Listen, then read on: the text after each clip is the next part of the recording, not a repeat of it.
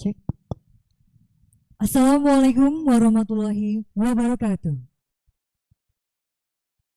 Good morning, ladies and gentlemen. My name is Vida Rositama. It's a wonderful and precious chance for me to be your master of ceremony in this beautiful morning at Universitas Muhammadiyah Malang on Tuesday, 23rd of August 2022 in our big event, the second International Conference on Technology, Informatics, and Engineering, or ICon-TINE.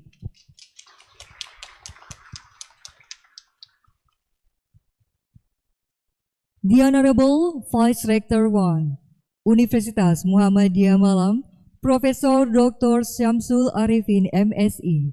The Honorable Vice Rector 3, Universitas Muhammadiyah Malang, Dr. Nur Subeki, ST, MT. The Honorable Dean of Faculty of Engineering, Universitas Muhammadiyah Malang, Professor Ilyas Masudin, ST, MOCCM, PhD.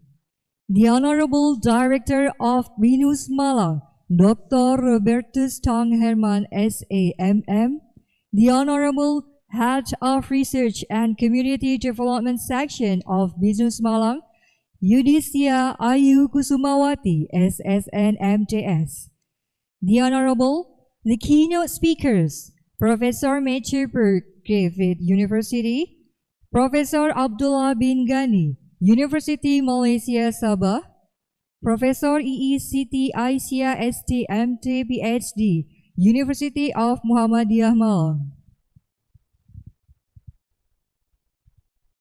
The Honorable Head of LPPI, Universitas Muhammadiyah Malang, Dr. Fardini Sabila, MPD. The Honorable Secretary of LPPI, Universitas Muhammadiyah Malang, Tommy Eko Saputro, ST, MSc, PhD. The Honorable Vice Dean 1, Faculty of Engineering, Zulfatman, MNG, PhD. The Honorable Vice Dean 2, Faculty of Engineering, Haja Gita Indah Martasari, ST, MCom. The Honorable Vice Dean 3, Faculty of Engineering, Zamzami Septiropa, ST, MT, PhD. The Honorable, the former Deans of Faculty of Engineering, Universitas Muhammadiyah Malang. The Honorable Faculty of Engineering Studies Program Heads and Secretaries. The Honorable, the online and offline authors, the Honorable lecturers, students, and all of the blessed audience.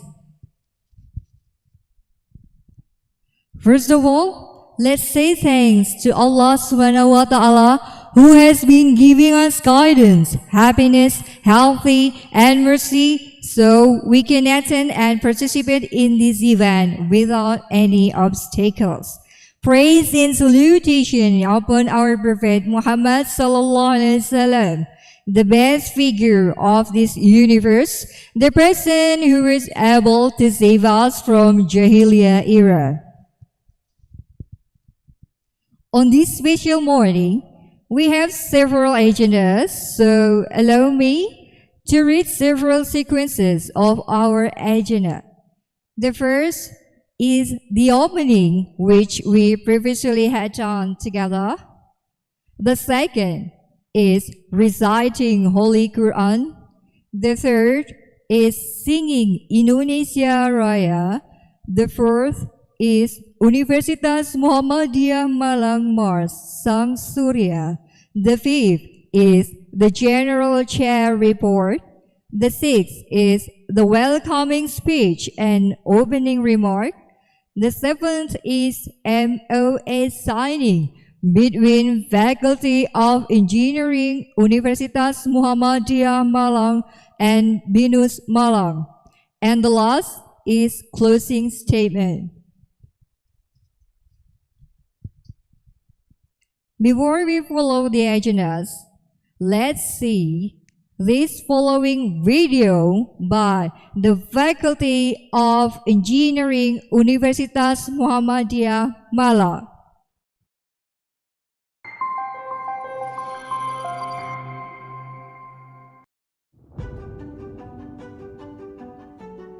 In just one click, you can get closer to the Faculty of Engineering, Universitas Muhammadiyah Malang Inventions and Innovations. Its history began in 1978 under the Academy Teknik Muhammadiyah. 2 years later, the name officially changed to the Faculty of Engineering, Universitas Muhammadiyah Malang. And since 1992, the Faculty of Engineering has moved from Campus 2 to Campus 3. Livened by Islam and bent to be well known, the Faculty of Engineering, Universitas Muhammadiyah Malang continues to endeavor to be the best, supported by good governance as well as professional and trustworthy academics. Nationally, study programs under the Faculty of Engineering, Universitas Muhammadiyah Malang are accredited with Band A or Excellent and B or Very Good from National Accreditation Body for University. All study programs are also internationally recognized through Indonesian Accreditation Board for Engineering Education.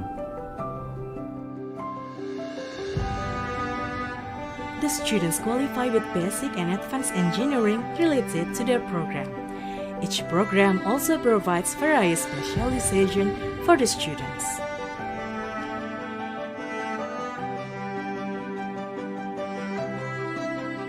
Mechanical engineering presents specific skills from machine design and construction, materials informing, manufacturing process to energy conversion systems.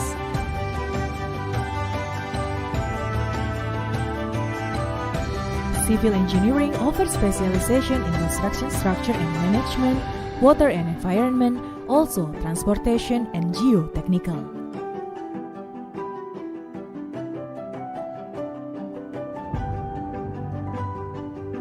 Electrical engineering provides certain expertise, namely power system engineering, electronic and control system, telecommunication, and informatics.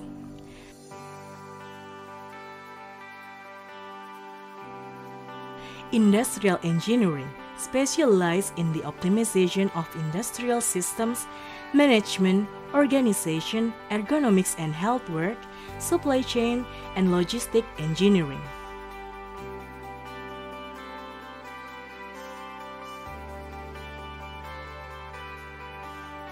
Informatics specify in software engineering, smart games, secure systems, network security, and data science.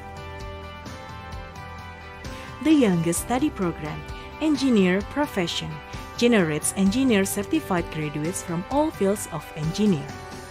The graduates are registered in National Registered Engineer. Adapting theory with practice, the Faculty of Engineering provides 31 laboratories, 2 study centers, and other supporting facilities.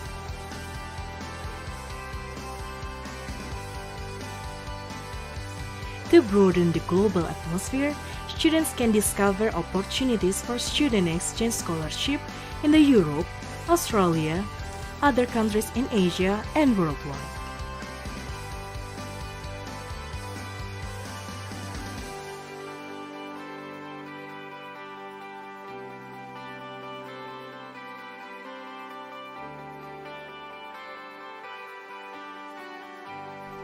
Each step of the Faculty of Engineering has big notions for the nation, which are manifested in the ideas, works, and innovations of students who have won awards in various championships.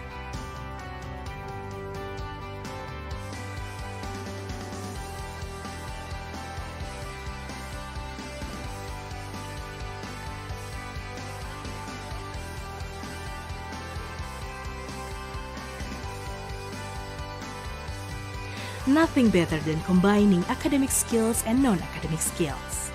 The Faculty of Engineering has also nurtured students in that area through semi-autonomous clubs. There are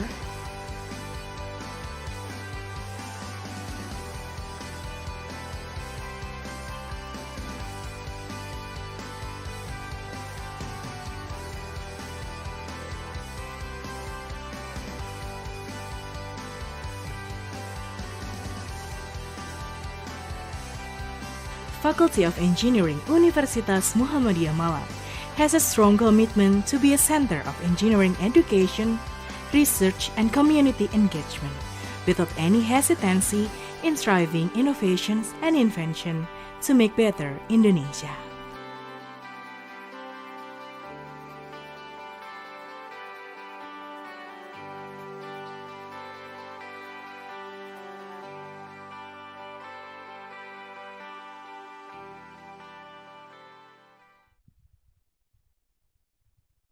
The next agenda is reciting Holy Quran, which will be recited by Jumratul Hasanah.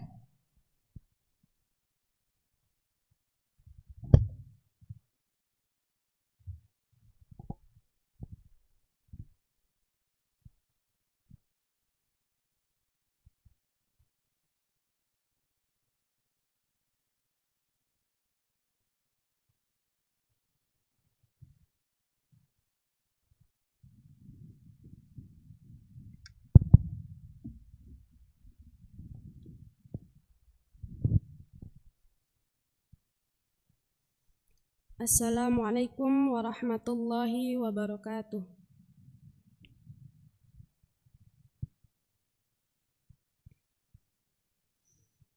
A'udzu billahi minasy syaithanir rajim.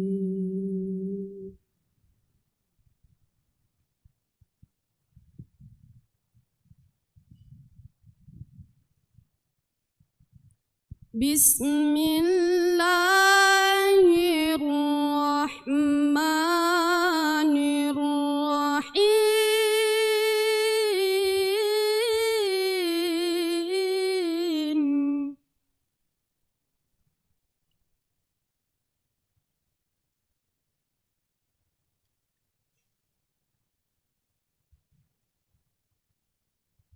Ya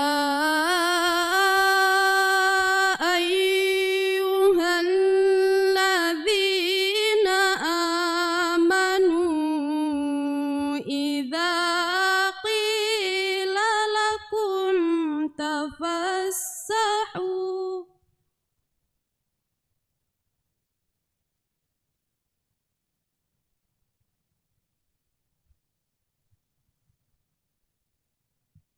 idza qila lakum tafassahu fil majalisi fafsahu yafsahillahu lakum.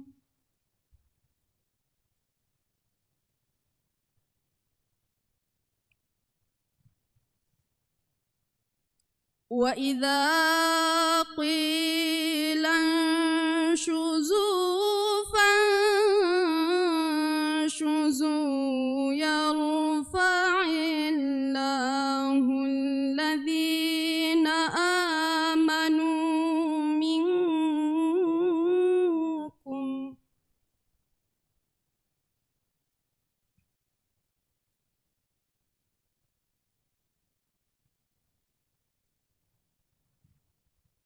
Yarfa'illahu alladhina amanu minkum wannadhina utul ilma darajat.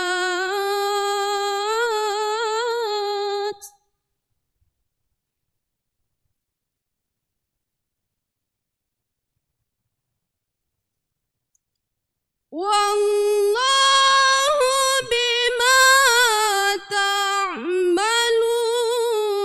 khabir.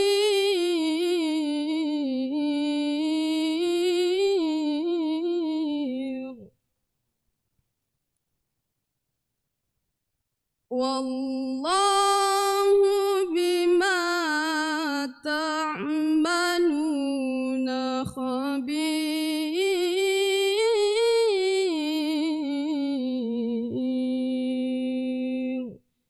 Shadaqallahul azim.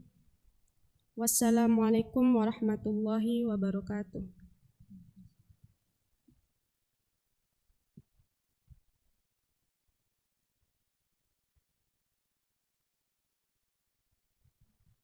The third agenda is singing National Anthem Indonesia Raya, followed by the Universitas Muhammadiyah Malang March Sang Surya. The audience, please be raised.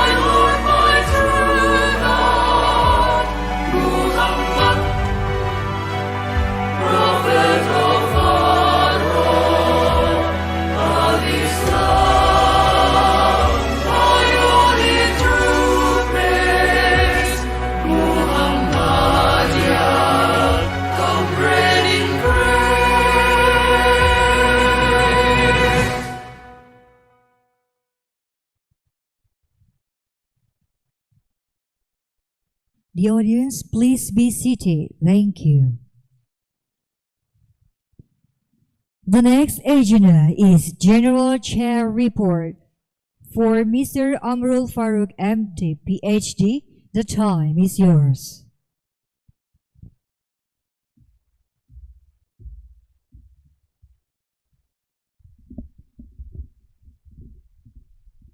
Tes.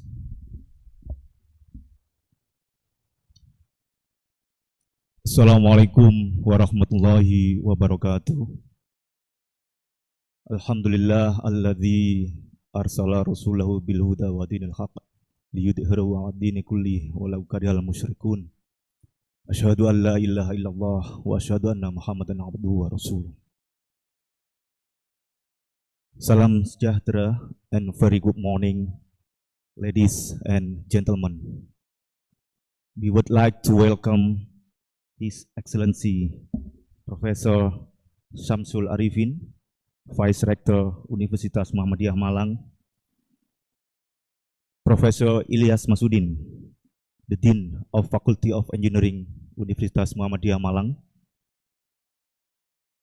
Dr. Robertus Tang Herman, Director of BINUS University Malang, Dr. Fardini and Mr. Tommy PhD, the Head of LPPI and Secretary of LPPI Universitas Muhammadiyah Malang, distinguished keynote speaker, Professor Matthew from Griffith University, Australia, Professor Abdullah bin Ghani from University Malaysia Sabah, and Ibu Iis Siti Aisyah PhD from Universitas Muhammadiyah Malang. Our respected steering committee, our team, organizing committee, our members of institution, lecturers and students, distinguished guests, ladies and gentlemen, welcome to the second ICon-TINE International Conference on Technology, Informatics and Engineering 2022. First of all, we could be more proud to host this evening. On behalf of the organizing committee, we wish to extend our warm welcome to all participants as well as representative of member of this institution to this meaningful event. We are honored to announce that we have 143 papers accepted and submitted to this annual conference. These participants coming from Indonesia, India, Malaysia, Japan, Taiwan, Poland, Pakistan, and Afghanistan. All participants come together to share and discuss various contributions related to technology, informatics, and engineering. In addition, all accepted and presented papers will be submitted to AIP publisher and as well as submitted to leading citation databases, Scopus, and Web of Science. Distinguished guests, ladies and gentlemen, it is a great honor for Faculty of Engineering, Universitas Muhammadiyah Malang to host this annual conference. Back from the first ICon-TINE in 2021 was held fully online. Therefore, this year, the second ICon-TINE in 2022, we have prepared a special event hybrid conference held in Rise OMM Hotel. Of course, this is a continuous series of international conference to be held by Faculty of Engineering Universitas Muhammadiyah Malang. We would like to express our gratitude to the Vice Rector of the Universitas Muhammadiyah Malang, the Dean of Faculty of Engineering, the Head of LPPI, and the Head and Secretary of the Department within the Faculty of Engineering, students and lecturers, all members of the steering committee and executive member of the organizing committee. And also, we really appreciate for the participant for contributing your academic paper in this meaningful event.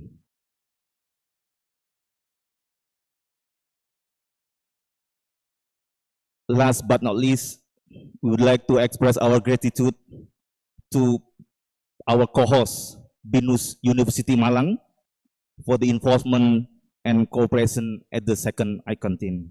We hope that this event will strengthen cooperation and networking between researchers, participants, and institutions. Finally, we do apologize if there is any inconvenience during this event due to our committee's limitation. We look forward for the participation of presenters and institutions in the next series of ICon-TINE. With that, wassalamualaikum warahmatullahi wabarakatuh.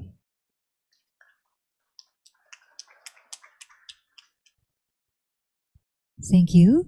After hearing the report, now is the time for welcoming speech and opening remarks. Please welcome Vice Rector 1, Universitas Muhammadiyah Malang, Profesor Dr. Syamsul Arifin, MSI.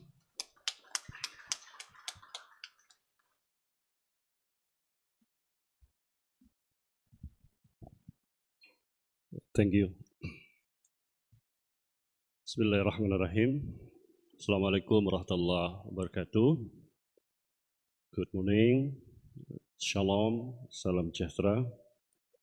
Innal hamdalillah. La haula wa la quwata illa billah. Asyhadu an la ilaha illallah. Wa asyhadu anna Muhammadan abduhu wa rasuluhu la nabiyya ba'dah. Rabbi shrah li sadri wa yassir li amri. Wahlul 'uqdatam min lisani yafqahu qawli, amma ba'du. His Excellency, our special guest from BINUS, Pak Robert Tang Herman. Is correct, Pak, ya? Actually, we met him for several times, I think. And with BINUS, we have the close relation and also great collaboration because UMM and BINUS in one, we have the umbrella organization that is NUNI and UNI, Nationwide University in Indonesia. The member of the NUNI is very limited, maybe only 21 universities, but most of them is from the private universities and also from the state universities like our competitor, Brawijaya, because in these years, Brawijaya, the enrollment student may be about 24,000. Yeah. So if we create the collaboration with BINUS, I think very easy. Yeah. So welcome again to Pak Robert. Yeah. His Excellency, the keynote speakers, I would like to mention one by one. Matthew Buke. What the pronunciation? Matthew Burke. Yeah, Burke. Thank you Matthew very much. Burke, yeah, from Griffith University. He's from Australia? Yes, I think Prof. Elias know well about Professor Matthew. And His Excellency, Professor Abdullah bin Ghani. Actually, bin Ghani, yeah, because it is from the Arabic term, Ghani. It's mean rich, yeah. So our speaker is very rich, the rich man, yeah. Rich, yeah. From the University Malaya, Sabah. Selamat datang. Berapa masa nanti Bapak di sini? Yeah. How long you will have been here? Mudah-mudahan banyak masa ada di. Betul Pak Zul ya. Saya coba. I try to practice my Malay language. Yeah. And His Excellency Ibu Siti Aisyah, PhD, the domestic speakers from the Faculty of Technique. She is the head of Department of Mechanical Engineering. and the Honorable, the Dean of the prominent faculty of UMM, Faculty of Technique, yeah. And the Honorable, the Director of Institute of Development of Scientific Publication. Is correct, Bu Fardini? Yeah. And the Honorable General Chair and the team. First of all, I would like to say Alhamdulillah, because Allah subhanahu wa ta'ala, our Lord, always bestow the heart blessing to us so that we can gather in the great forum in the second ICon-TINE International Conference on Technology, Informatics, and Engineering, held or organized by the Faculty of Technique, Universitas of Muhammadiyah, Malang. On behalf of the Rector or the leader from University of Muhammadiyah, Malang, I would like to say welcome to University of Muhammadiyah, Malang. Actually, this building, this hotel, still part of University of Muhammadiyah, Malang. Sometimes we can say this hotel is one of business unit, yeah, belong to University of Muhammadiyah, Malang. We have maybe about 12 business units. One of them is the hotel. It's the new building, Professor Ghani, because before the new brand, yeah, Rise Hotel, the name is UMM Inn. With some consideration, the old building we demolish and reconstruction again, and we also give the new brand Rise Hotel, yeah, Rise Hotel. So I hope the participant can enjoy, stay in this hotel. And secondly, again, on behalf of the Rector, we would like to give the high appreciation to the Faculty of Technique, because you all can maintain of the great tradition in UMM. I think the conference like this we can mention is the great of one of the great academic tradition.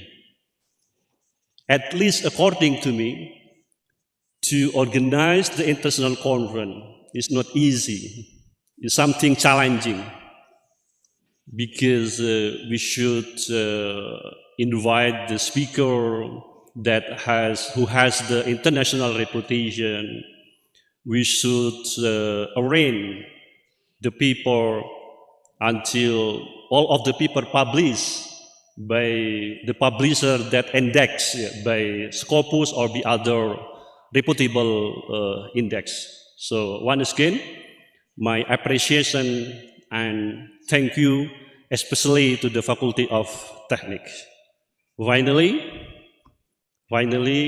let's say together Basmala to start this conference. For a Muslim, we start by saying Basmala. Bismillahirrahmanirrahim. That's all, and thank you. Assalamualaikum warahmatullahi wabarakatuh.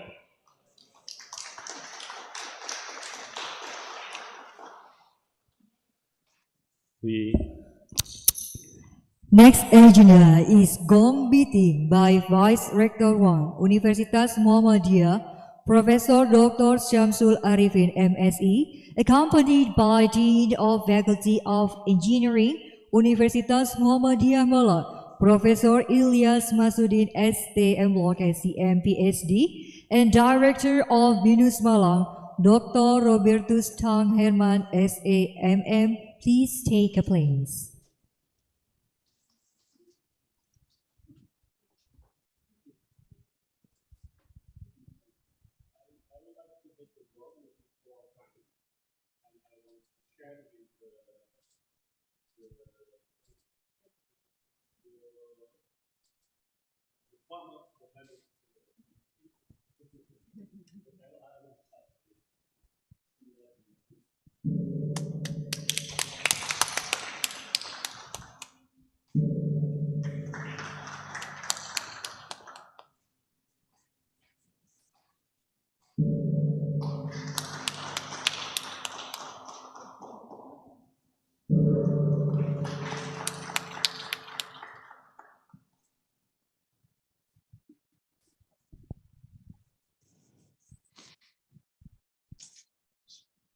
The seventh agenda is MOA signing between Faculty of Engineering Universitas Muhammadiyah Malang and Binus Malang, being seen by Vice Rector 1 Universitas Muhammadiyah Malang for the Dean of Faculty of Engineering, the Director of Binus Malang, and Vice Rector 1 Universitas Muhammadiyah Malang. The time is yours.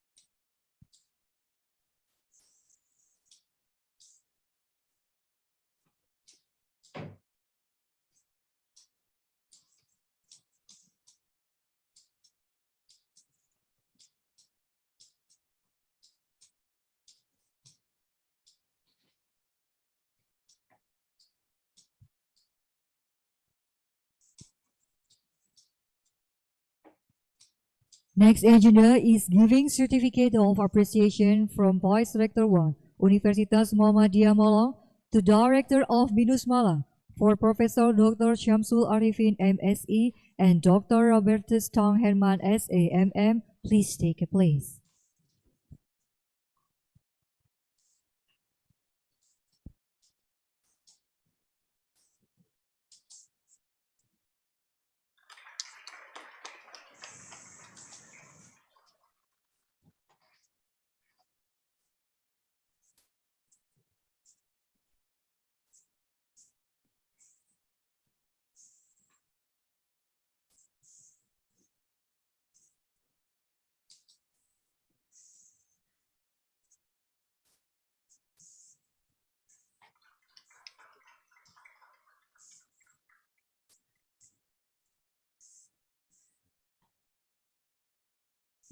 Next is giving certificate of keynote speaker from Vice Rector 1 Universitas Muhammadiyah Malang to the keynote speakers. For Professor Abdullah bin Ghani, University Malaysia Sabah, and Professor Siti Aisyah, ST, MT, PhD, Universitas Muhammadiyah Malang, please take a place.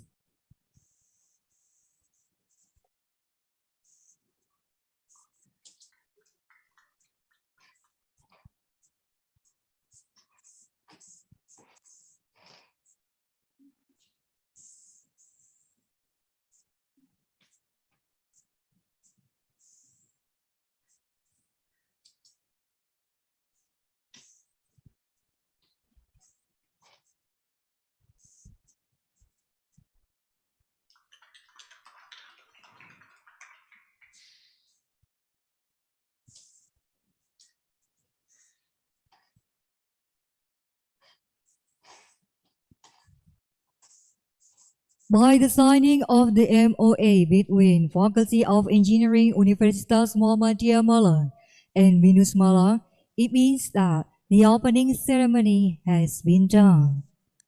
Let's keep on the next agenda, which will be led by Reza Aulia Rahman ST, MN, as the moderator. Finally, From the deepest of my heart, I do apologize for my mistakes in presenting this event. Thank you very much for your kind attention.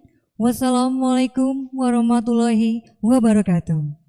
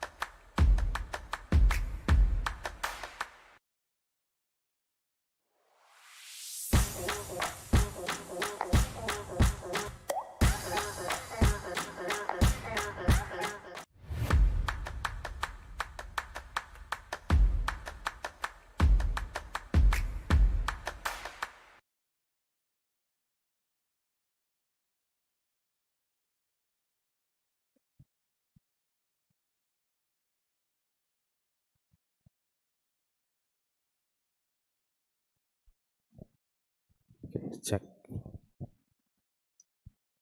Good morning, ladies and gentlemen. The Honorable Vice Rector of Academic Affairs, University of Muhammadiyah Malang, the Honorable Dean of Faculty of Engineering, University of Muhammadiyah Malang, and its Vice Dean, the Honorable Director of Venus University Malang, the Honorable Director of LPPI UMM, dear our keynote speaker, both online and attending in here, and our beloved distinguished participant. Ladies and gentlemen, I am Reza Aulia Rahman, and it is such a great pleasure for me to be the moderator of plenary session for the second edition of International Conference on Technology, Informatics and Engineering, or ICon-TINE 2022. As we already know, Industry 4.0 already embraces us in every aspect in our daily lives, through application in IoT, Internet of Things, data processing for mobile application and industry, and so on. In today's plenary session, we will get a closer look into its application in urban transportation, Internet of Things, and moreover, green technology application. Ladies and gentlemen, like the keynote speakers to come to the stage. First, Professor Matthew Burke from Griffith University that will be joining us through Zoom. I will greet Professor Matthew first. Good morning, Professor Matthew. G'day, from Australia. Yeah, could you hear us from there? Can indeed. Good. Second, Professor Abdullah bin Ghani from University Malaysia Sabah. And lastly, Ms. Siti Aisyah, PhD from University of Muhammadiyah Malang. Please give a big applause to our keynote speaker.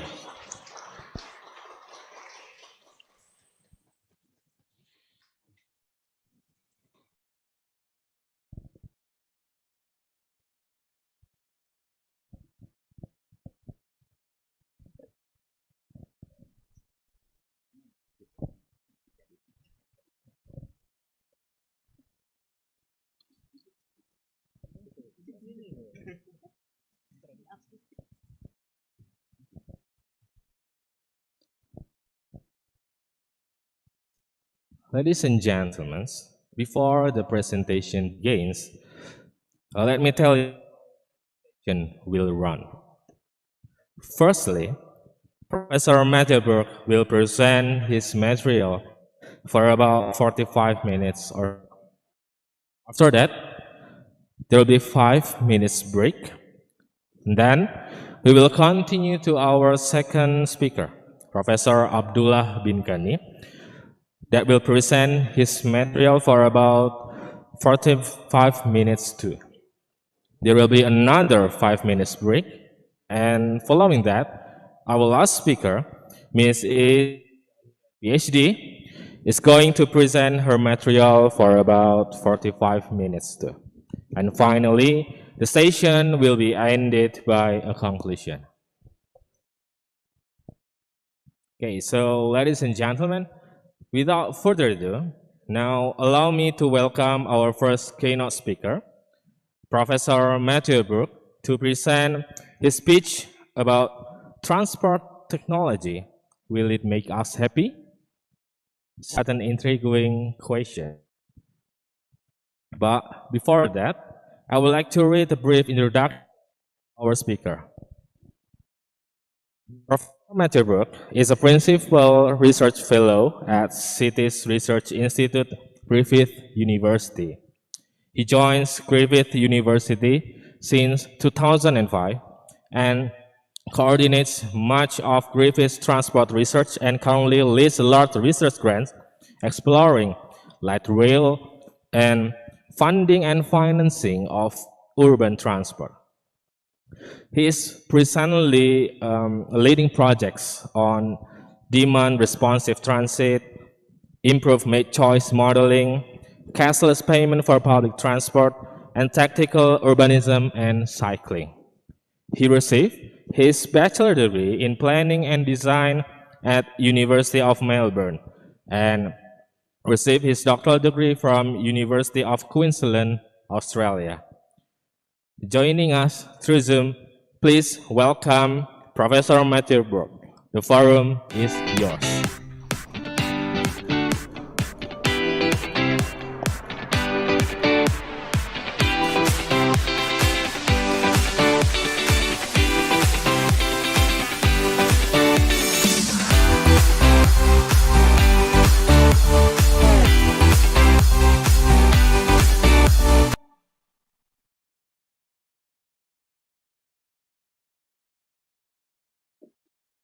I'm the first to make the mistake of being muted. Firstly, thank you for that very warm welcome. I too would like to express my thanks and my warm regards to the organisers, to the distinguished guests we have here, and to my fellow keynote speakers. Thank you very much for having me. It's great to be here with you. Now, I'm assuming that my presentation will now appear in some way, and I'm waiting for that to occur.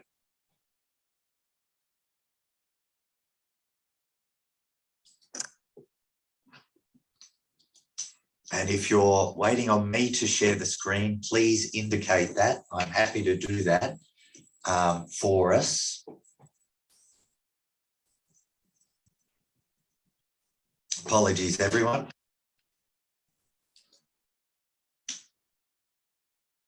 I will share my screen at this end, and if I'm allowed to, but I'm currently disabled from sharing. So technical support, please.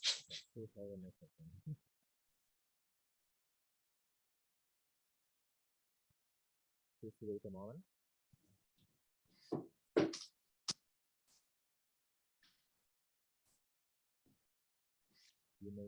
While we're waiting, everyone, I'll just introduce myself and my team. So I work in Griffith University in Brisbane, Australia. We're a bit like Malang. We're not the biggest city in our country. We're not the national capital. We're not the biggest tourist centre. We're a classic third city, as people would say in the literature. but we have just been chosen to be the hosts of the Olympic Games for 2032.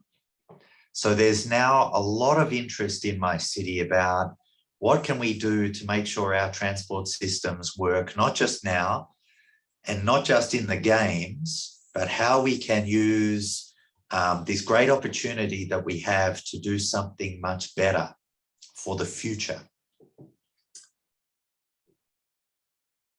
My team consists of myself, a couple of postdocs, particularly Dr. Abraham Lung, Dr. Kelly Bertoluccini, and others. The way we work has changed a lot in recent times. We don't just hire PhD students to write their own novel, to just do whatever they want. We now work much more hand in hand with industry in local governments and in state governments, provincial governments. And we work on real problems to try and solve those problems. Yeah, you may try share your screen, Professor. Okay, I will try sharing again, and it now looks like it's working. Thank you very much. Please confirm that this is now happening. Yeah, it's shown. It's very good. Great. Okay, thank you very much. Okay, so my question today is transport technology. Will it make us happy? Because we talk about the transports of delight, the ways that we fly through space like bullets. We all want to travel quickly. If you've ever seen a Fast and Furious film or a James Bond film, we understand that traveling with great speed is something that gives us a lot of joy. But our transport technologies might also have created misery for us. And I want to go into that and look at how what is happening in transport engineering and in the intelligent transport system world, and also in just general ICT applications, is starting to show a pathway that might lead us to a lot of good, but also might lead us to pain and suffering. And we'll go through that. I've talked enough about myself, but all I'm going to say is I really encourage the local government people here, work with your local universities, build them up in transport research and in other areas of engineering research. My university did not have a great transport team, but it's been through investments from the state government that we've started to get somewhere. Here is the structure for my talk today. I want to talk a bit about urban life, happiness, and traffic, and I want to bust some myths. There are some myths out there about cities that I want to destroy, first of all. And then once we have a better understanding of what's going on there, I want to talk about 4 key transport revolutions that are happening. When we look at the cities of the future, some of the transport planners from the progressive transport planning camp are saying we need to become the city of 25%, meaning 25% car or motorbike travel. We need to reduce private car use significantly in our cities. And for Indonesian cities, some of the most quintessential motorcycle cities in the world, this has big implications. Also, a big problem ahead for cities, local governments, provincial governments, and national governments is how we are going to pay for our infrastructure. And engineering is going to be a solution for that. And I'll look at some new planning and engineering strategies that are emerging in the field. But first, let's get to this question of urban happiness. And every year, the Economist Intelligence Unit does a survey of cities around the world, and they look at a bunch of indicators that they think are good for urban life and urban economics in a city.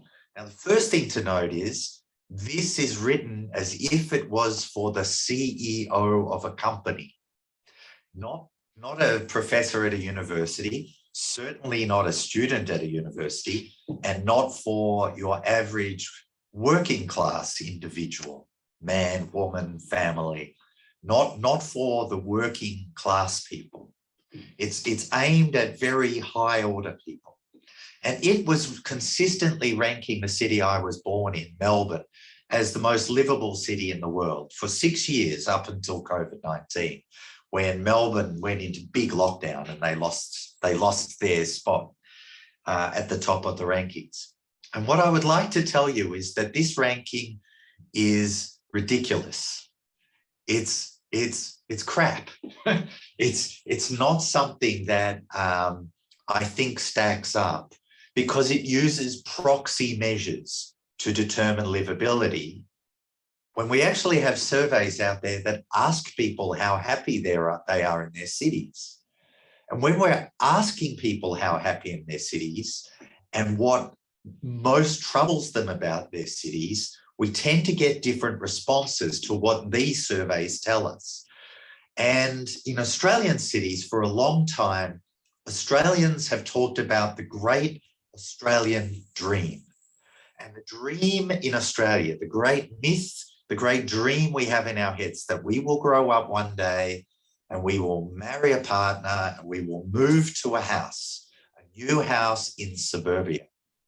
And we will own this house. And we will have a house, land, and a car. And you can see here, the car gets the best room at the front of the house. And this is the great Australian dream, to own your own house and live in your own detached dwelling on your own land. And unfortunately, by chasing that dream, we are starting to face the great Australian nightmare. Many poorer people in Australian cities, and working poor, whether they're renting their housing or they're trying to buy their own housing, are being displaced to the very far edges of quite large cities now, having very long commutes to get to work, well over 45 minutes to travel one way by car, often over an hour. And for some people now, starting to do commutes of over 90 minutes, an hour and a half to get somewhere.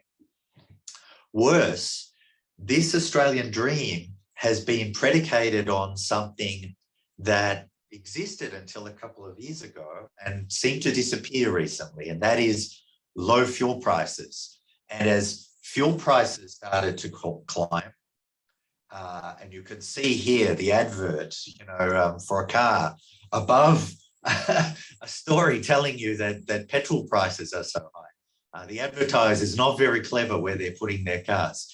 But as fuel prices got very high, this caused a lot of pain for a lot of people in Australia who are struggling to afford their home repayments and their transport. Because in a lot of this landscape, we now have one car for every person between the age of 18 and 80. We have a lot of cars doing a lot of trips. The average Australian, like the average Indonesian, does just over 3 trips per day. And we do almost all of them by car, whereas you do your majority by motorbike, walking, and a bit by public transport.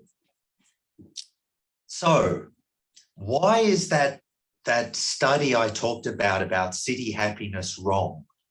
Well, when we look at the urban satisfaction indices, they tend to show that one variable matters more than all the others in terms of urban happiness, and that is city size.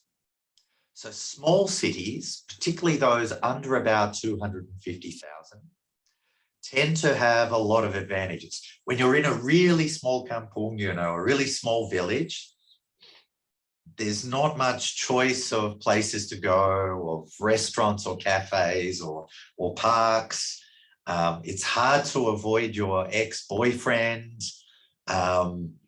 There's not that much lifestyle. But as the city gets bigger, up to about 200,000 people, it hits a sweet spot where now there's a lot of places to go, a lot of opportunities, a lot of business starts to happen, but you don't have the ills of traffic congestion and that decline in your enjoyment of the city And what we're starting to see in the urban satisfaction literature is that city size drops off significantly.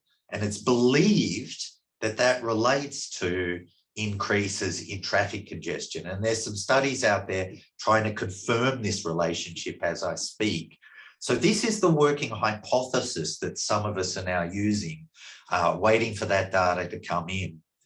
And, you know, I tried to be kind to Jakarta here. If you I replaced this slide this morning with a slide from what was about 5 a.m. in the morning in Jakarta, because there's very little traffic congestion at 5 a.m. in Jakarta. It gets really bad. Like on a planetary scale, traffic congestion in Jakarta is right up there.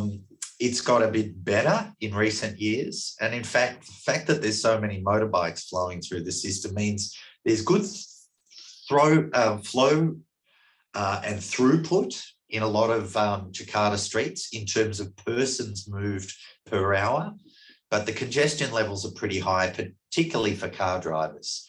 I'm not so worried about the car driver stuck in traffic. I'm more worried about the ambulance. I'm more worried about the heavy goods deliveries and other things that are vital to the urban economy. But we have chosen to organise ourselves as humans in this strange way that we're willing to put up with lots of congestion. And technology is now on the cusp of offering us so-called solutions to this problem. And I'd like you to just, in your head, take 20 seconds. Can you think of the big changes that are coming to us in terms of transportation and big changes that have hit us in the last couple of years? Because there certainly have been big shifts. I'm going to leave you to just think in your heads, 15 seconds.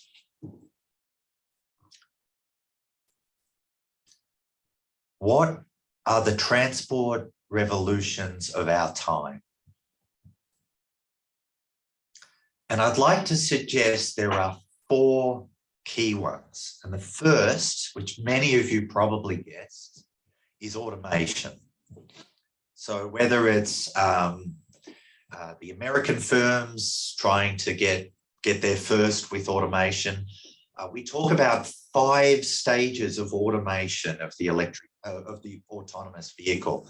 Most of the cars you're driving today will have level 1, 2, and sometimes features that would start to head us into level 3 automation. But the holy grail, where we're trying to go, is level 5, where we don't need a safety driver. We ourselves don't need a steering wheel. Everything's fail-safe. We are able to rely on the car driving itself. And automation offers us great things. I lost a sister in a car accident when I was 17. Her name was Kari. She was in an accident in a Suzuki. It flipped. She didn't make it. So I am one of numerous people who look at this technology and say, fantastic. Because unfortunately, in my sister's accident, driver error was part of the problem. And if we can remove that driver error, just fantastic. But a little secret. Most people in the world are first going to travel in an autonomous vehicle that is not an autonomous car. You're likely to actually get on an autonomous bus before you get on an autonomous car. And the reason is that in like a busway, like Transjakarta, or even some of the road priority areas of Transjogja, or some of the other bus priority busway type systems and bus corridor systems in Indonesian cities, we can cheat a little with the technology to allow autonomous vehicles to work sooner. But I don't think they'll appear in Indonesian cities all that quickly. And the reason is the price of labor. Drivers are still relatively cheap in Indonesia. They're quite expensive in the Western world to have someone driving the car. And a lot of the move towards automation is to actually reduce that labor cost from taxis, from buses, from trucks, and from other vehicles. So I'm not sure the business case, the financial case will be there for this technology in Indonesian cities all that soon, but it's starting to appear elsewhere. And this was one of the first trials here. There's been trials in Singapore and elsewhere of large size, they are a regular bus. And we're going to start to see a lot more of this. All right, next. Now, there's also a lot of interest, not just in automated ground transportation, but also automated aerial transportation. And so passenger drones that do not necessarily have a helicopter pilot. Again, a helicopter pilot is a highly skilled, trained operative who costs a lot of money in labor terms. If we can now run drones very safely for passengers, we can start to reorganize cities like Sydney here with the Sydney Harbour Bridge, or wherever you may be, and you can start to conceive of the city in different ways and build new systems. And what we're staring at here is what the aviation industry is calling a vertiport for vertical takeoff and landing aircraft. And the idea being that fleets of autonomous drones could be flying us over the traffic congestion of Surabaya, which is pretty bad. I've been stuck in the traffic congestion in Surabaya. So the idea that some of us, or many of us, when we really, really need to, on a very important trip, might be able to use this kind of technology to quickly get on those short intercity distances, or within the city for key events and destinations.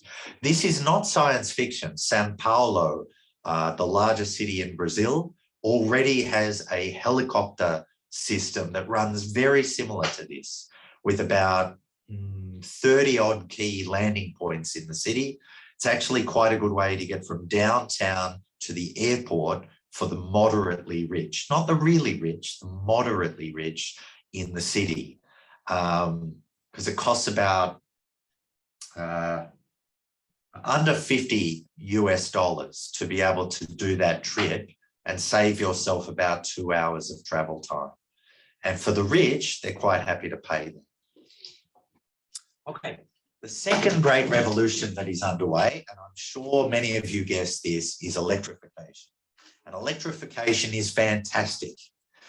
It is fantastic on so many levels. We have to decarbonize transport. Transport is now rapidly becoming the leading contributor to get greenhouse gases in many countries, as the switch to new renewable electricity has been accelerating. Just last week, renewable energy overtook coal energy for domestic electricity production in Australia. But we are the worst in the world at electrifying our fleets. We had a terrible national government who did nothing to encourage Australians to move to electric vehicles. Indonesia has been doing a lot more on this front. And that includes with the shift towards electric motor scooters, motorbikes. And look, I'm a big fan of the motorbike fleets of Asia already. They use a heck of a lot less fuel than does the average Australian vehicle, which is not a small car. It's a gigantic car these days. Australians, we've got very fat, and our cars have got very fat with us. I'm ashamed to say that my cousin, she bought a house and land out in the suburbs, like I showed earlier, the great Australian dream. And she is demolishing the garage of her house because her two cars are so big and fat, they do not fit together in the garage. That was only built 7 years ago. It's crazy, but that's what my cousin is doing. And, you know, so at least with motorbikes, they take up so much less space, precious urban space. They are quite space efficient at moving people.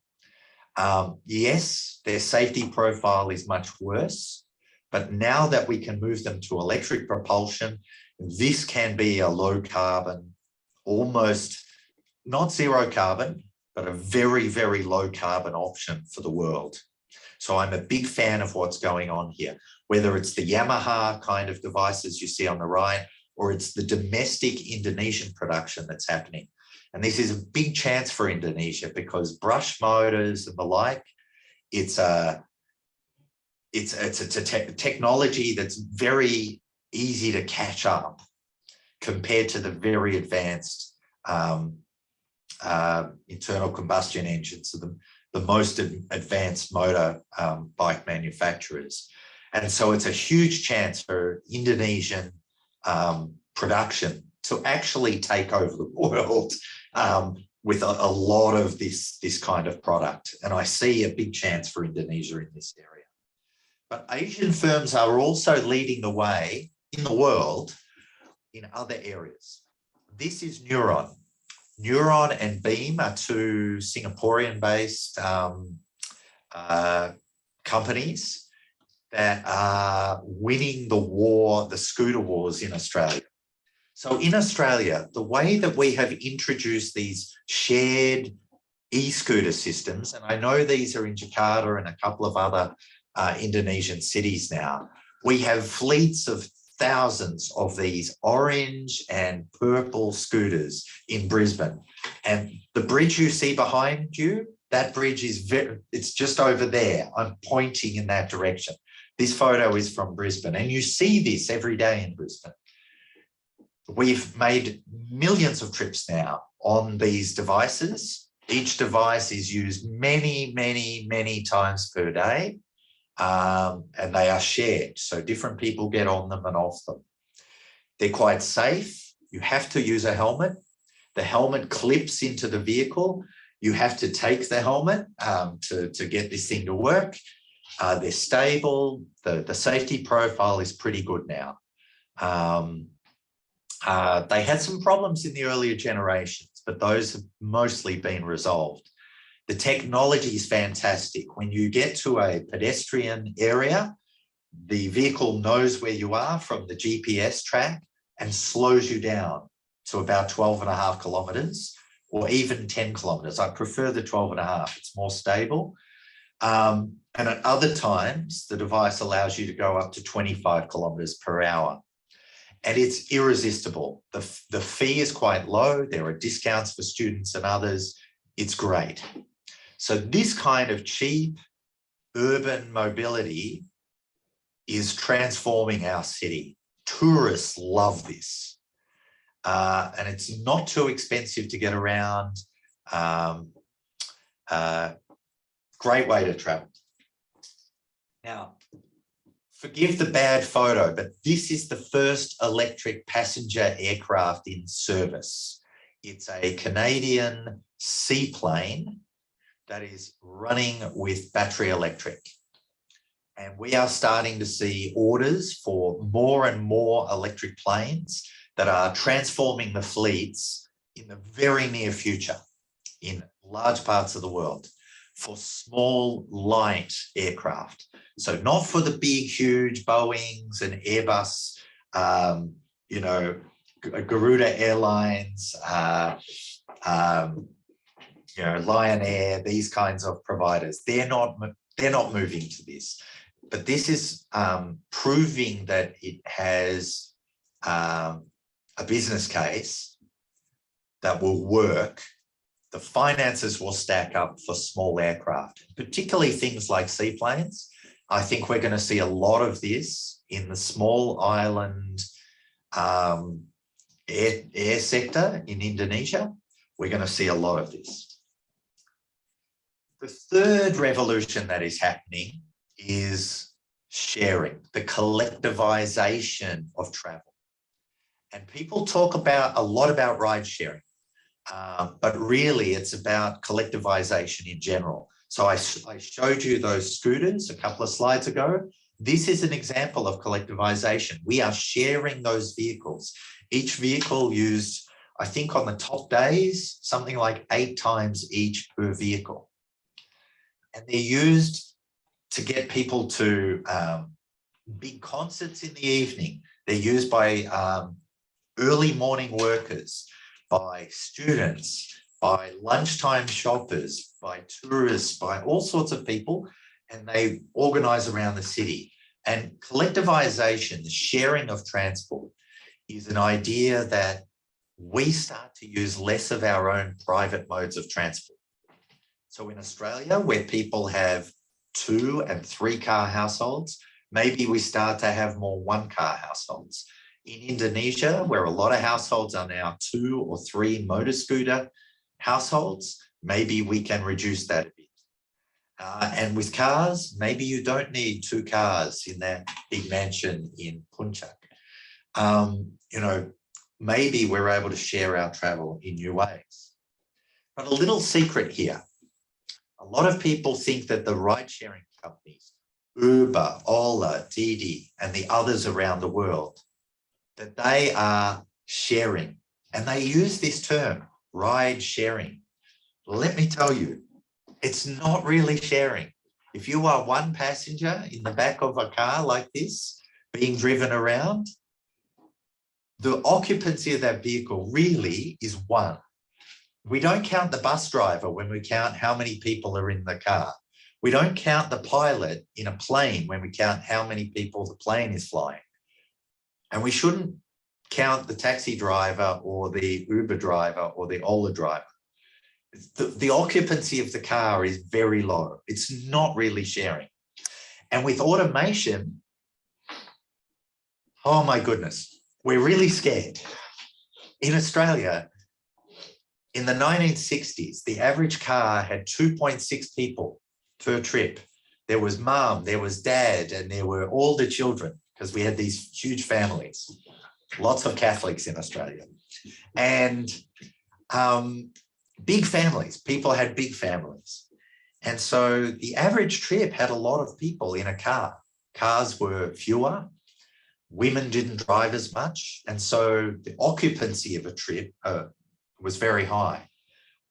That has fallen from 2.6 below 2 to below 1.5. And now in most Australian cities, the occupancy rate of a car in urban traffic is 1.1. 1.1 people per trip. There's basically 1 human in every car now. They're not shared trips. And we always thought we could never go below 0. But imagine we now have an autonomous ride-sharing vehicle. We can now go below 1. We can now have empty cars on our streets, creating extra traffic congestion in Malang, in Surabaya, and in Jakarta. Won't that be fantastic? Empty cars everywhere, clogging up the streets and creating even more traffic congestion.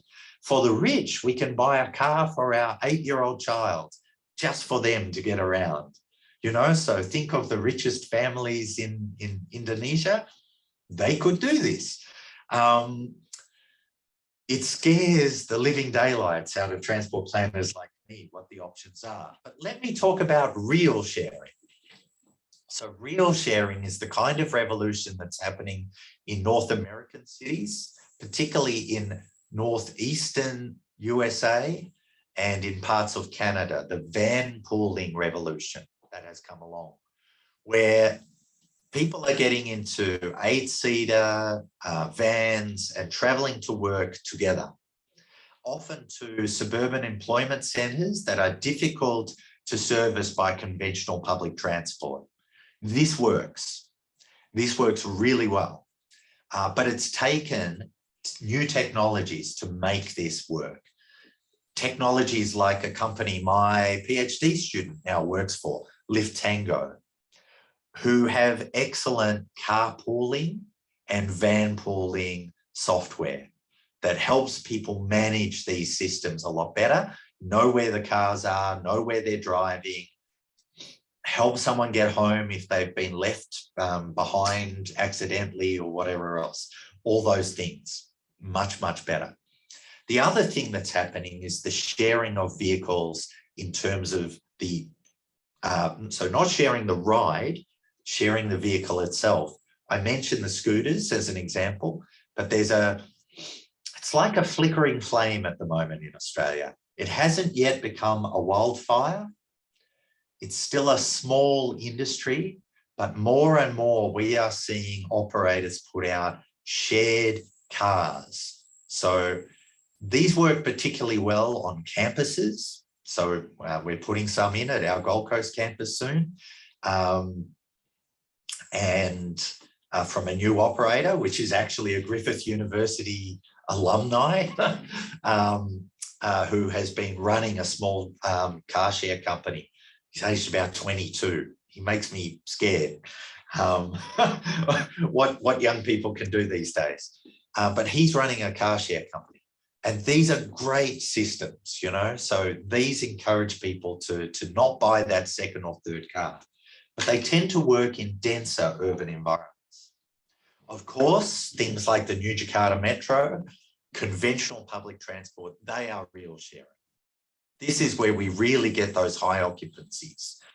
And the problem of the inner downtowns of places like Jakarta and Surabaya now is not so much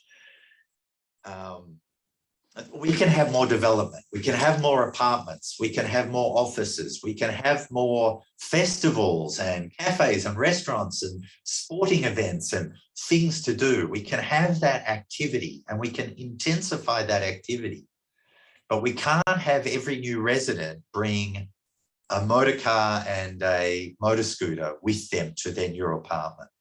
We can't have every office have a giant underground car parking structure or an at-grade car parking structure so everyone can bring their car to the presses downtown. We have to do it by space-efficient modes. These are the best: walking, cycling, scootering, and these kinds of modes are the way that we can keep those vital engines of the urban economy alive. Now, there's one transport revolution you may not have thought about, but it's all happened to us in the last couple of years. And I just have to say, I know COVID hit Indonesia pretty hard, including some Indonesian friends of mine. There's a lot of people who suffered in Indonesia through COVID.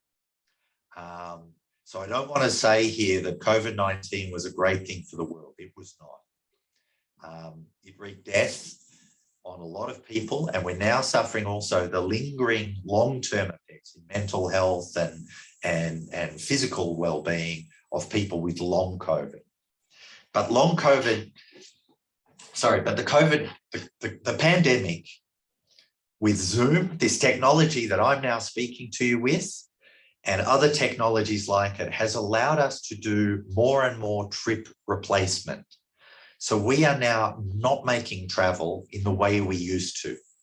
Big focus of this in the West has been on work from home.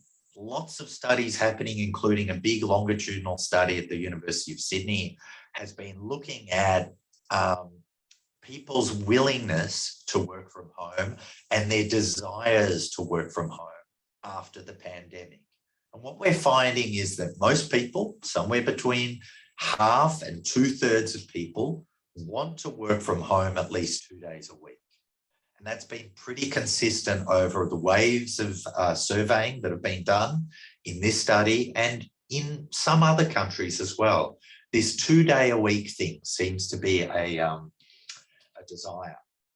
But it's not just the workers. Study from home has been a big thing. And I know many of the university campuses in Indonesia went to study from home or study online, and it's been really difficult. I can tell you, for us teachers, I'm sure all the teachers in the room there, it's been really, really difficult for us to try and keep everything going and keep up student learning. But another area that's really happening is in the delivery space. Now, not always is that leading to less and less and less kilometres on the road network. some of the distribution chains have not been very good at consolidating goods and really delivering things. But there are signs of hope. We've been working with Australia Post, the leading parcel and delivery provider in Australia, and this has been very successful, these technologies, at allowing people to get goods delivered or to have them picked up, not at their house, but near where they are. And so these technologies, like the parcel locker machines, as these are called, as they've been redistributed across cities. So the largest of these in a row I've seen was outside the University of Guangzhou, where 21 parcel locker machines were in a row, all servicing the students of the campus. Amazing. But I'd just like to show you something you probably have never seen. This is the rooftop of a shopping centre not far from here, about 10 kilometres south of where I'm sitting. And this is a company called Wing. They're a division of Meta, the Facebook company. Oh, no, Meta. What's Meta now? It's Zuckerberg's company. Right. So Wing is trying to do deliveries by drone. And one of their biggest trial sites in the world is in Brisbane, because Australian regulators were willing to let them come in and have a go. And what they're doing here is quite interesting. They're using the goods and services available in the shopping centre and then lifting them upstairs and putting them in 4 types of drone. They don't have one type of drone, they have 4 types of drone. Small ones up to quite large ones that can carry different goods. Here's how the little vertiport, the little airport works. A human can walk out, attach the goods to the drone, fly it up to a certain site, and then off it goes. So they did 1,000 deliveries in a day recently. And this company is starting to have success. And we're going to see the rollout of this technology more and more and more. How does it work? You sit there with your smartphone or it's mostly smartphone.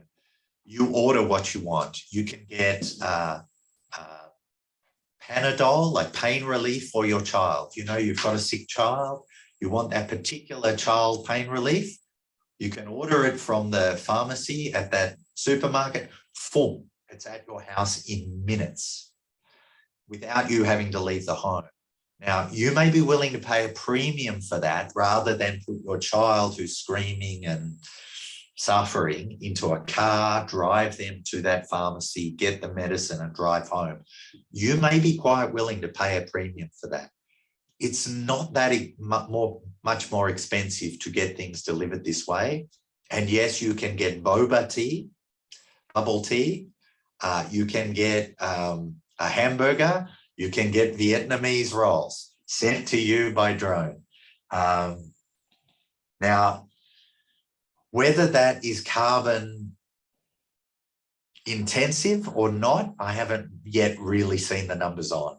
But it's certainly good for traffic congestion because it does not put vehicles on the road.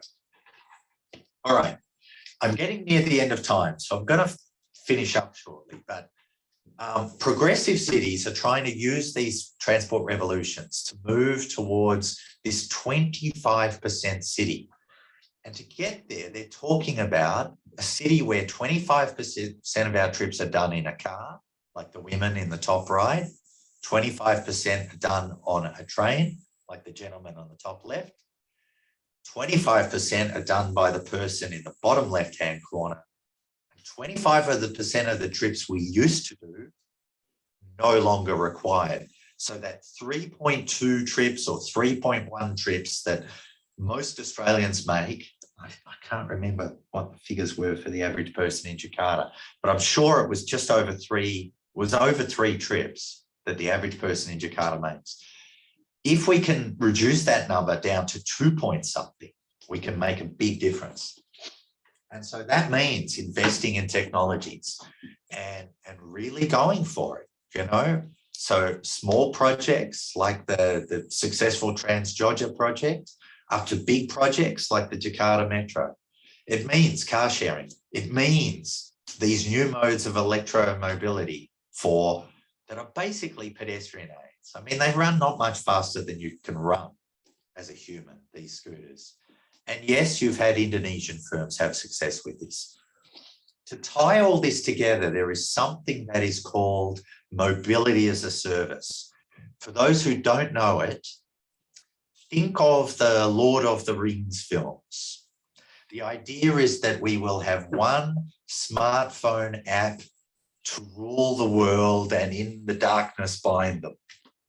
It will take the scooter app that you might have to use for your scooter.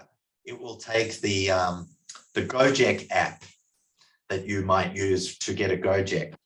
It will take your public transport provider and their app, you know, to use the rail line or to use that local bus service. Bring them all into one app, and you can plan your journey and pay for your journey on the one app. And you can book transport ahead of time, book that scooter so no one pinches it before you arrive at the bus stop. And we've been trialling this in Brisbane. My colleagues at the University of Queensland, where I got my PhD, they've been working the biggest trial of this in the Southern Hemisphere, something called Odin Pass. Fantastic trial, working with the students and staff of the university, and also for some other niche groups, population groups, having a lot of success. And the way this works, you know, you can choose. Here is someone who gets picked up in the city centre of Brisbane, quite close to the city. They ride a Neuron e-scooter for about half a mile. They then swap over and get a bus, and then they walk from there to their destination. So multimodal trips that they can plan and pay for all in one. But there are headwinds ahead. I mentioned before, and I'm aware of time, I'll keep to time. So there are headwinds ahead. We're going to have to change how we pay for transport. And there's a big challenge here. Engineers are going to be a big part of the solution. We're not going to be using this for much longer. You will not have to go and fill up your tank with petroleum fuels. Electrification is getting rid of petroleum fuels. So the way that most countries in the world, and recently Indonesia doing more of this, had paid for those national highway projects and other things has been through fuel taxes. We're not going to have fuel tax soon. So we're going to have to do other things. I see us charging, paying for charging in public areas if you have to charge your car, and the government wanting to add a tax onto that. I can see that happening. I can also see parking charges going up in Indonesian cities. They've been pretty low for a long time. I can see cities getting more aggressive about parking charges. I also see congestion charging coming. It's worked in Indonesia. It's working in other cities that have it, Stockholm and others now. It's coming. But the thing that's really going to come is electronic road pricing. Most people in Indonesia are used to paying for tolls. We're going to have to pay for more and more of the road network in the future. That could be through the 5G kind of applications that are on your phone as you go past points, so you don't have to stop at a toll road anymore and stop at the gates and pay via some silly system. We got rid of that in Australia a long time ago with tags, but a more elegant solution will be 5G on your phone. And the other solution will just be GPS tracking, and you having an account and the satellite's tracking how far you go and you paying by distance and how heavy your vehicle is. And I see that coming. So motorbikes would pay a lot less, cars would pay more, big SUVs pay a lot more, and beyond that. And I'm finally going to talk about some changes to the way we're doing our practice of engineering and planning. I will take 2 minutes to do this. We anger a lot of people in Australian cities. They get really angry. The only time we come and talk to them about their street is when we do this. We come and we dig it up and we're going to change it. Most of the time, and this just happened to me in my neighbourhood, they came and these machines showed up. And this machine showed up and they tore up all the old pavement and the old bitumen. They stripped it all back, took it all away, and they relaid a new surface for the first time in 30 or 40 years. And they relaid a lovely new bitumen for my street. No one talked to us in my neighbourhood, and they relaid the street just like it had been built in the 1970s, which is a bad design. No one talked to anyone about what little things we could do to improve the design. That's not how they're doing things in Europe, and it's decreasingly how they're doing it in enlightened cities in Asia. And this is not a difficult concept to embrace. This is a low-cost solution for cities in Indonesia. Think about your assets before they reach the end of their life. Think about them as they're approaching their half-life and then their quarter life. And it's like radiation. We're engineers, we're trained in physics and stuff. We know what a decay curve looks like. Get out and talk to people when an asset is nearing the end of its life. If we're going out to redo streets in an urban neighbourhood, go out to that community and say, what are the 5 things we could do to make this nicer? Cities around the world are starting to do this. Here is a classic road design from the 1970s or 80s, designed to allow a car to turn around this street at about 80 kilometres per hour. If they really want to do it, they could do that and not lose control. 60 quite safe. That's too fast. It's way too fast. And what it creates is a huge zone of danger for the pedestrian to walk across. The time at which you have to spend in the zone of danger is huge. What if we just put out some poles and see if that reduces the speed at which cars go around and creates a safer crosswalk? You can do it really cheaply with some lines and a few temporary poles that you put up. Here, an Australian example, putting in a mini roundabout. Mini roundabouts are very safe and safer than certain other intersection designs. And they're really quite cheap to do. They don't cost that much. And you can do a pop-up overnight. You can do it in an afternoon. You just put up some cheap stuff. So this is not where we engineer it and do it for the end of its life, where there's a nice set of, landscaping and tree in the middle of it and all sorts of stuff, or bushes or things. Maybe not a tree, not so safe with a tree, but nice landscaping. We haven't done that. This is a really cheap and simple and quick way to do it. And in Indonesia, I know you've got a lot of infrastructure like this. This is a bridge that recently cracked in Seattle. And they don't know what to do because they haven't planned at the quarter life of the asset. This bridge should be thrown away, but because they haven't done their planning, they don't know what to do.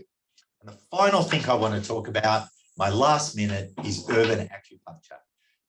Engineers and planners are realizing around the world that you can do a lot more bang for your buck with minor projects and small projects than you can with the mega project.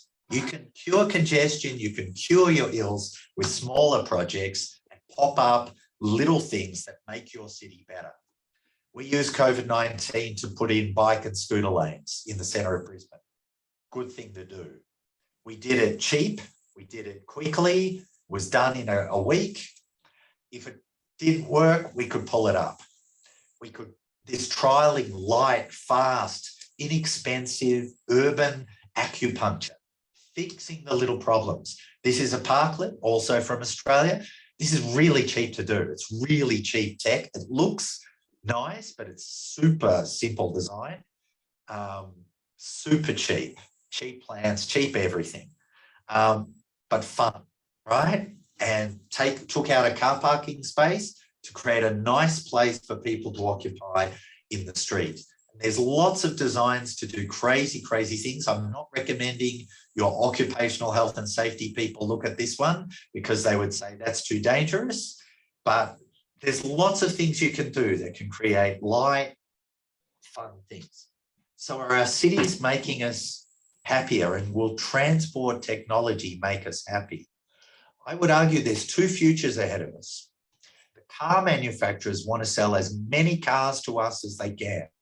Big Auto has not decided to stop selling us cars. The alternative, where we collectivise and share our travel, would deliver great benefits, whether that's here in Australia or in Indonesia. And that has to be a policy goal. We have to encourage space-efficient modes of transportation. And I hope that has provoked some of your thinking today, and I hope that has been an enjoyable 45 minutes. Here are my details. If you're after me, I'm very happy for this slide or the presentation to be shared. So I've given the slides as PDFs to the conference organisers. I'm very happy for them to share those with you if they're of interest. I'm on the scientific committee for the East Asian Society for Transportation Studies, along with people from UMM.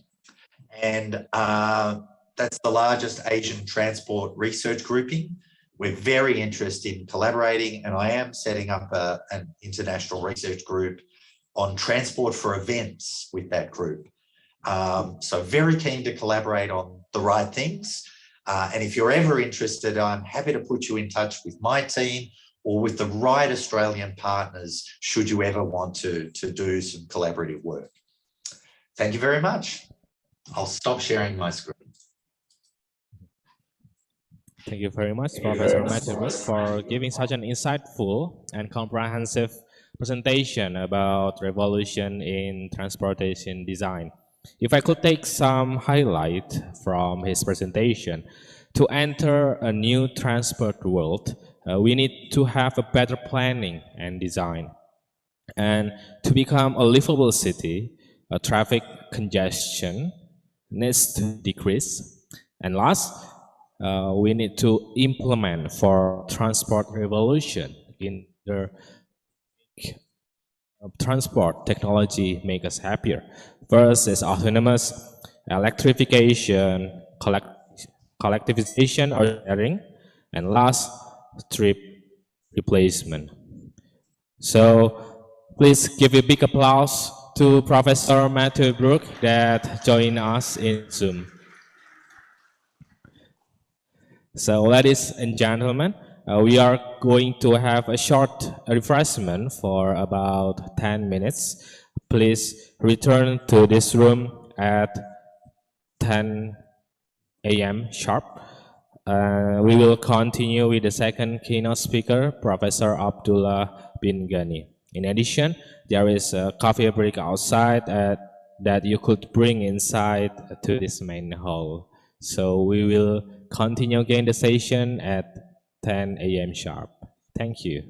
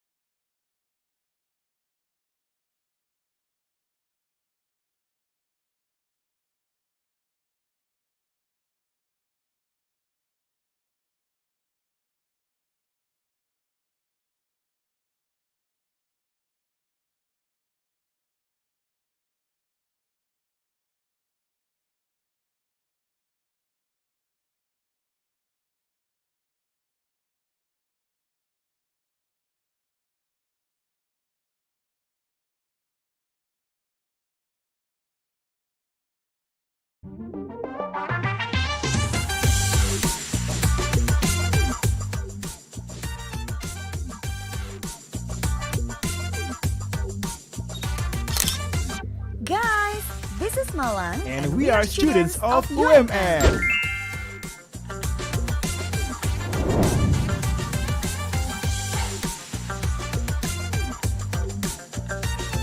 How exciting is it to be studying in UMM?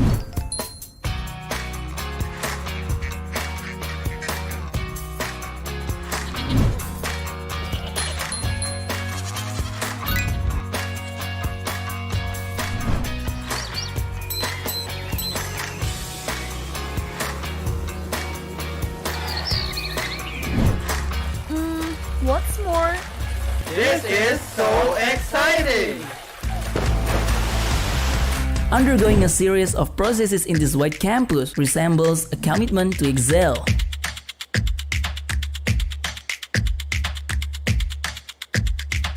The tagline, "Each achievement is worth appreciation," is reverbing and proven to be real.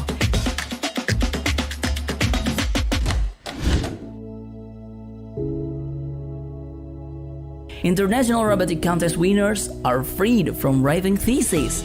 Filming novelists deserves the same scenario. Successful entrepreneurs are offered the same change. More success stories are ready to unveil. Synchronizing the student achievements, the campus itself hits more lists. Accredited an excellent A from Bank PT. Granted ASEAN Energy Awards triggers UMM to be an energy-generating and saving campus. 13 times in a row awarded as the first-ranked private university in East Java. Central Laboratory guarantees its quality assurance. The quality is evident by being ISO 9001 and ISO 75025. Certified laboratories by National Accreditation Committee. Recognized beyond national scope, most study programs have been internationally certified and accredited by OwnQA, EAB, World Federation Medical Education, and more to go. In 2021, UMM is recognized by Unirank as the world's best Islamic university. Mengucapkan selamat kepada perguruan tinggi Muhammadiyah yang telah berhasil menduduki top Islamic Universities versi Unirank, yakni Universitas Muhammadiyah Malang pada peringkat 1. Selamat dan sukses kepada perguruan tinggi Muhammadiyah.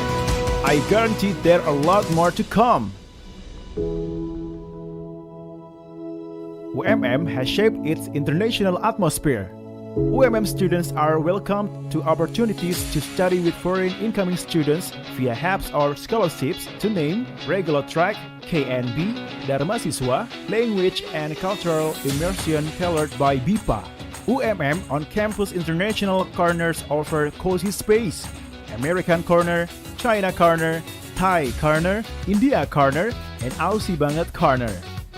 UMM is renowned for its international community service programs and internship. International collaboration are overflowing.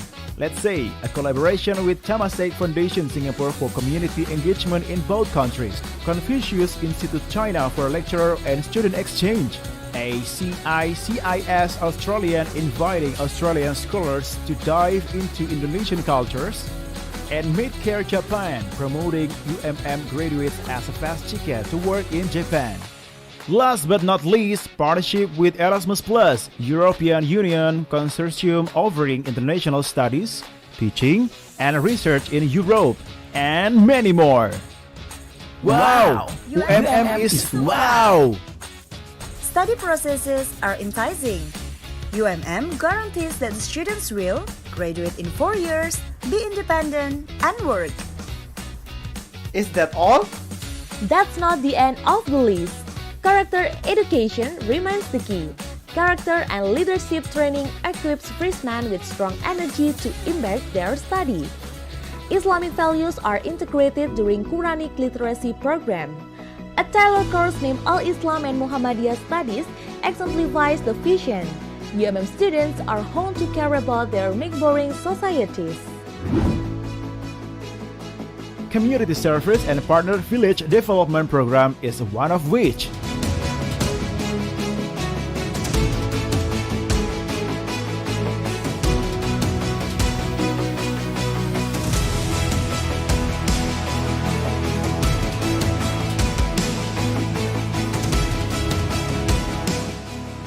Social skills are sharpened. UMM lecturers also believe by their participating in community engagement programs in the areas of supervising tourism villages, agriculture, and partnerships. Student practicums are challenging. Students are to seek a real client, and together, they solve their clients' problems.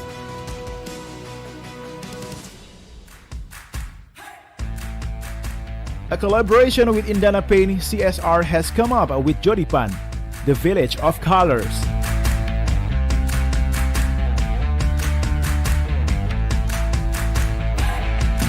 Rexing goes viral.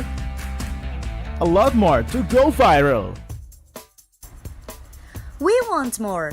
UMM applied laboratories are study places of campus to be accessed. Here are on the long list.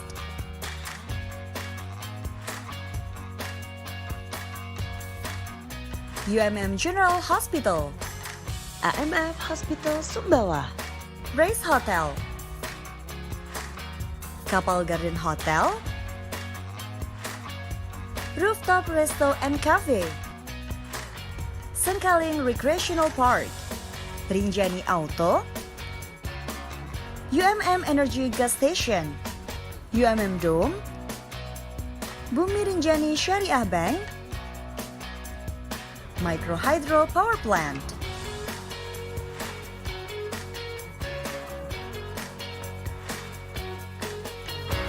So, what are you waiting for? Let's be the part of this white campus. Dream, achievement, and inspiration are one of perfect combination.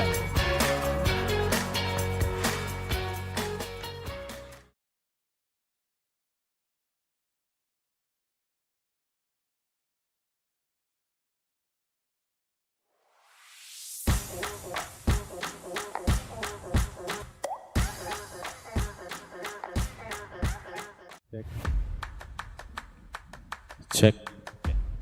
Dear participants, you may join again at the main hall.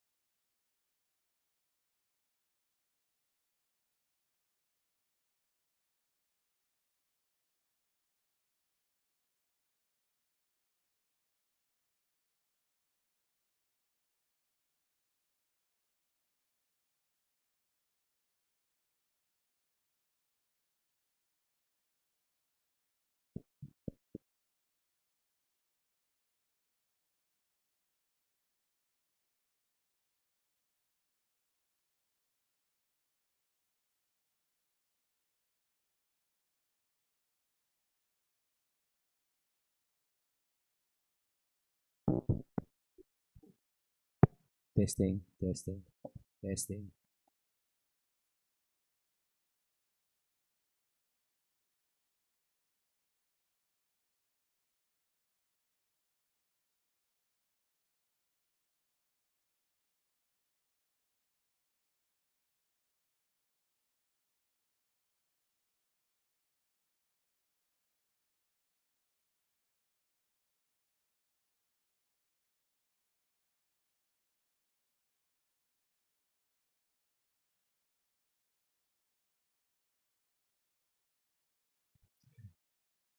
Ladies and gentlemen, shall we continue again the session? We are now going to listen to speech from our second keynote speaker, Professor Abdullah bin Ghani. But before that, I would like to read a brief introduction of our speaker. Professor Abdullah bin Ghani is belong to Faculty of Computing and Informatics, University Sabah, Malaysia. His academic qualifications were obtained from the University of Hull, UK for bachelor and master degrees, and the University of Sheffield, UK for the PhD. He has vast teaching experience due to having worked in various educational institutions locally and abroad, such as schools, teaching college, Ministry of Education, and also the universities. More than 100 academic papers have been published in conferences and respectable journals. And his interests of research includes self-organized system, reinforcement learning, wireless related networks. Now, he's going to talk about quantum internet beyond 6G technology. Please, Professor Abdullah bin Ghani, you may go to the podium and give your speech there. Please give a big applause to our speakers.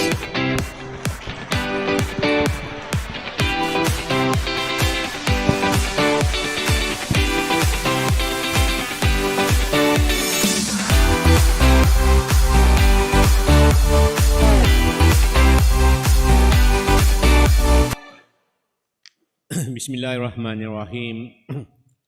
Assalamualaikum warahmatullahi wabarakatuh and salam sejahtera. That's the Islamic way of greeting. And in English, good morning. What else? So, okay.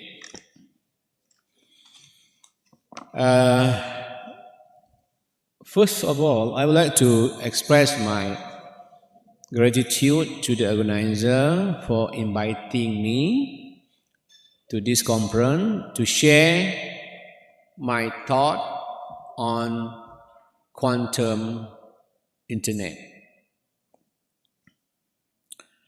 Quantum internet still at the premature level. Now we are talking about 5G, but just to let you know that China has been invested a lot of money in 6G research. Okay.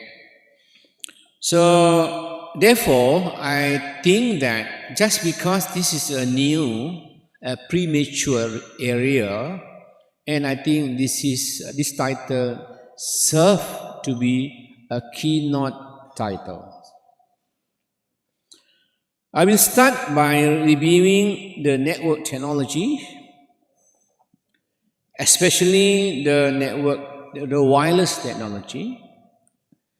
It then followed by giving the reason or justification why quantum internet.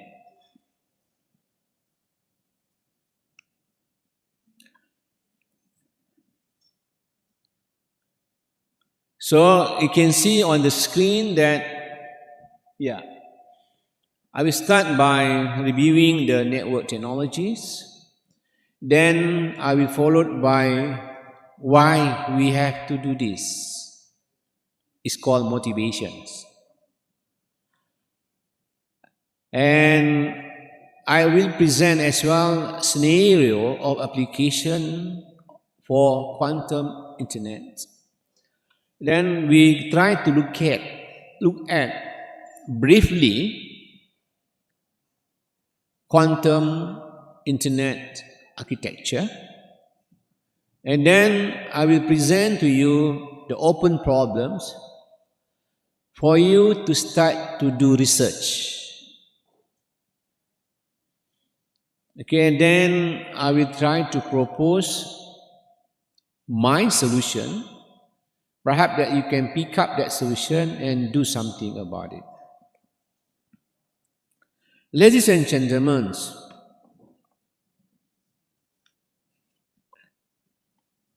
I think this is the first thing that we need to know.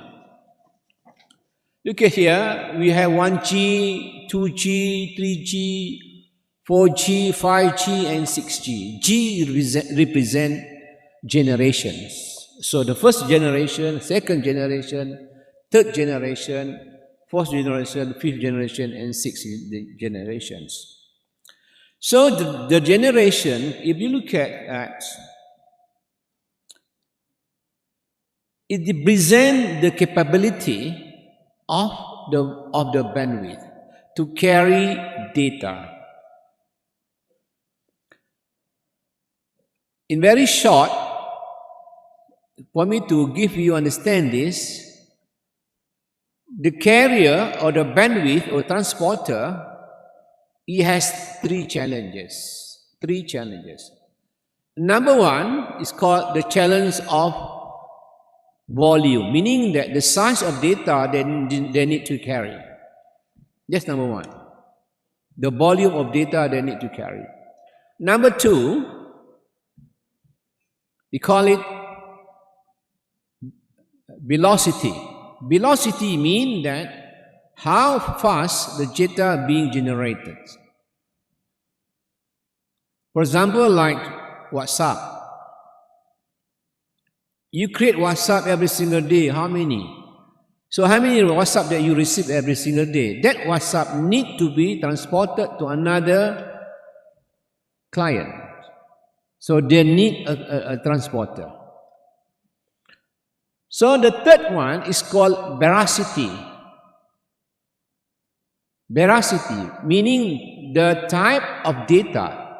Before this, we only have voice. Then text, then graphics, then now videos. Now, if you look at, for example, TikTok is a video actually. It's a video applications. So TikTok is consuming lots of bandwidth. So when we are talking about bandwidth, we are talking about the ability for the bandwidth to transfer the data.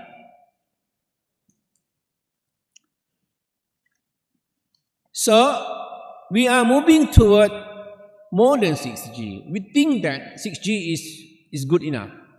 And then to some people say 5G is good enough. Yeah, for the time being it's good enough. But it's not good enough for the future.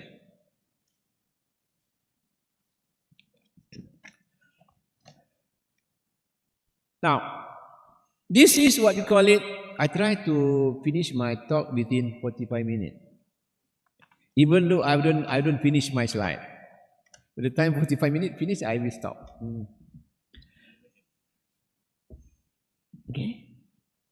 Okay, now look at this one, wired versus wireless technologies. If you look at that, I don't want to talk about this. If you look at that, you can see from this table the trade-off between cost and performance. Meaning that if you want to save cost, it means that you have to sacrifice the performance. If you want higher performance, then you have to pay more. This is what they call it trade-off. So no matter whether wired or wireless.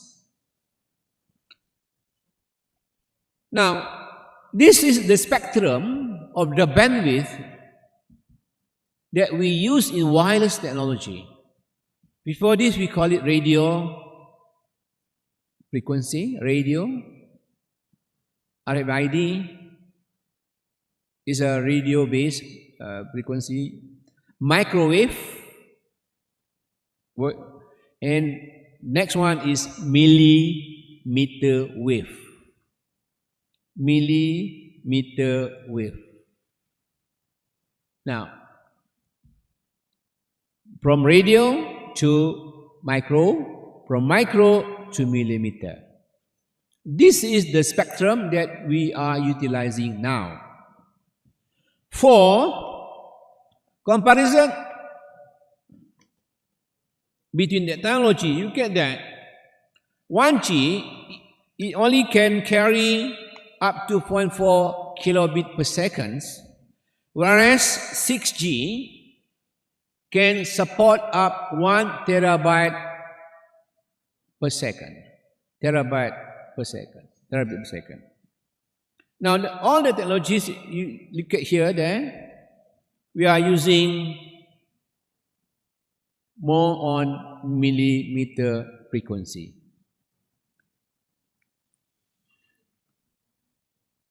"5G, I'm focusing on 5G because 4G are going to be obsolete soon. We are focusing on 5G. Look at 5G.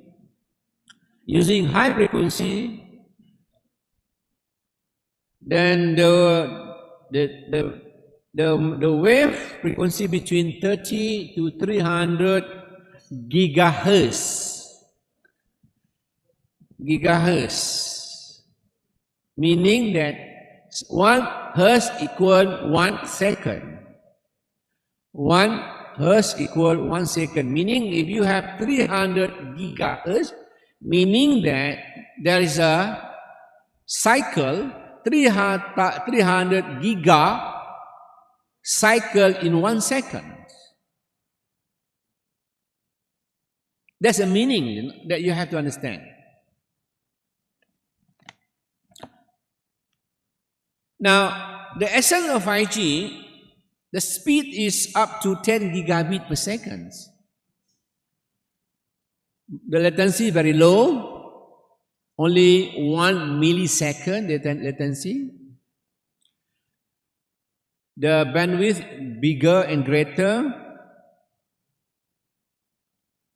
In 5G, they can handle different, multiple devices at one time. That's the beauty of 5G. So meaning many devices connected can be managed by 5G frequency. That's the beauty of 5G. However, we have to bear in mind that nothing in this world is perfect. Nothing.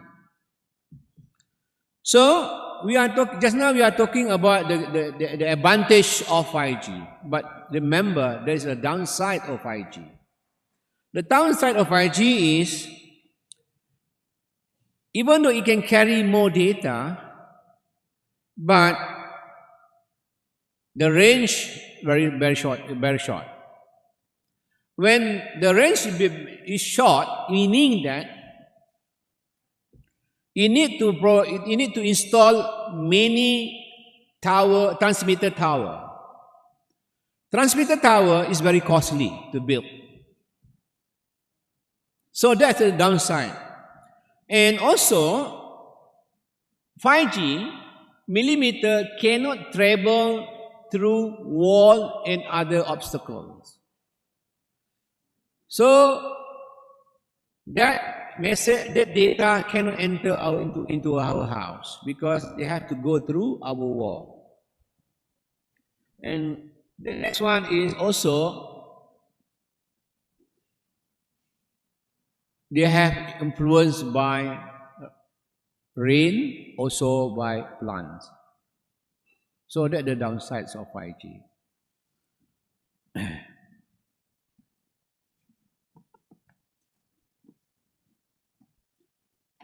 Now, 6G. How do I know this 6G? For your permission, in 2018, I have an invitation to one of the Chinese university in China.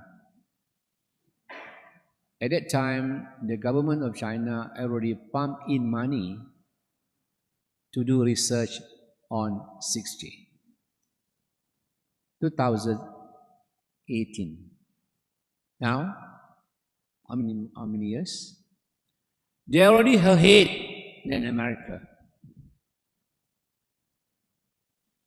So they are talking about the capacity of network to carry more data. So they are talking about 1 terabyte per second. Again, guys, I just want to share again, let me share again with you. you know CERN, CERN, is a physics laboratory in Geneva. They are colliding atoms. They are doing experiments to collide atoms. Every day, they are generating 1 terabyte of data from their experiment. So can you imagine the size of data being generated per day by their lab? That data need to be transported to several laboratories all over the world. So there's a challenge for network engineers, network scientists, to find ways how to transport data from CERN to another laboratory in the world.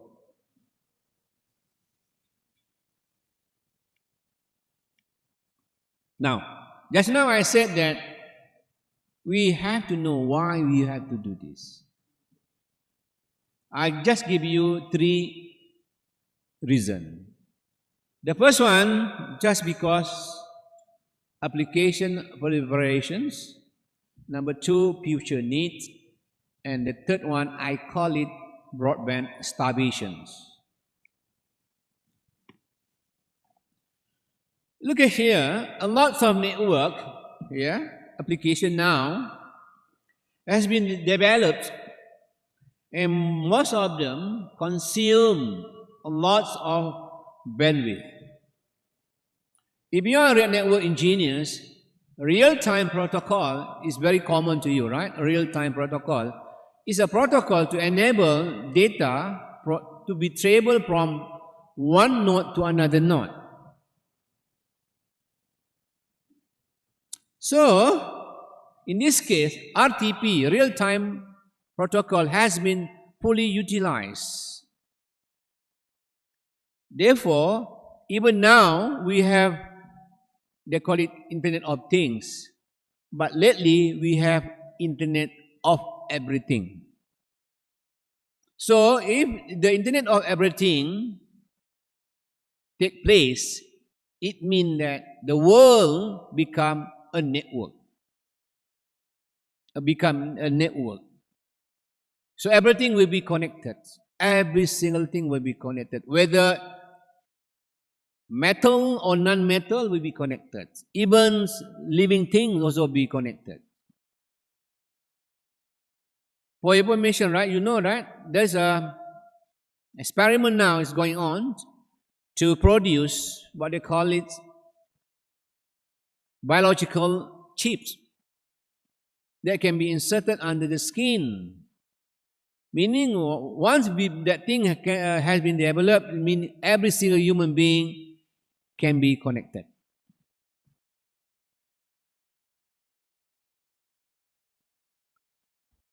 Now, the second one, I want to show you the future need. Just now, we were talking about 500 million tweets are sent every day. 5 million search,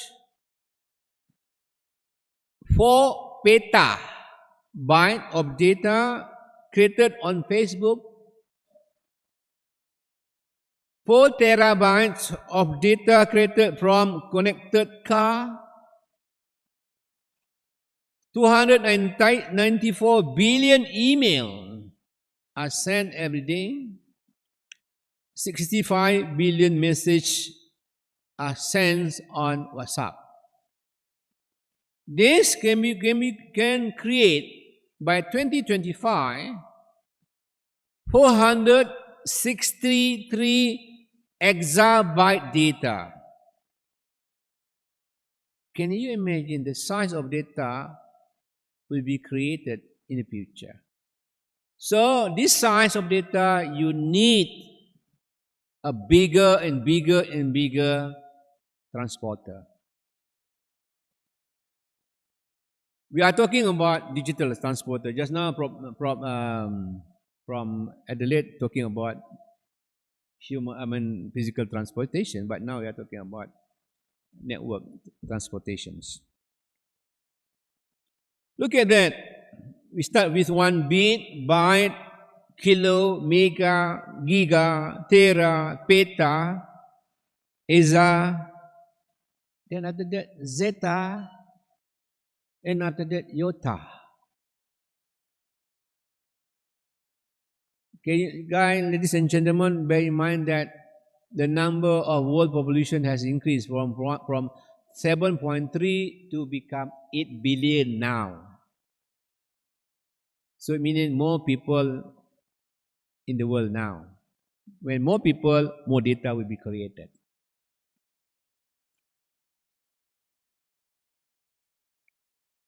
Now, here, this show, right, the data explosions. I use the word data explosions.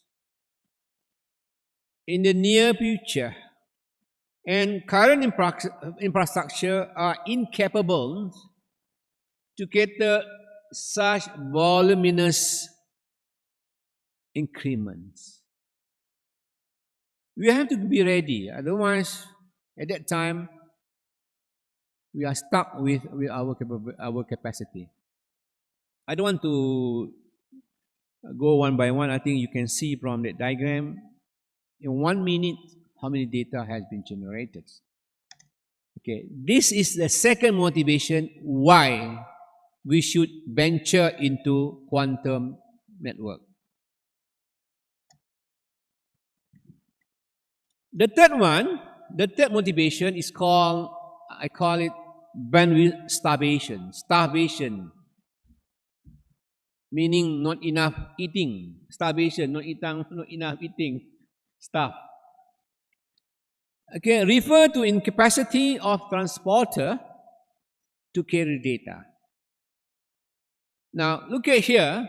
The current requirement now, 5G is only 1 to 10 gigabits. 6G up to 1 tera.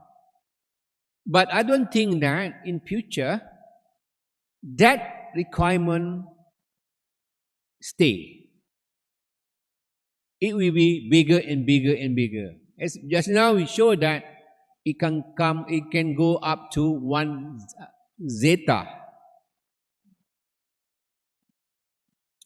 So just now I mentioned that big data explosions, high volumes, high velocity, high variety, all these constitute towards the data explosions in the world. Next, I will try to present the scenario of quantum internet. I'll give you 3 scenarios only. Everything 3, right? Just now 3, this one 3. Only 3. Number 1 is called interconnecting distributed quantum computer to form scalable. The word scalable, meaning can be expanded, high-performance computing systems. That's number 1. Look at here, quantum computer in America, another computer in somewhere in China, or another quantum computer in Africa. If they are connected, they are linked together, their power become bigger and bigger. Today, quantum computer can only manipulate very limited number of qubits. In classical network, the smallest unit is called bit. But in quantum network, we call qubit. Q quantum bit. So less than 100. Some local resources are limited. Instead of performing computation locally, it can be performed in a distributed way. That's the beauty of quantum internet. By networking several computer network, quantum computer, a vast computer state can be utilized to form a large-scale computing system processing super-fast computing speed. Quantum Internet is the platform that entangling, this is a very important word, entangling, meaning they are attaching, they are twisting qubit and qubit, they are attaching to each other. They call it entangling. Distributed quantum computer. The second one, advanced secure network communications. Advanced secure network communication. This is very important as well, guys. Now, nowadays, you know that every single day, business, they are suffering losses due to hacking, all kinds of unethical, unethical activities. Because it is impossible, I tell you, it's impossible to safeguard security, transmission and security in today's world. It's very impossible. I can stand by my statement. But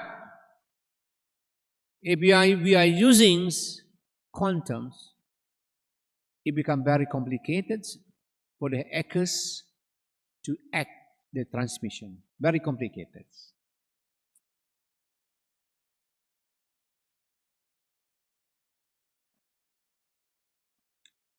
The third one,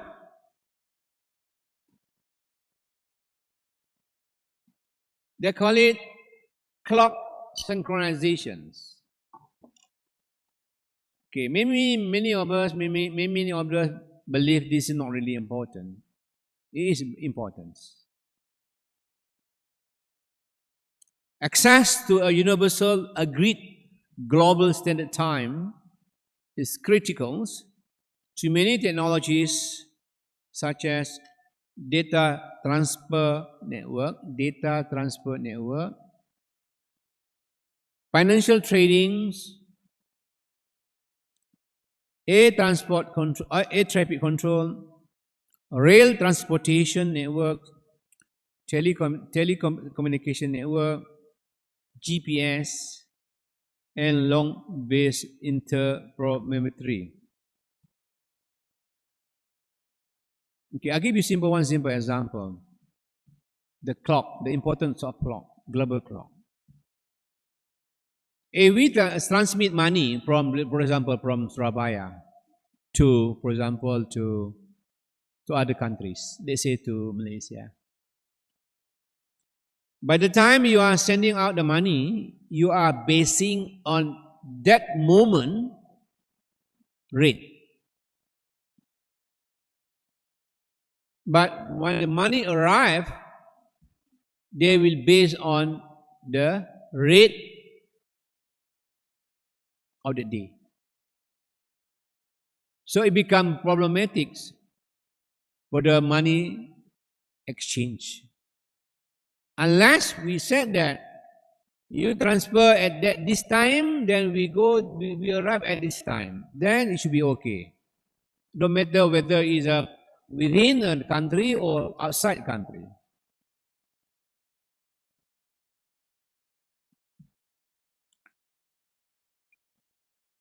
Okay, in order to understand quantum internet,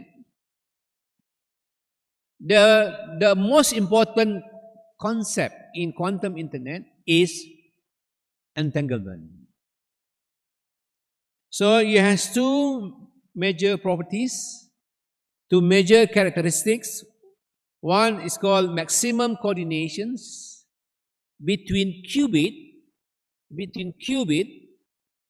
and secondly is inherently private. Private, meaning that no public cannot be seen. This is suitable for secure communications. Okay. Now we go for a bit technical about quantum internet. Unless you want me to skip, I skip. You want to skip or you want me to skip or not? Go ahead. Okay. Quantum, sorry, where is it? Yeah. Quantum internet actually based on quantum mechanics. I'm not a physicist. I'm a computer, I'm a network scientist, network engineer. I don't go for physics. Okay? If you look at OSI layer, there are 7 layers. The first layer is called layer 1, is a physical layer. We are not touching that layer. We are touching second layer up to 7 layer.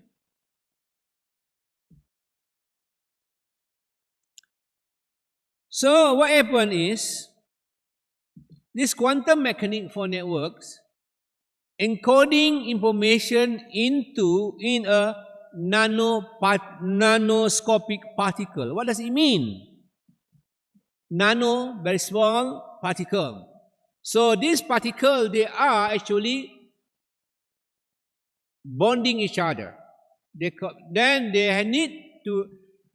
it entanglement. They call it quantum information, and from that information, we give them a term. We give it a term qubit to present quantum bit. Qubit is not from Al-Quran. You cannot find in Al-Quran the term qubit. It's a term we. So if we give the term, you can give the term. And then it has characteristics. The first one, quantum phenomena. Number 2, quantum transportations. And the third one, entangled network structure. This is our focus. This is our main focus because we are network engineer. We want to set up a network.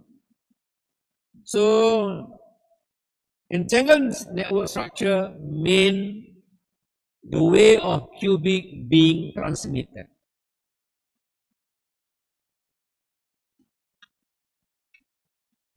Okay, the first one, quantum phenomena.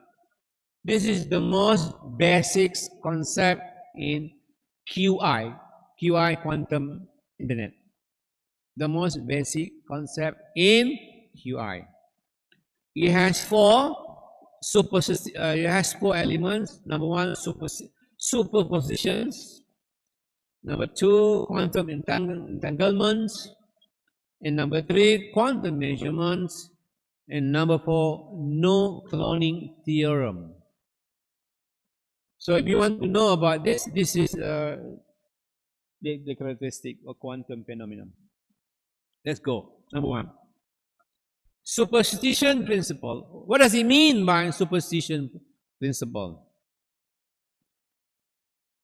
A qubit, just now, you remember in a classical network, we have bit, we have 8 bit equal to 1 byte, right? Remember that? So here, a qubit is described as a two-state quantum system. Please understand this. 2-state quantum system. 2-state, not 1 state, 2 state. Bit, 1 state.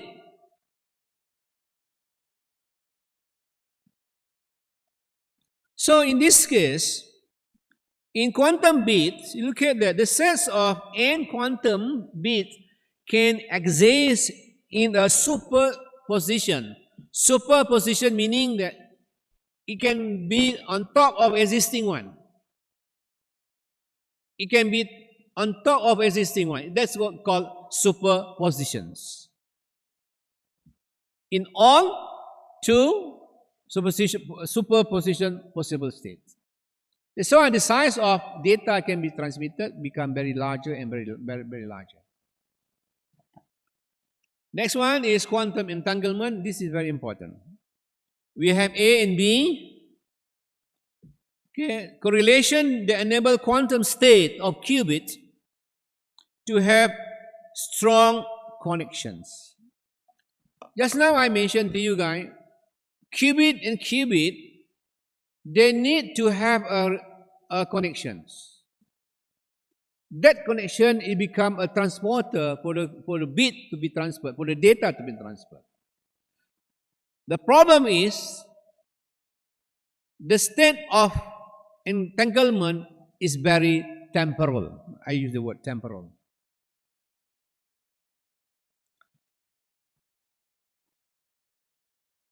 Hope I'm not bored you. Then the third one is quantum parallelisms, meaning that superposition and entanglements enable large state to encode all informations that enable list of input to be computed in parallel. Okay. That's the meaning of, because when they can compute parallel, it means that the processing very fast. It can take more data.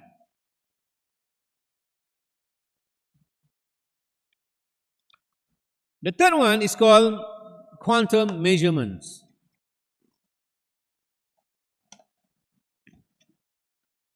A state or quantum system is extracted through measurement. So, upon measurement, original state collapse in a measured state.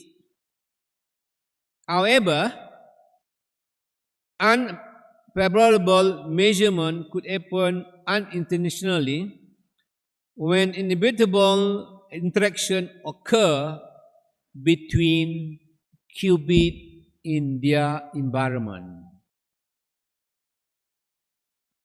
This one is called decoherent.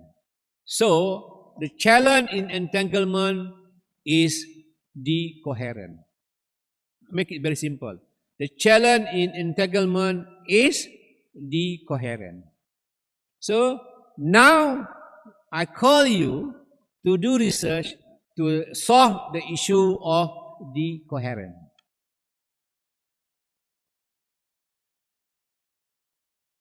If we can solve this, mean that you are at the forefront of the quantum network research in the world.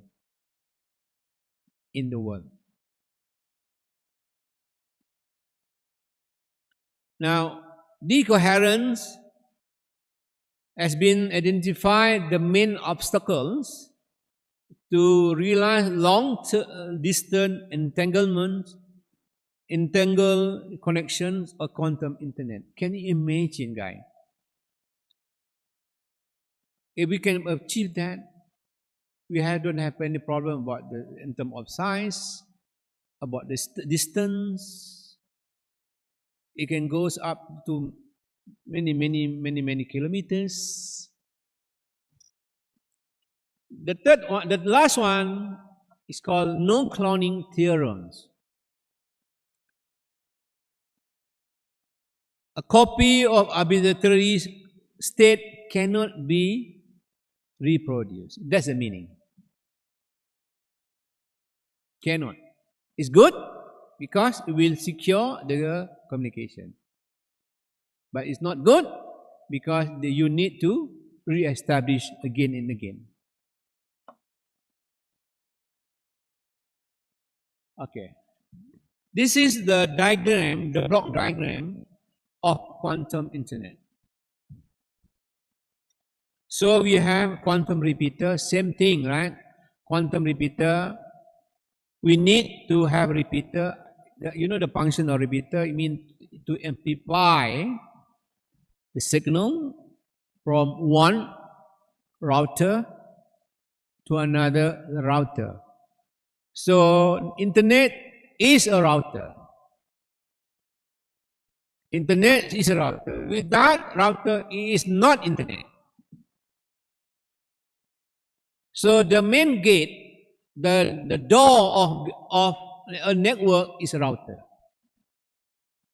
A router allows incoming signal to come in or allowing outgoing signal to go out through router.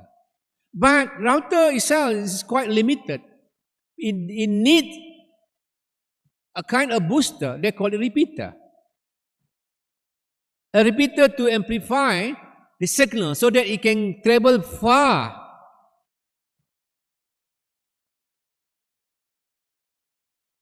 So this is the concept, right? In quantum internet. Still, we are using quantum repeater. Yeah, I want to emphasize here. You know, the word, when you talk about network, you cannot run away from graph theory. You cannot run away from graph theory. Graph theory contains two, right? You know that? Vertices and edges. V and E. So if you perceive any network as a graph theory, you can measure, calculate, link, and so on.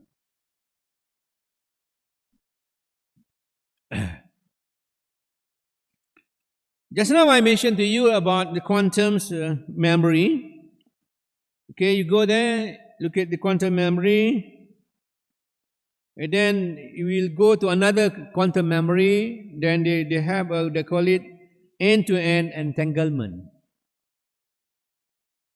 This is the way quantum internet functioning.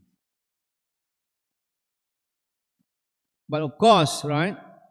Sometimes you can go direct to the end. You need intermediator. So this one, the concept of repeater. The concept of repeater.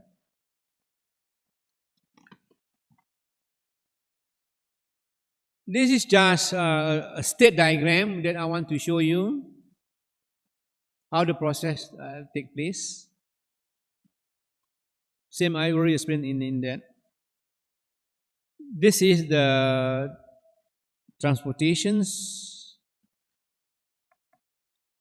Again, how the qubit being transported. Same thing, the state diagram, you can check. Okay, now I go to the second last. It's called open problem.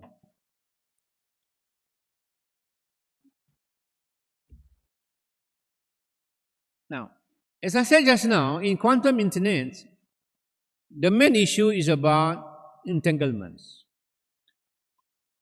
The real problem in entanglement is about decoherence. Okay, I don't have to go through, right? I can just simply summarize. That's the main issue. That's the main challenge.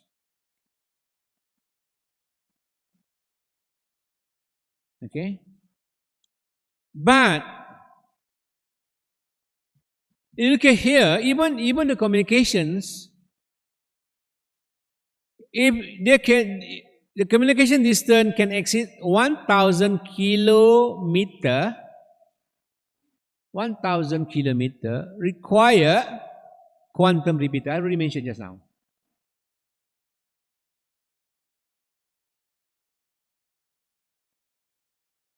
This is the long range communication I mentioned just now. just the process. But the challenge is the communication must take in the period of coherence. Can you imagine if the times for the coherent is about 1 second, then the long distance communication must occur within that time. That's a challenge.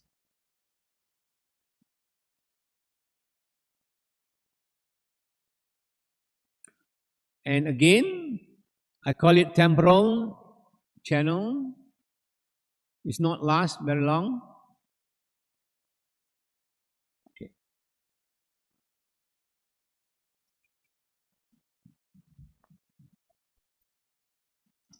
Lastly, the challenge is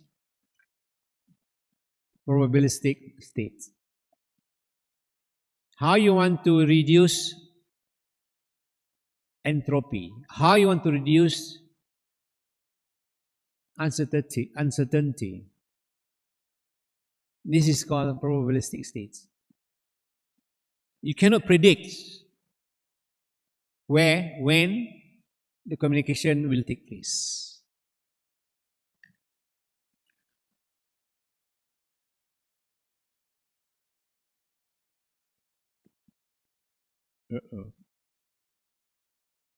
I'm not keeping my word. Okay, this one I call it qubit degradations. Coherent superpositions degrade over time. They cannot stay as it is over time. This is the challenge, a research challenge. Lastly,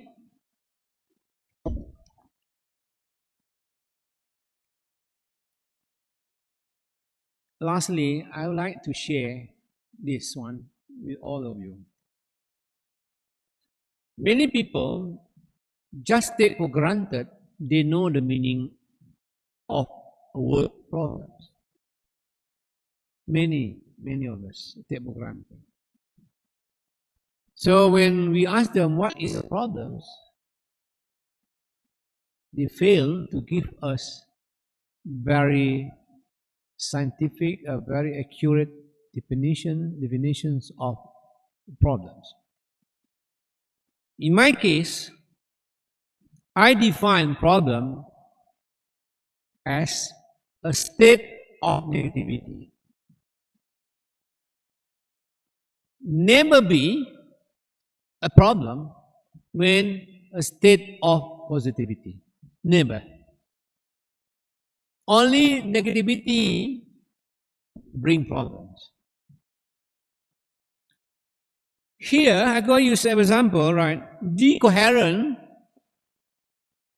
is the problems. Decoherent is the problem. Because decoherent is a state of activity for entanglements.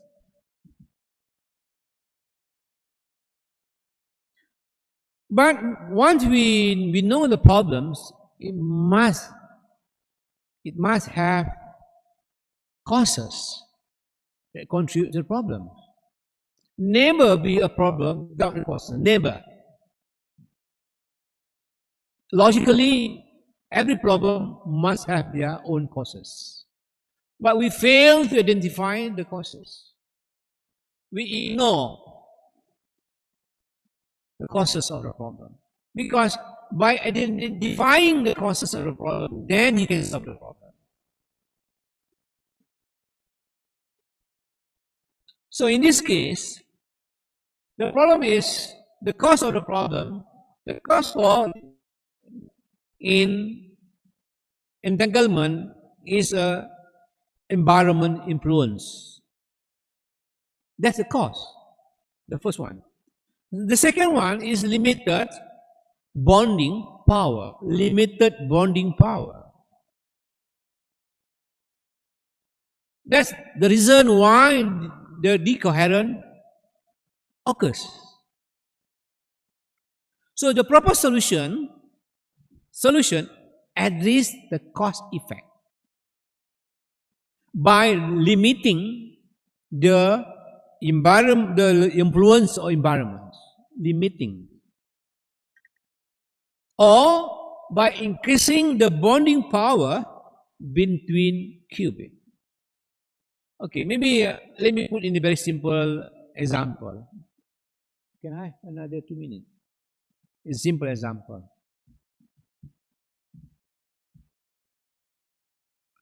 People say having no money is a problem. Is it so? Is it so? I don't think so. You have a problem. If you have no money, nothing that you have to pay, what's over it? You have your own rice at the back of your house. You have your fish in your own pond. You have your own chicken at the back of your house. What's the problem? You have nothing to worry about your survival because everything is there.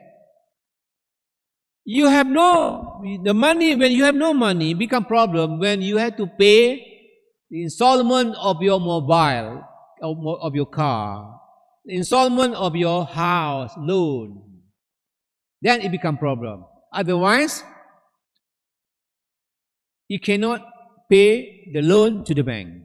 It become problem. So, unable to pay the loan is a state of negativity.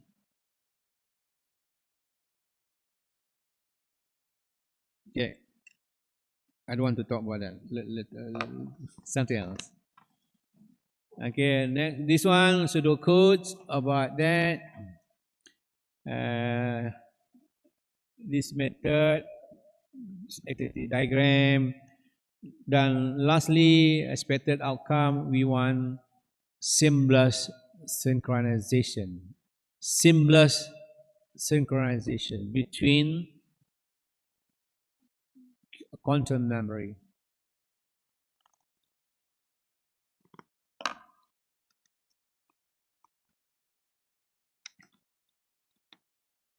Lastly, okay, we call it Internet 1.0, and then the next one, the future, we call it Internet 2.0. So we are talking about quantum bit, and existing one we still call bit. And last, before I on over the mic to the moderator, will never be the same in future.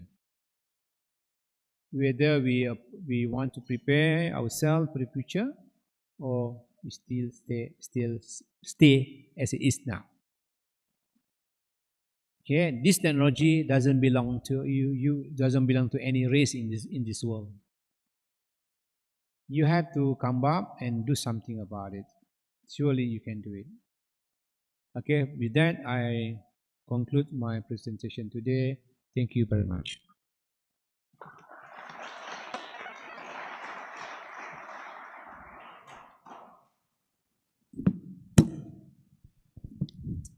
Thank you very much, Professor Abdullah bin Ghani, for giving such an interesting and great presentation.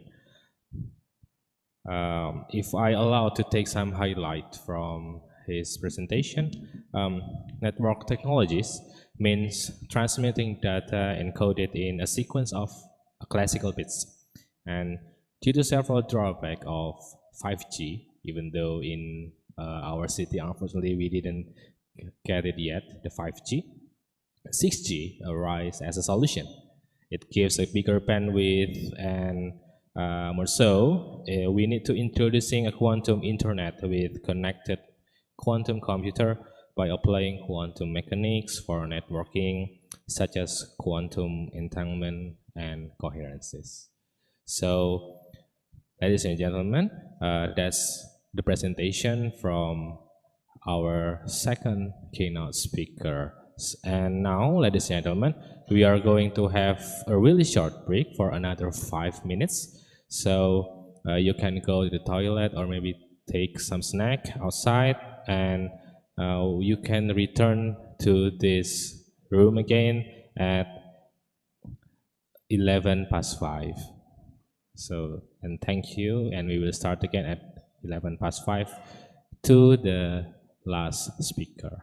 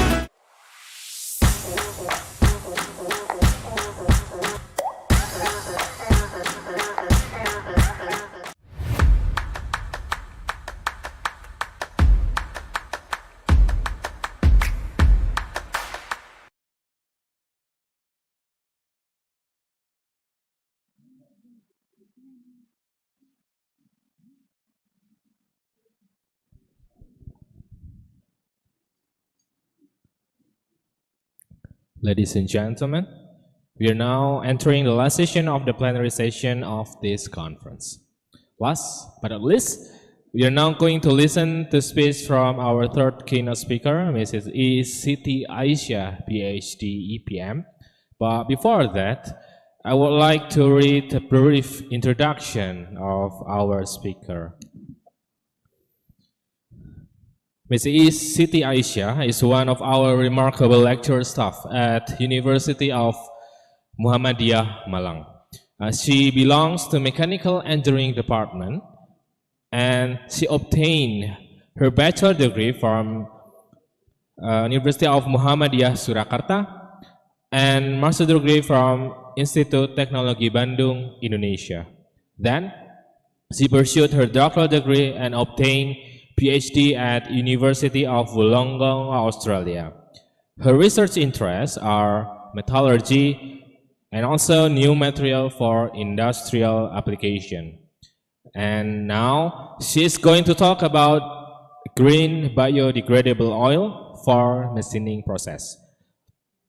And now please, Ms. Siti Aisyah, you may go to the podium and give your speech there. Please give a big applause to our speaker.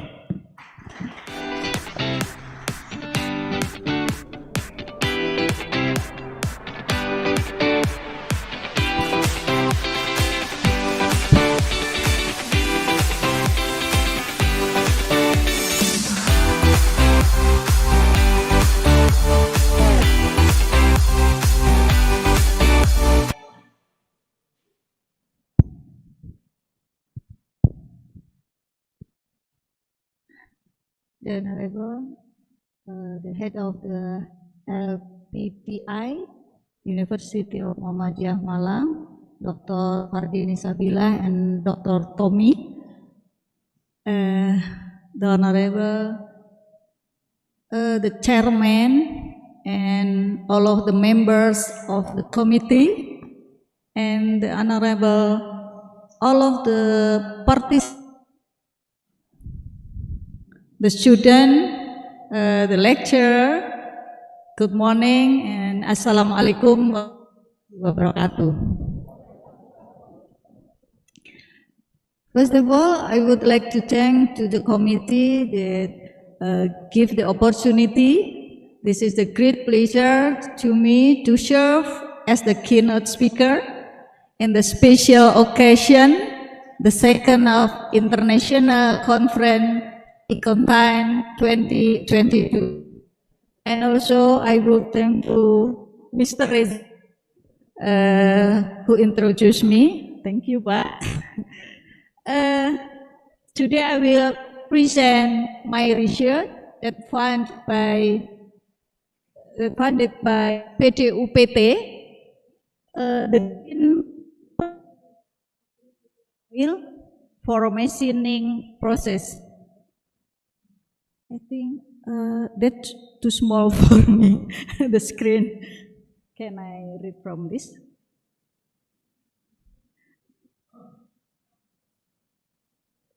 Because I have the big numbers of minutes, my age.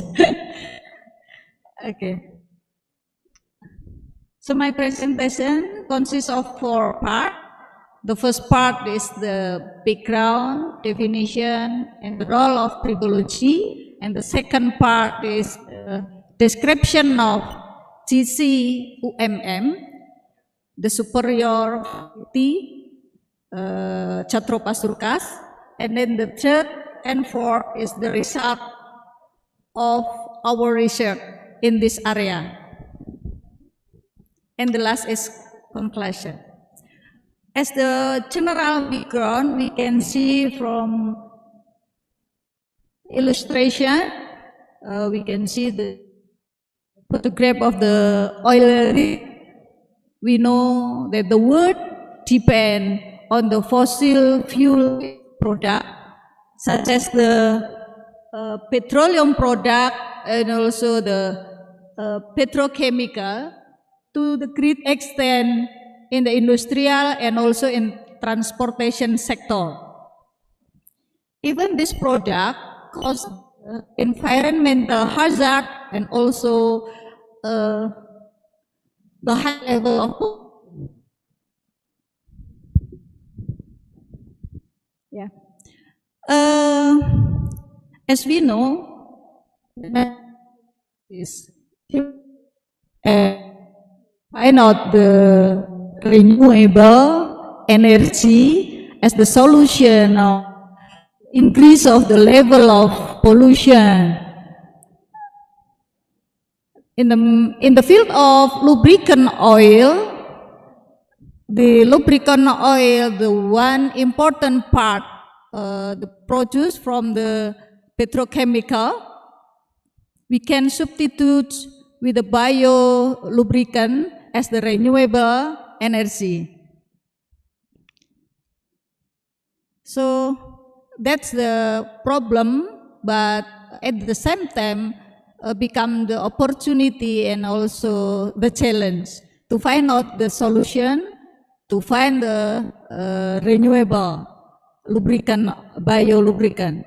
And then the second illustration, lubricant market in Indonesia in 2014, we can see from the illustration, the commercial vehicle lubricant market in Indonesia.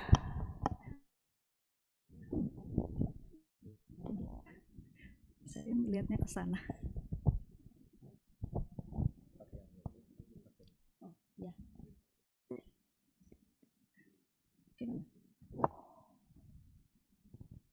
Oke.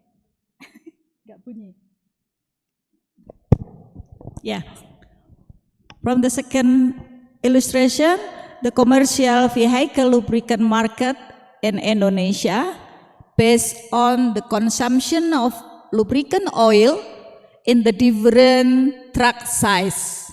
In the left, the light duty truck, the consume of the lubricant oil, it's around 250 liters, and the fuel 35,000 liters. And the right side is the heavy duty truck that consume 1,700 liters of lubricant and 85,000 liters fuel. So from this illustration, we can see that the need of lubrication oil is very large and increase every year. That the statement that the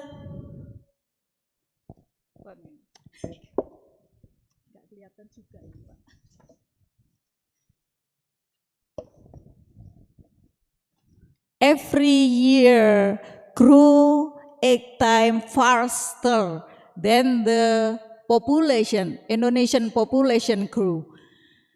So this is also the problem and the opportunity.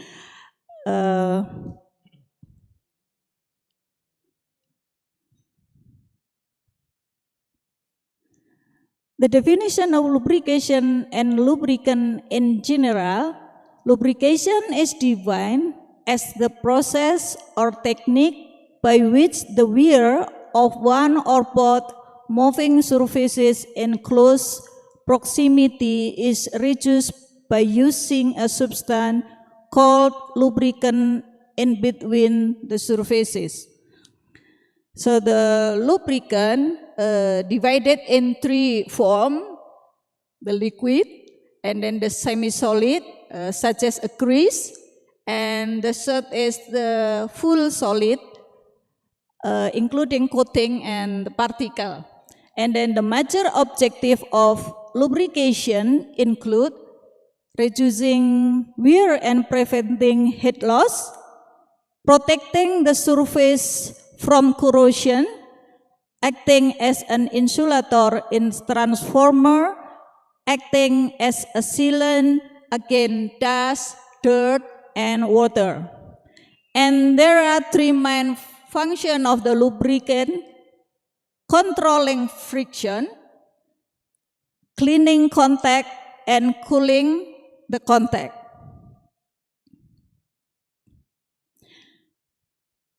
And the definition of green tribology, the science and technology of tribological aspect of environmental or biological impact associated with various tribosystem.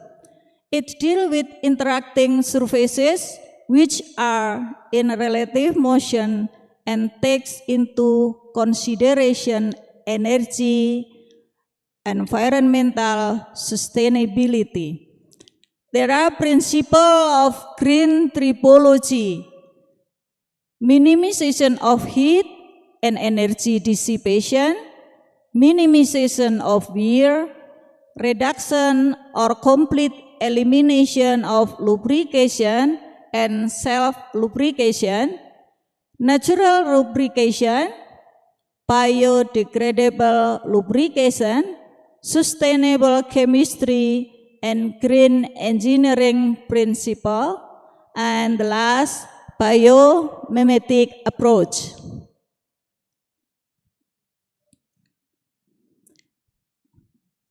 The development of the sustainable lubricant in today's tribological environment has caused a significant shift in the design and use of lubricant for various tribological applications. The use of lubricant in machine component poses a serious threat to the flora and fauna, as the lubricant disposed to the environment not only contain harmful toxic waste, but also contain the wear debris of the machine part. The sustainability diagram for the hydraulic fluid and factor of green technology are shown in figure below. In the left side,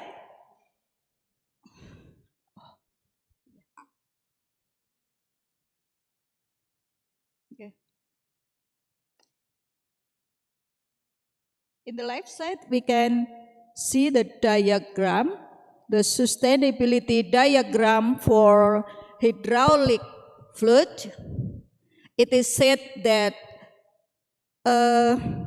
meet to the requirement of the green tribology if three factors here considered. So the green tribology affected by the LCA, life cycle assessment, also the lubrication process, and the energy. And the right side here, the factor of sustainability. Start from biodegradability, it should be comply to the standard ISO 15380. Then also must comply with the ecotoxicity in water and soil. It means when we dispose the hydraulic fluid, it still poses threat the environment because of the toxicity of the fluid. And then the factor of fuel consumption, the long service lifetime, and the component compatibility. It's all increase the LCA, life cycle assessment. And then the term biolubricant is used to represent all lubricant that are easily biodegradable and non-toxic to human being and the environment. Well, its use is still very limited as compared to mineral oil-based lubricant. They are promising candidate as they are renewable and emit net zero greenhouse gases to the environment. As vegetable oil inherently have excellent tribological properties, they are considered to be very effective lubricant. Vegetable oil here, we can mention such as the sunflower oil, crude palm oil, Jatropha surcas, etc. However, the hydraulic stability and thermal stability of the vegetable oil have been reported to be poorer than conventional mineral oil and should be improved. This is the homework, the big problem for us. It has been pointed out by some researchers that the viscosity is the most important property of lubricant, as it determines the amount of friction between two surfaces. To reduce wear, lubricant with higher viscosity result in higher viscosity ratio and lower wear rate. Eco-friendly multi-purpose lubricating greases from vegetable residual oil have been studied, and it has been observed that they have superior tribological performance as compared to commercial grease.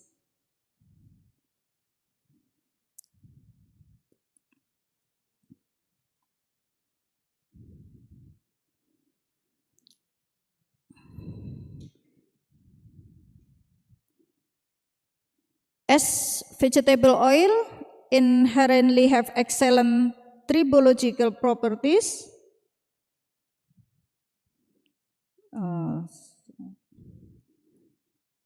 they are considered to be very effective lubricant.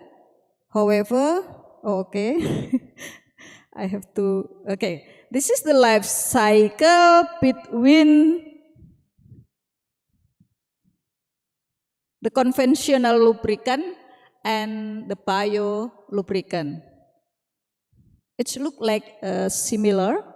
It's rather similar. Page 9, Pak. Yeah.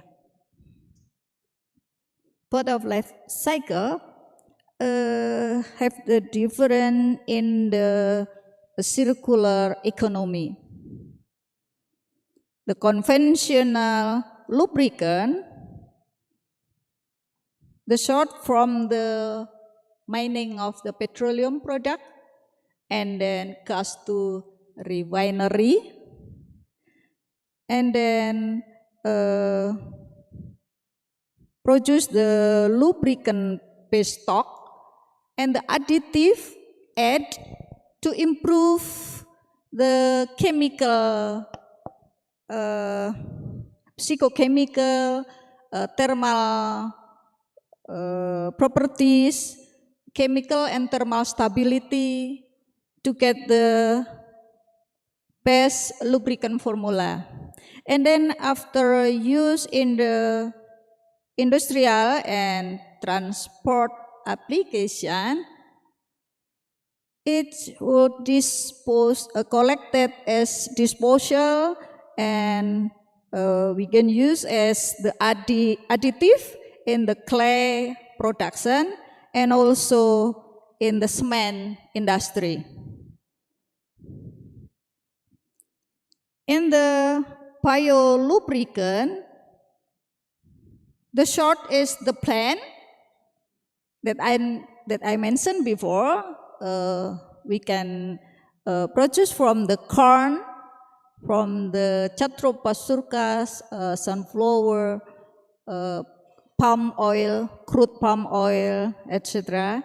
And then we also add the additive to improve the properties, become the biolubricant. And after use as the lubricant and the industrial and transport application, the disposal goes to the refinery And there is the thermochemical and biochemical biorefinery. It will produce the lubricant, so the closed loop, and as the economic, give the economic circular economy. The seed from the plant, we can use it as biomass oil seed or lignocellulose residue.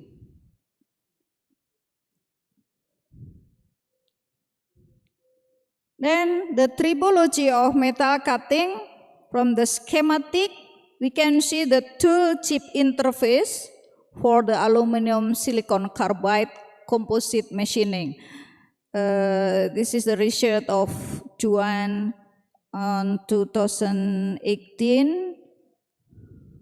So the friction of the tool chip interface is of complex nature and result from several physical and chemical phenomena that interact to hinder chip flow and also increasing energy dissipation over the rack surface.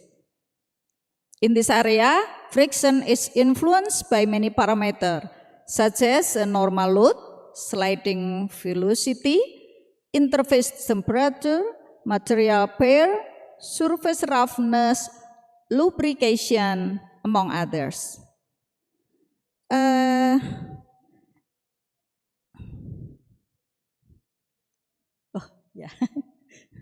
Page 11. The illustration of the tribology of metal cutting, we can see here the scheme with no lubricant, the starting point, the cutting edge. In the first step, we can produce oxidized surface, and then transition from oxidized surface to newly formed surface at tip of the tool occur. And then the B is oxidized surface give contribution to friction mechanism. Okay. And this is the part 2, the description about the GC-UMM5. It is a superior variety of Jatropha surcaslin, which already protected by PVR, plant variety right, patent for the variety of the plant, granted by Pusat Perlindungan Varietas Tanaman dan Perizinan Pertanian. It is one of the varieties of Jatropha surcaslin cultivated by UMM research team from the Faculty of Agriculture.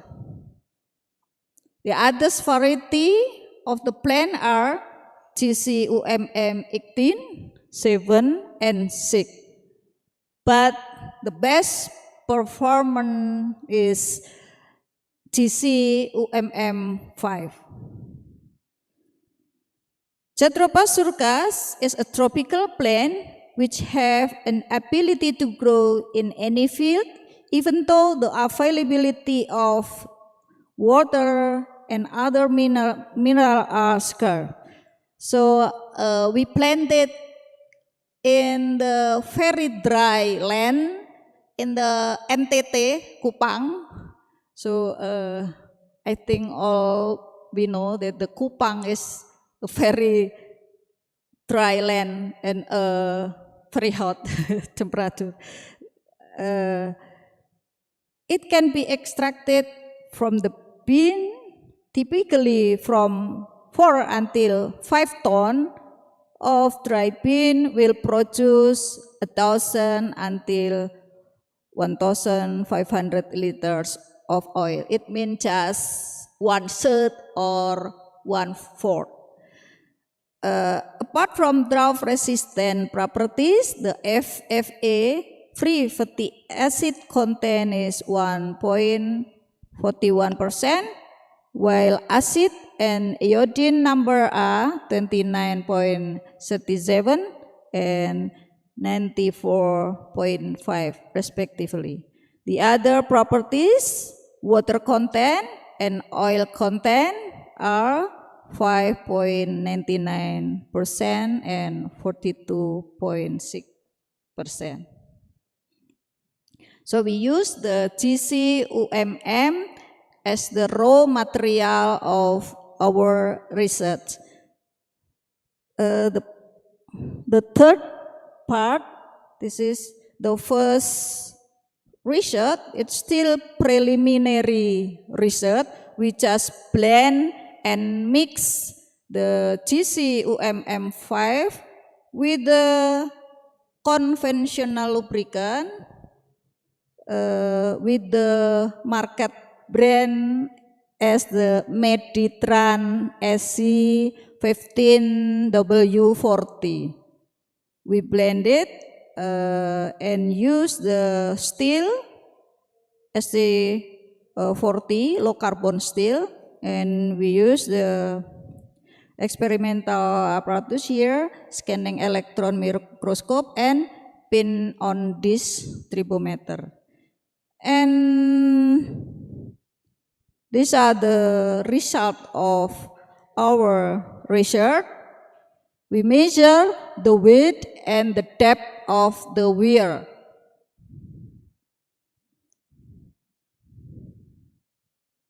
The left is surface of specimen after pin on this test, 90% GCO and 10% Meditran. And the right is 80% GCO and 20% Meditran. And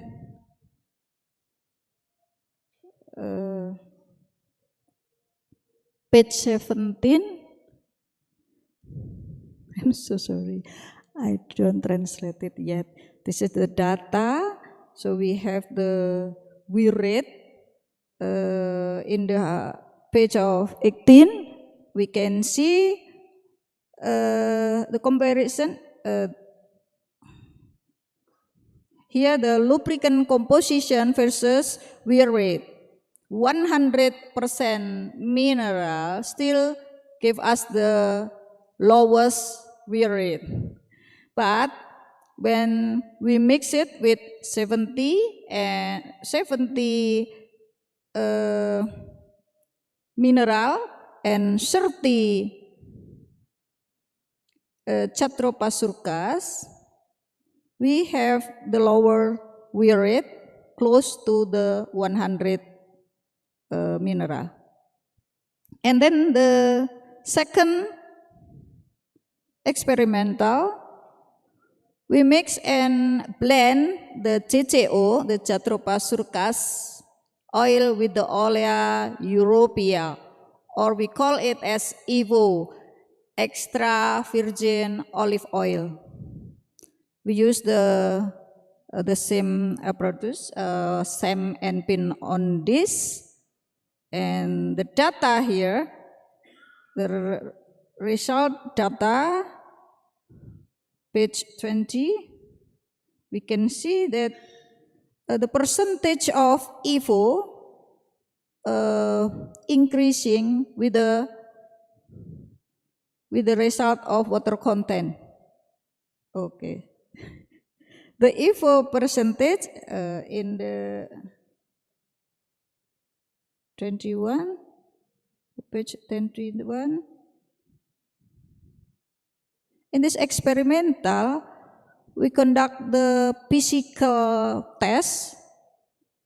We find the viscosity test, viscosity, water content, and density.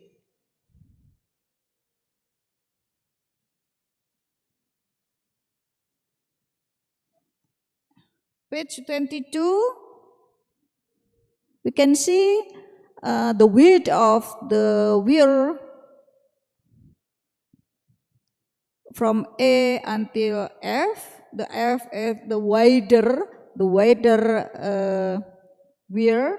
This is the 100 EVO.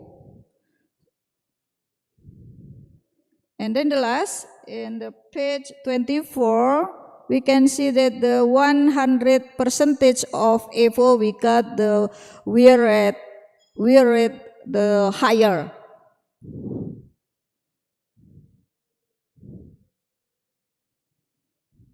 And the last, the conclusion,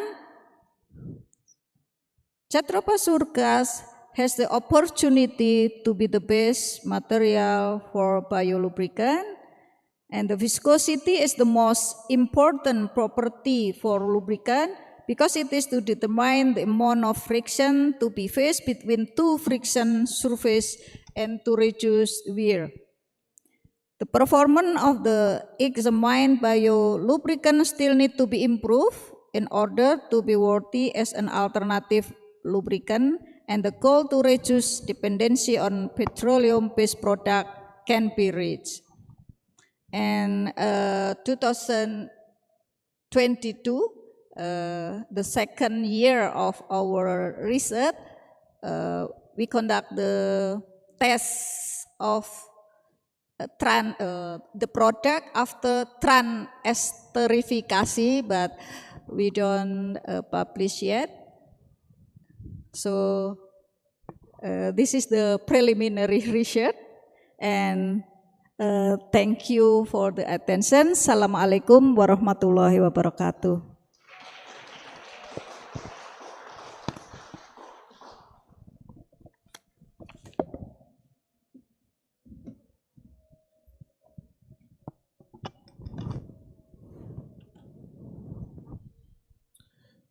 Thank you very much, Ms. Siti Aisyah, PhD, for giving a wonderful presentation. Before we ended our plenary session, I'd like to give some highlight from her presentation before. So in her presentation, lubricant market in Indonesia is really high due to high amount of vehicle and machinery in Indonesia that common people or maybe industry use.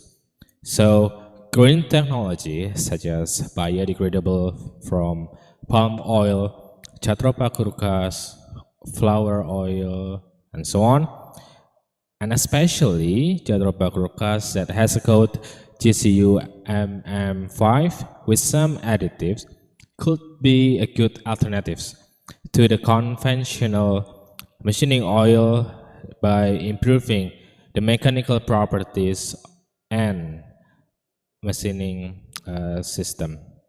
So, and finally, ladies and gentlemen, I would like to thank the speakers, Professor Matthew Brooke, Professor Abdullah bin Ghani, and Ms. Siti Aisyah, PhD, for their informative and interesting presentation, and also to all the participants for their active engagement. Please give a big applause for the speakers and for you all. Thank you. So before we end this morning sessions, I'm going to announce several things. And after this, we are going to take a lunch break together that taken place just in front of this hall. So to the Muslim participants, prayer rooms is available on the first floor, just beside of the swimming pool.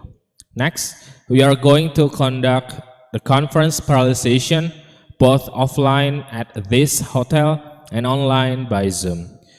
Therefore, please come to each designated room behind the registration place if you are taking the offline session, and the Zoom link for the each designated room for the online participant.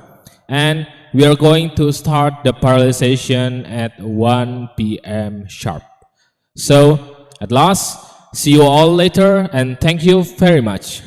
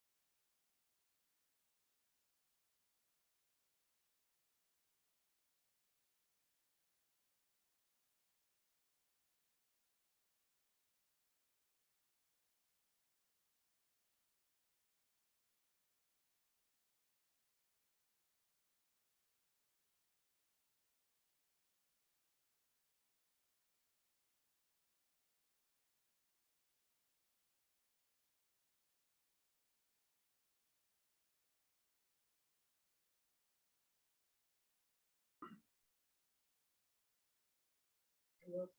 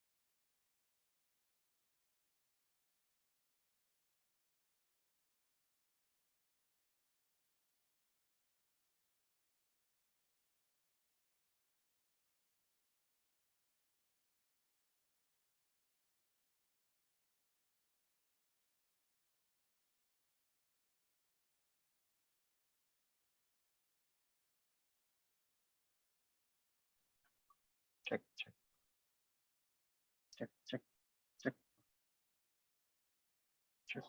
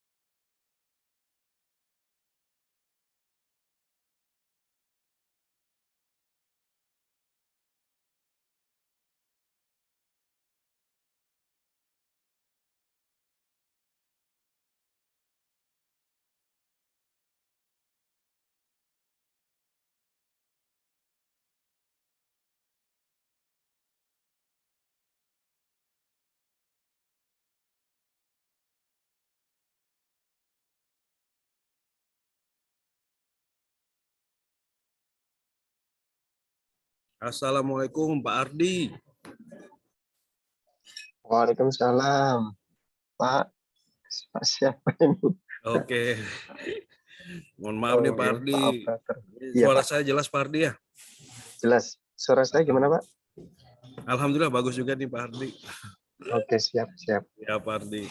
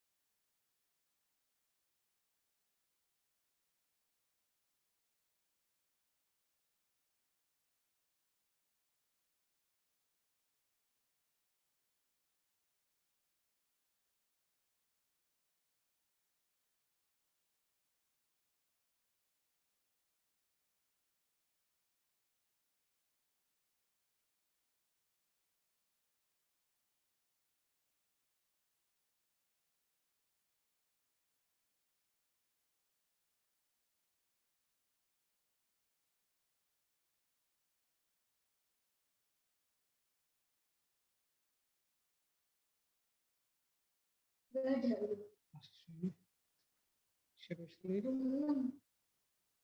25. Nggak tahu nggak di Kenapa? proceeding. Siding 6805 kan? siding internasional. 6805. Iya, kata aku belum di sini. Tadi bilang aku. Proceeding sama ini. Kalau proceeding itu kita presentasi. Terus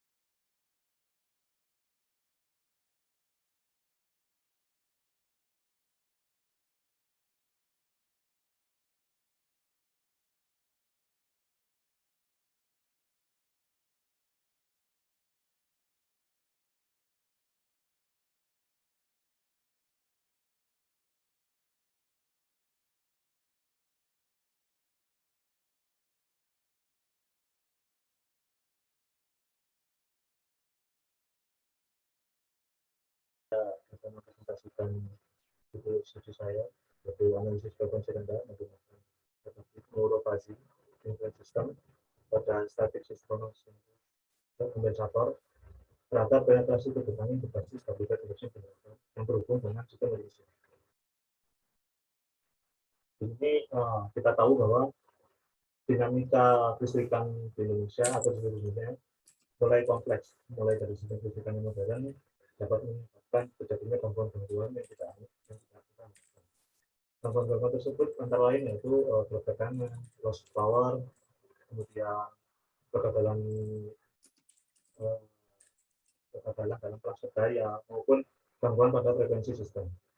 Belum lagi dengan mulainya berkembang dari sistem energi yang mana pada tahun-tahun belakangan ini menjadi lebih besar. Contohnya di China sendiri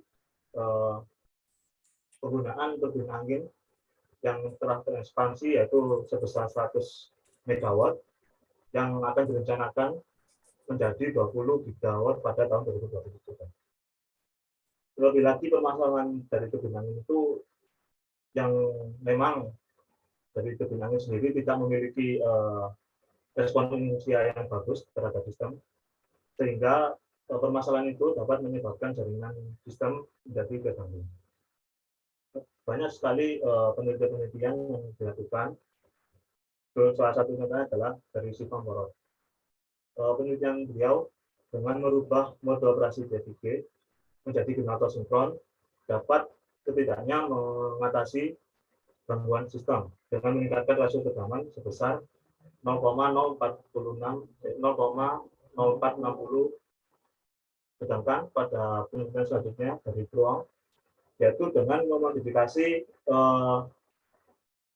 pemasangan SSSC, di mana dengan menggunakan damping kontrol untuk mengatasi kontrol tegangan pada sistem yang diasumsikan bahwa pemasangan turbin angin tersebut dengan kecepatan pasang sebesar 12 meter per second. Kemudian pada penelitian selanjutnya dari Omar dengan menggunakan perangkat power system stabilizer yang dikombinasikan dengan optimasi unfished NSDA atau non-dominating yang dapat menjaga stabilitas dari turbin angin, bukan dari sistemnya. Jadi yang dikendalikan dari umur ini adalah dari turbin angin. Dengan kontrol unfished ini, dia menggunakan beban dinamis, yaitu berupa turbin angin dengan tipe SCIG atau Squirrel Cage Induction Generator. Dari hasil tersebut didapatkan bahwa tanpa adanya SS atau dengan penggunaan SS konvensional itu lebih unggul dengan menggunakan kombinasi unfished dan MSDA dengan hasil pertama senilai 0,3051 dan juga 0,354. Jadi masalah saya bagaimana mengobrolkan dan juga menganalisa responsinya dari sistem yang akan saya lakukan, yaitu dengan menggunakan unfished pada SSSD terhadap penetrasi dari DFIG, dari turbin angin DFIG yang berhubung dengan sistem nutrisi. Tujuan penelitian saya yaitu untuk mengetahui respon sinyal yang didapat dari peredaman oscilasi yang dihasilkan akibat adanya penetrasi turbin angin pada sistem nutrisi. Berikut penamparan metode dari saya yaitu dengan men-set SSSD menjadi mode kapasitif, yaitu dengan memberikan nilai tegangan pembangkitan B lebih besar dari 0, atau dengan kata lain selisih antara tegangan pada generator turbin angin yang terhubung dan juga bus yang terhubung dengan sistem itu harus lebih besar dari tegangan yang dibangkitkan dari SSD sendiri. Berikut merupakan pemodelan dari saya yang saya gunakan pada blok POD atau Power Isolation Damping pada SSD, di mana unfished ini saya gunakan untuk mengontrol reaktansi pada pembangkitan SSD, di mana unfished itu sendiri inputannya merupakan perubahan tegangan dan juga perubahan kecepatan sudut rotor dari generator 2 dan juga generator 3.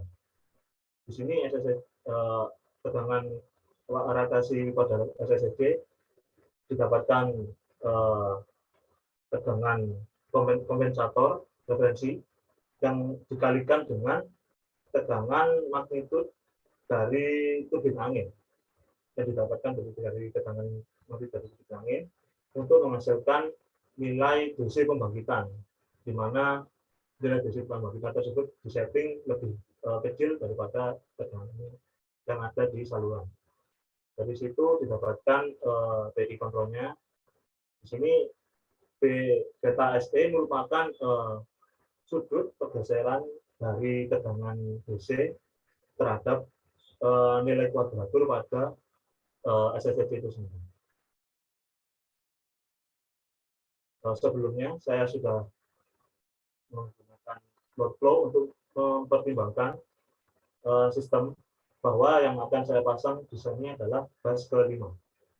Dapat dilihat bahwa dari sekian bus, dari 9 bus itu, bus ke-5 mengalami perubahan sudut yang begitu besar, sehingga tegangannya itu jatuh, yang mengakibatkan I pada saluran menjadi besar, yaitu sebesar 50 ampere dibandingkan dengan bus yang lain. Itu merupakan konfigurasi sistem yang saya ujikan, di mana sistem 19 ini, SD1, SD3, SD2, saya pasang dengan turbin angin untuk melihat respon sinyal yang dihasilkan. Sedangkan SSD ini saya gunakan untuk menetralisir terjadinya gangguan yang diakibatkan oleh osilasi pada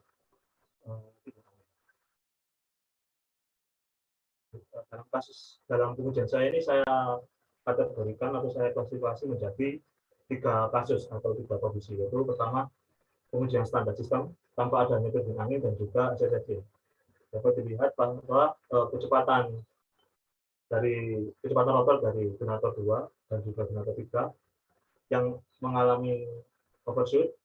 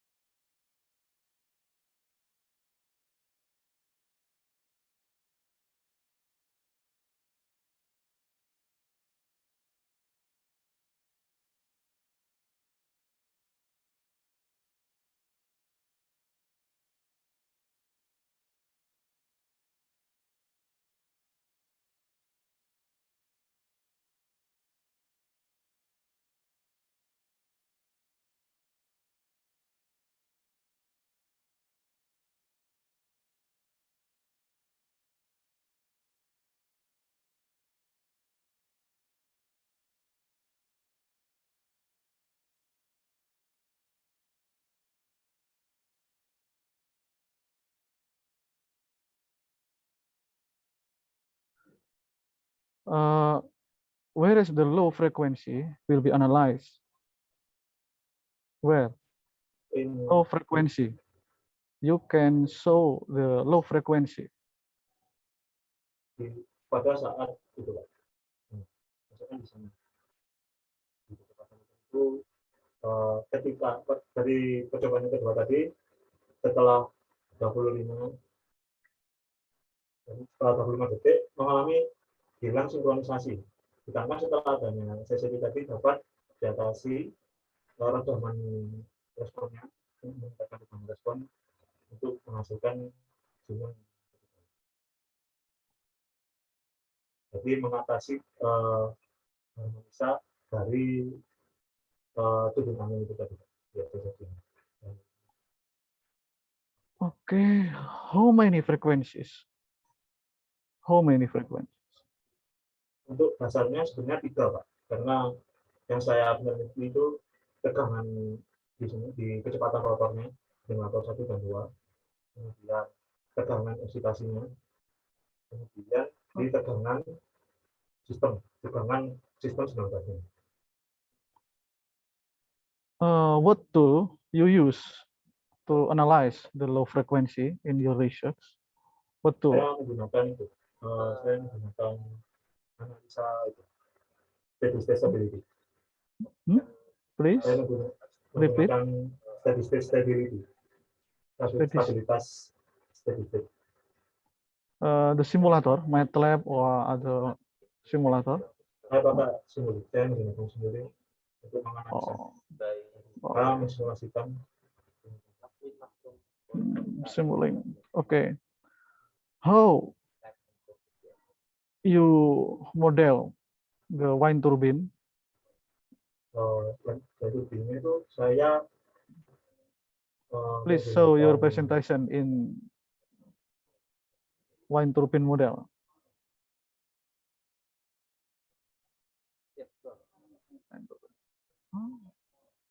Your model.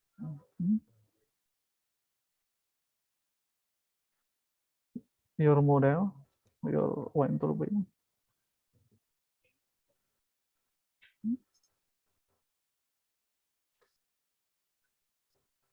Where your model?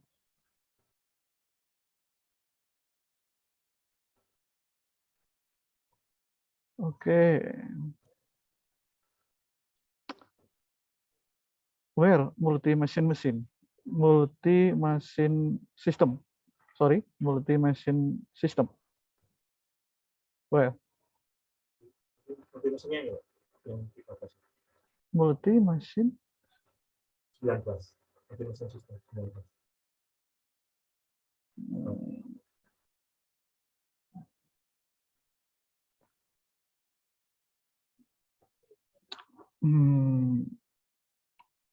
Okay. What is the meaning of triple S? C. Static synchronous series compensator. Device untuk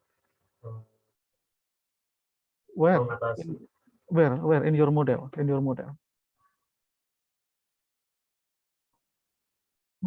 In your model. Triple SC.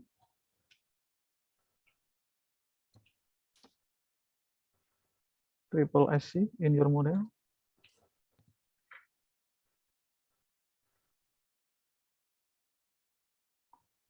Okay. I think it's enough for Mr. Ardi Maulana Yusuf. Please give applause to Mr. Ardi Maulana Yusuf. Okay, thank you very much for your presentation.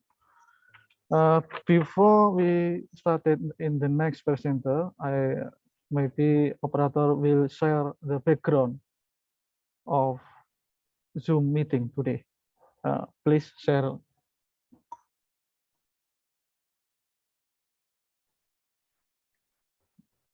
In chat.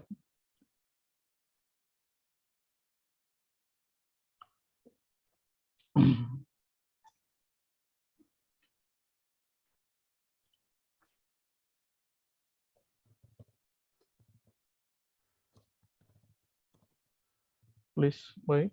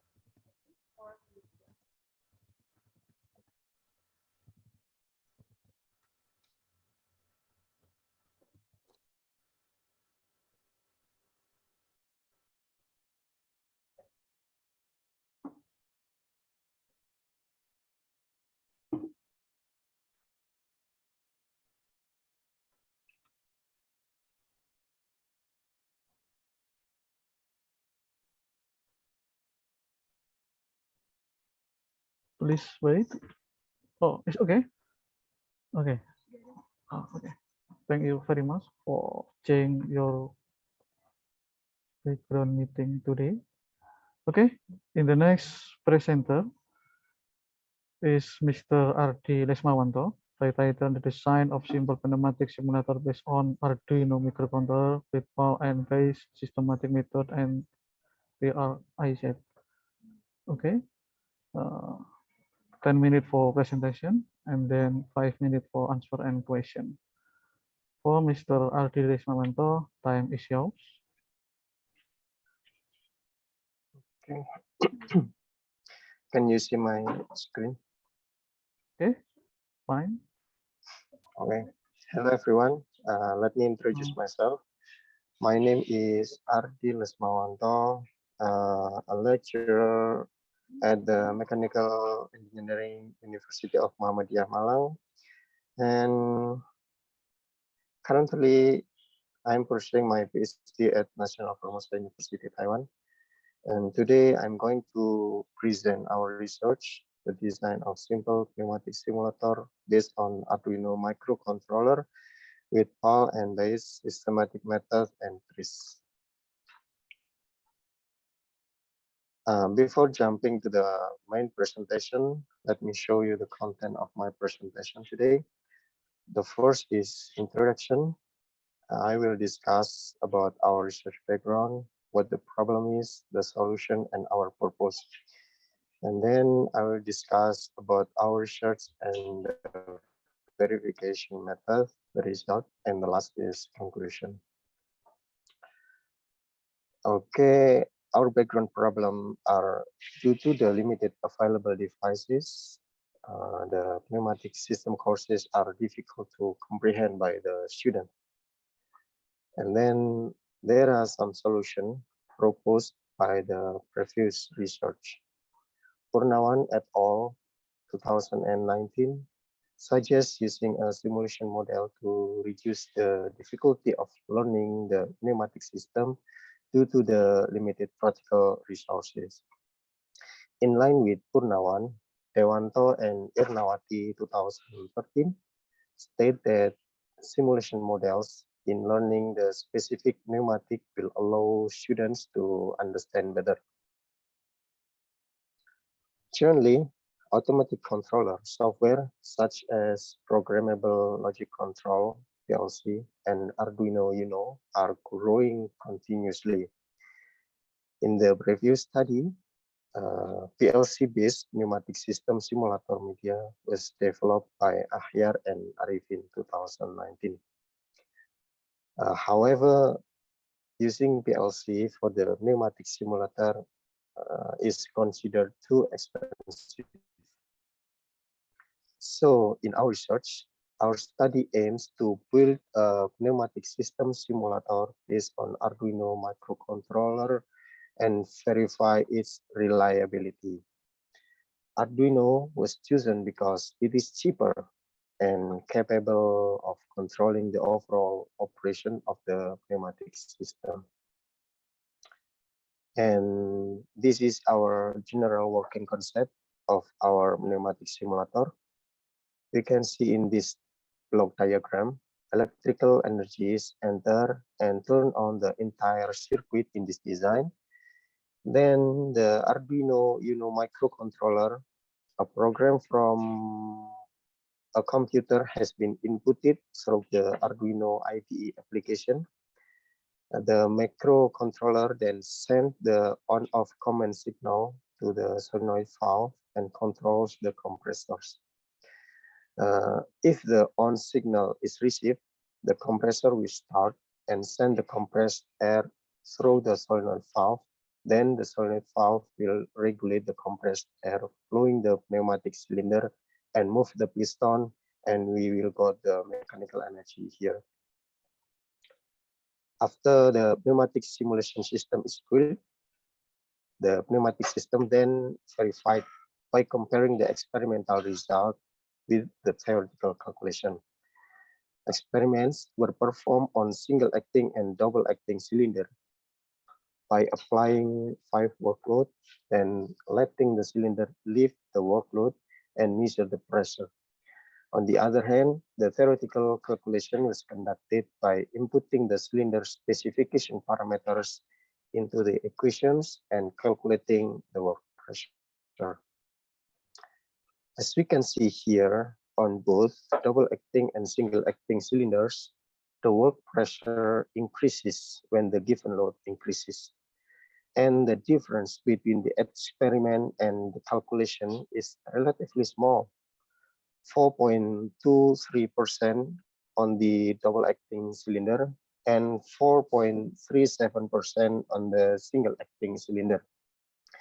And because of that, the testing result can be considered similar to the theoretical calculation. So from our research, we have some conclusion. There are the proposed pneumatic simulator design based on Arduino Uno microcontroller has worked correctly. It is indicated by the slight difference between the experimental data and theoretical calculation result. And then the coding program on the Arduino IDE software to control the electronic components has been built correctly, and the flowchart created has worked according to the design mechanism. Yeah, this is the end of my presentation today. Thank you very much for your time. Okay, thank you very much for Mr. R.T. Lesmawanto. Maybe any other presenter will ask to Mr. Adi. Okay, Mr. Adi, I will ask. Please show your presentation. Okay, please share screen your presentation. Oh, wait. Sure.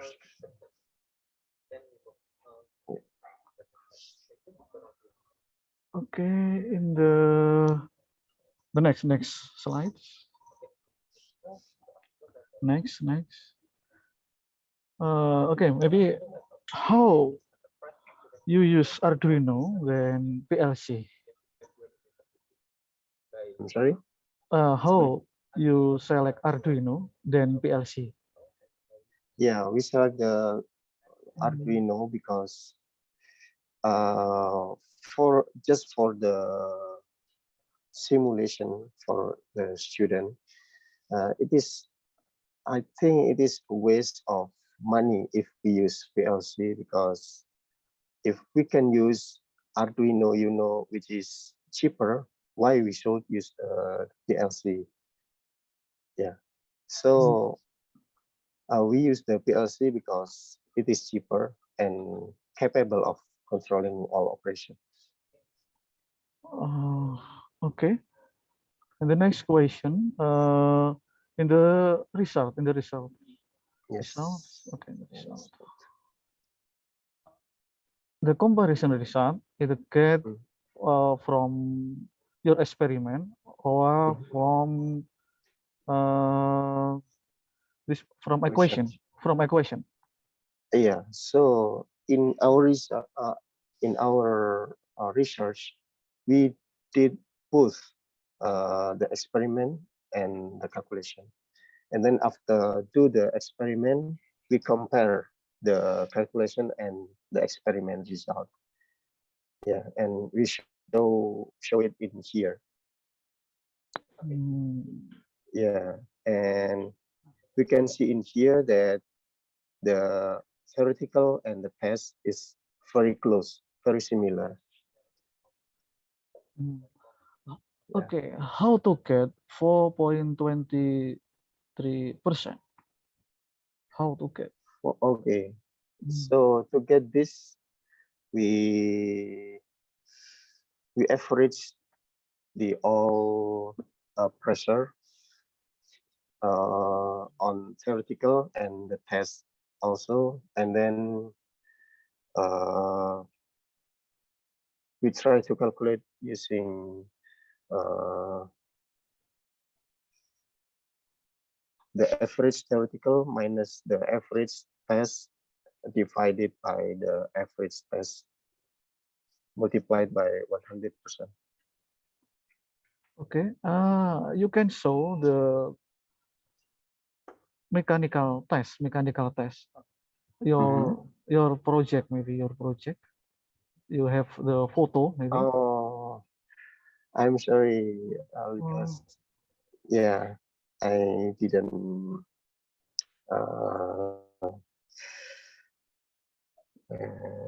didn't prepare it to show in here. Okay. And the next, you prepare your test by using simulator, or directly to build your tool. Yeah, so we built our tool. Yeah, we built Oh. our tool, yeah, using this mechanism, and then on this single acting and double acting cylinder, we applying 5 workload, and let the cylinder lift the workloads, and then we measure the work pressure. Yeah, Okay, and then we okay. compare with the calculation. Okay. Thank you very much for Mr. Adi Lesmawanto. Yeah, thank you very much. Okay. Please give applause to Mr. Adi. Okay. Okay, thank you. Okay, thank you. Okay. The next presenter is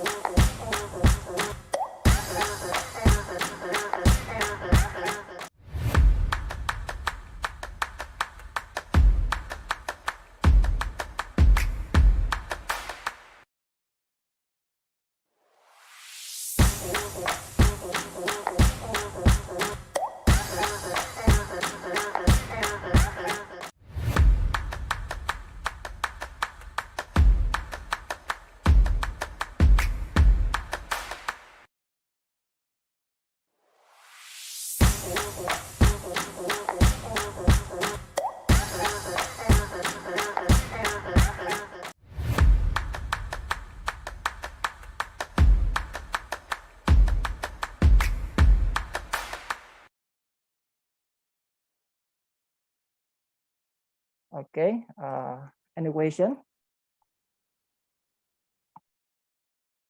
Thank you, Mr. Mirza. Is there any question for Mr. Mirza for ETM? ETM, it's like Yes, ATM, but ETM. ETM. Yes, ETM. Easy take money. Yeah. Is there any question for this ETM application? So for ETM is for driver, yeah.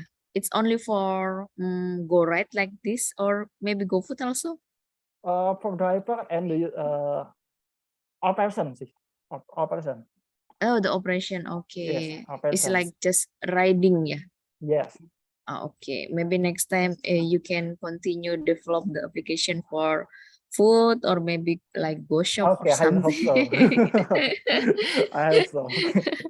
Because yeah, GoFood is very helpful for us, yeah. Yes, yeah. Okay, thank you. Absolutely. Thank you, Okay, Mr. thank you. Miza. Good luck for your application. Okay, Okay, for thank the you. next presenter is Mr. Arba. Are you ready, Mr. Arba? Yeah, I'm ready, Mrs. Okay, thank you. Time is yours, Mr. Arba.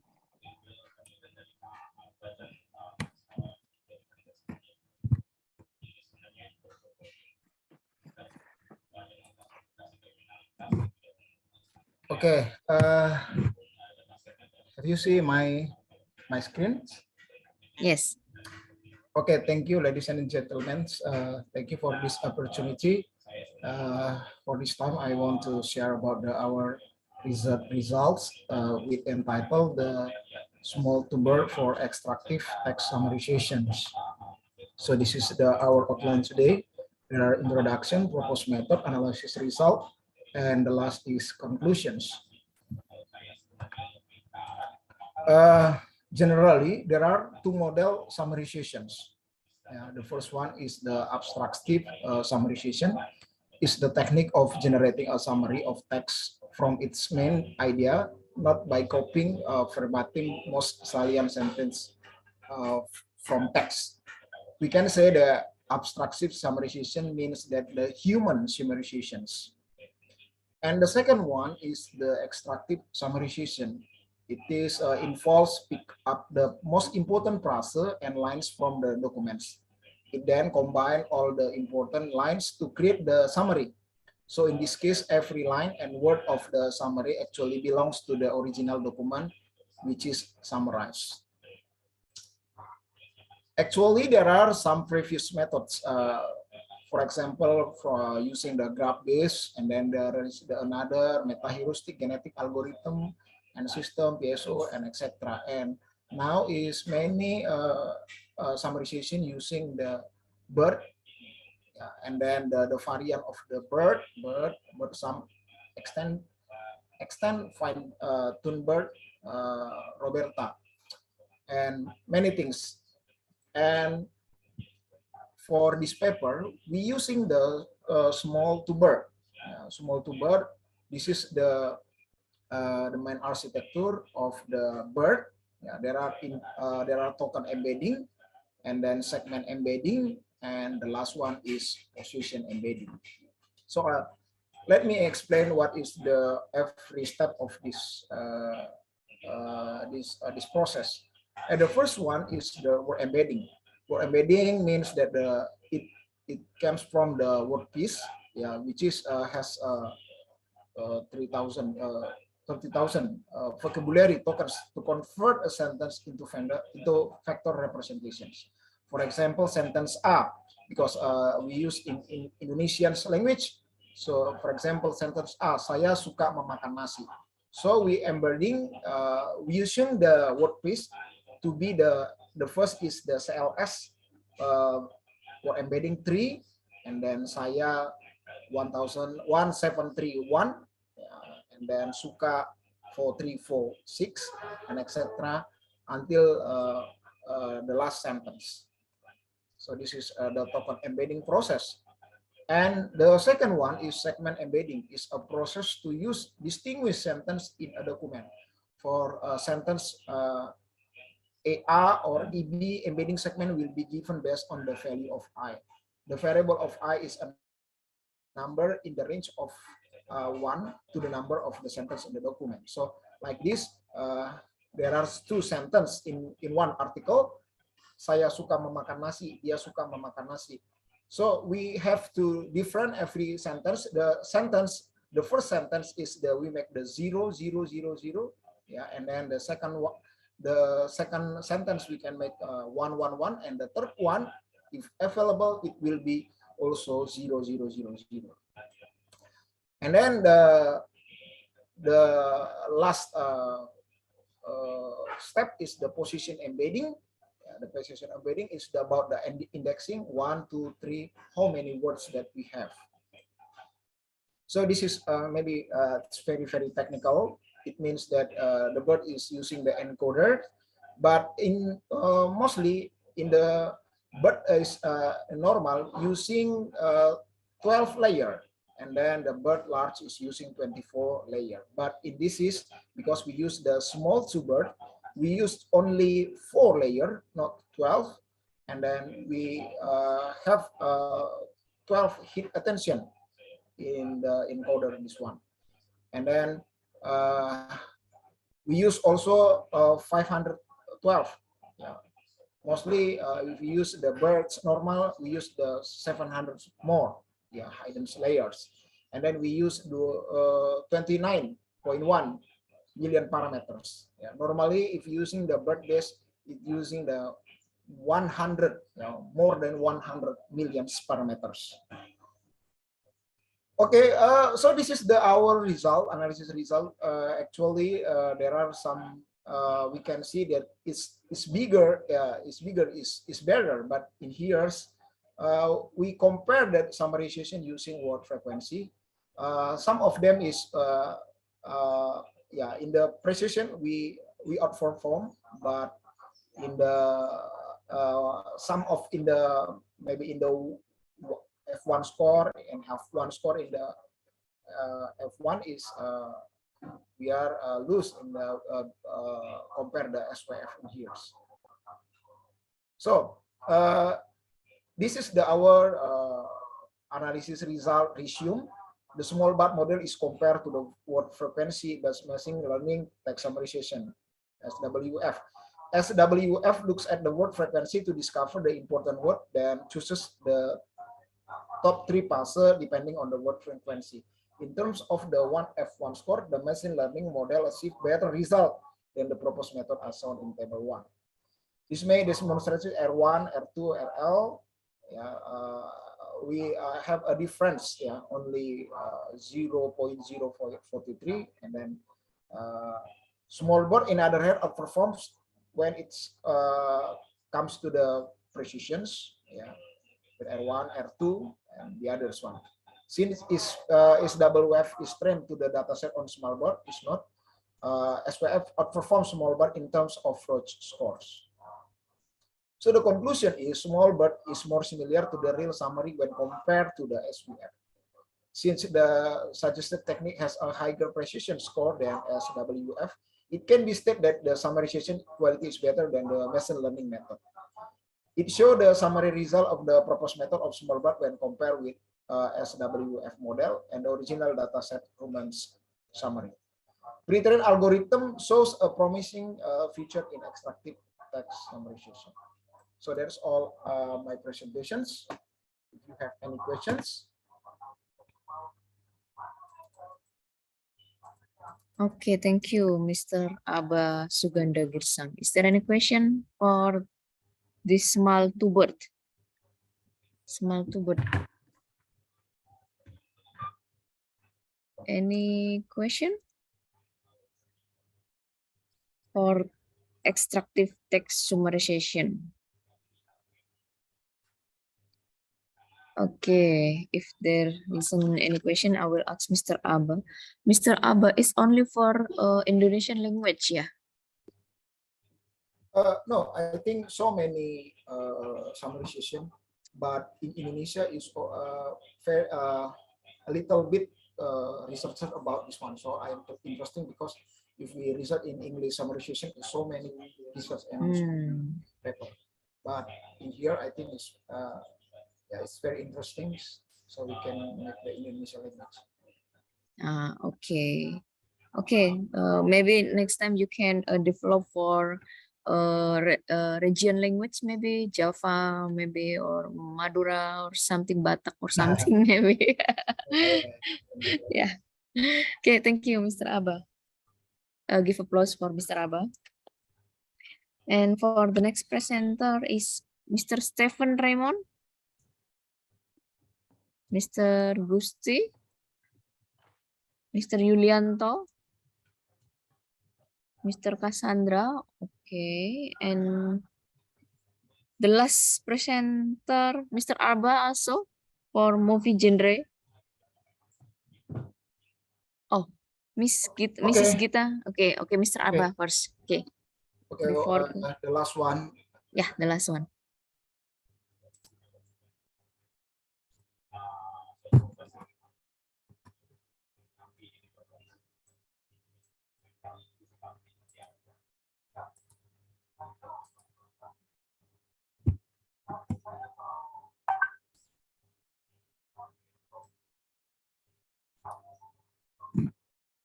Okay, this is my last presentation. This is movie genre classification using BERT and LSTM.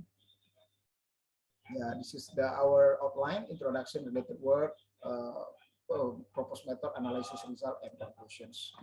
The introductions, the labeling of movie genre has been done manually, even though the genre of movie can be delivered by reading the movie plot summary.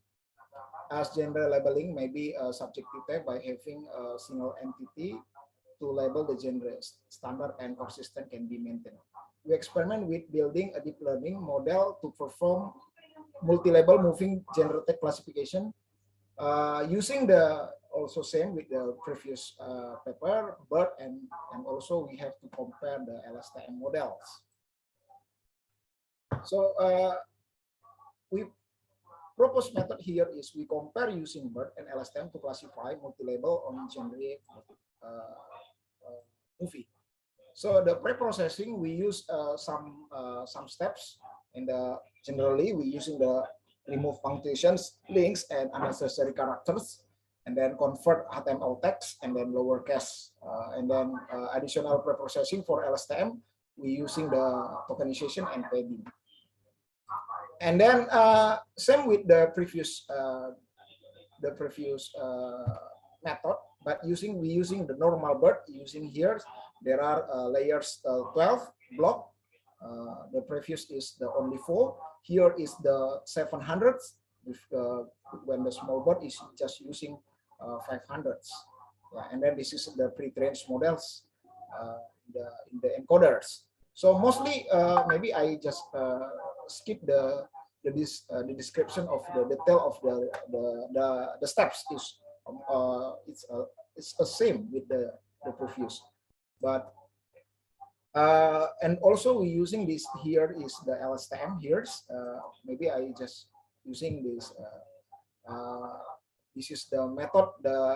This is the method is the from the repeated neural network, deep neural network. So for example, in here I have a pen and I have n. So we have to guess what is it, and then we have to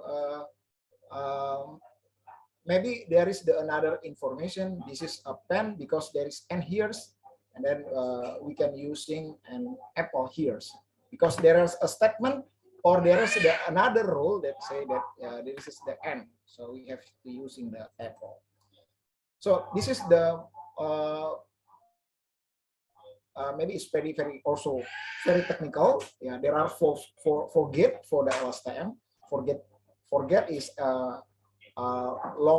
long-term memory, and then learn short-term memory, and then remember, not forget, learn. This is the four gate for this one. So this is the model of the architecture of the LSTM. And then we using the dataset in the movie plot synopsis with the consist 71 text, means that the kind of the movie, romance, horror, action, etc. And And then we split some data like this, trade 60%, validations 20%, and then testing 20%. And then this is the, for example, for the data sets, and then we have some text. Text means the genre. Yeah, so every movie can be more than one. Yeah, but the mostly is the 71 genre. So the setting parameter we use, yeah, activation function ReLU, sigmoid, optimizer Adam, learning rate 0.0001, cross function binary cross entropy. So this is our results. We just compares two methods, LSTM and BERT, and then yeah, mostly they are almost same. I think because yeah, it is just yeah, very standard method. Yeah. So I think there are gap improve that we can enhance this research. So based on the report as shown in these tables, we consider the board of the result from the LSTM and BERT model show satisfactory performance on IMDb dataset with 95% for LSTM model and 95 also for the BERT model. From this performance, we could see the LSTM slightly outperformed to the other model by 26 reductions in loss. Okay, conclusion, both BERT and LSTM model achieved that almost same 95%. Therefore, they are both well suited for this task. However, LSTM is slightly more favorable than BERT because LSTM model achieved lower loss than BERT model. So that's all my presentation. Thank you. If any question? Any question for Mr. Abba? Second paper, movie genre classification using BERT and LSTM. Yeah. Okay, Mr. Abba. Is there any chance so not only movie genre, maybe for Korean drama, because I love Korean drama so much. Yeah, I think this is just a sample. There is so many research we can do using the multi-label genre. Multi-label news also can, multi-label diseases, or multi-label the others. So many things. I think just is for the sample, how the algorithm can work in this data set. That's all. Thank you. Very interesting paper. Thank you, Mr. Abba Suganda. Okay, thank you, Miss. Okay. The last presentation will be presented by Mrs. Gita Indah Martasari. Time is yours, Mrs. Gita. Thank you, Budian. Let me share my presentation.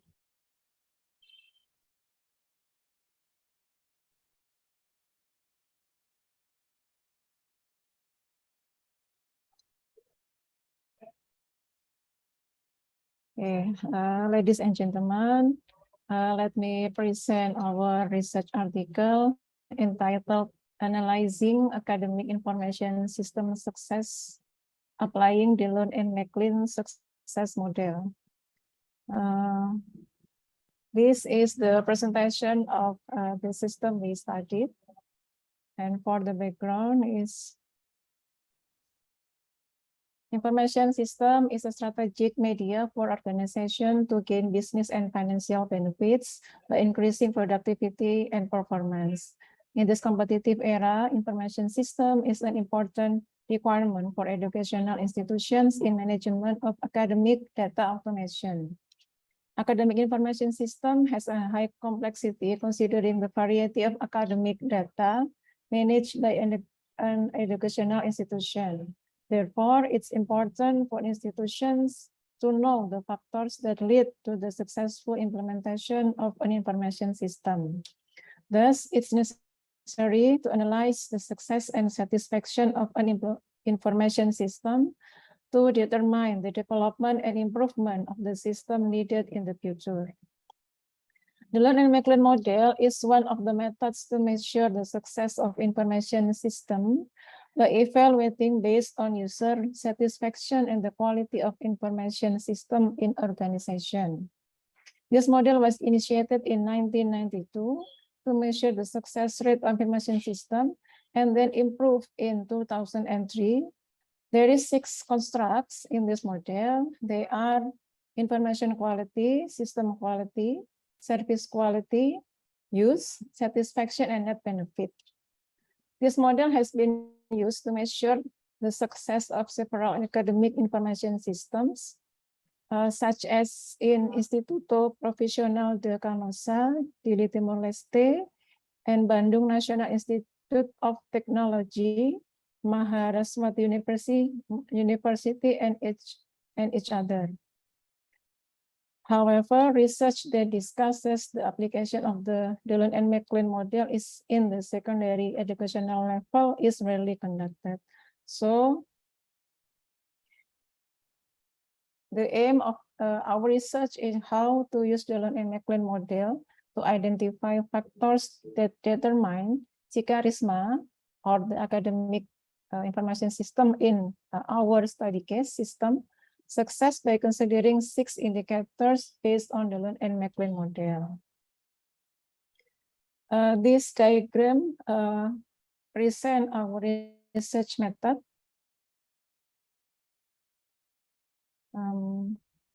Requirement analysis is conducted by studying the Dillon and McLean model, and we develop hypothesis research. There are 9 hypothesis research H1 to H9. System quality has significant impact on usage. System quality has a significant impact on user satisfaction. Information quality has a significant impact on usage. Information quality has a significant impact on user satisfaction. Service quality has a significant impact on usage. Service quality has a significant impact on user satisfaction. Use has a significant impact on user satisfaction. Use has a significant impact on net benefit, and at least user satisfaction has a significant impact on net benefit. Then we develop our instrument, consists of questionnaire. Questionnaire is based on 6 items in the ECMAC model, and then we do data gathering. The population of respondents in this study were students of SMK Negeri 1 Malang who actively use the academic information system with a total of 1,840 students. The sampling technique used in this research is simple random sampling with error rate 10%. So the respondent is 100 respondents. And then we analyze, data analyzing. We do validity and reliability tests. Is concluded valid and reliable. And then we do analysis using structural equation model or SEM. Based on the structural analysis, for the structural analysis, we use 8 indicators. You can see in this table in the first column, there are 8 indicators. Probability, RMSEA, GFI, GLI, and so on. And these are the results for our structural analysis. We do some modification before to get the good description of the model. And then we do linear analysis to determine the linear correlation between variables. The linearity test, we count the significant value. The linearity between variable exists if the value is greater than 0.05. So in this, based on this result, we can see that the variable that have correlation is system quality and user satisfaction, and then service quality and use, service quality and user satisfaction, information quality and use, information quality and user satisfaction, and user satisfaction and net benefit. There are variables that have linear correlation. And then for proving the hypothesis, we already defined in the first step. We do regression wave analysis result.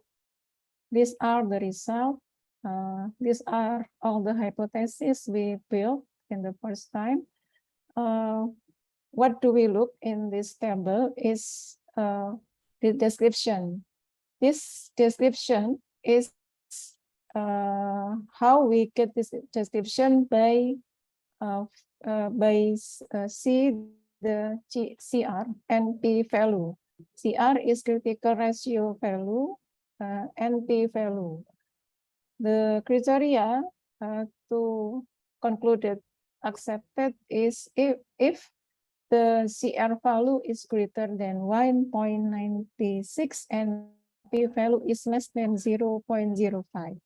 So based on the result of this analysis, we can see that hypothesis first and the A hypothesis X is considered accepted.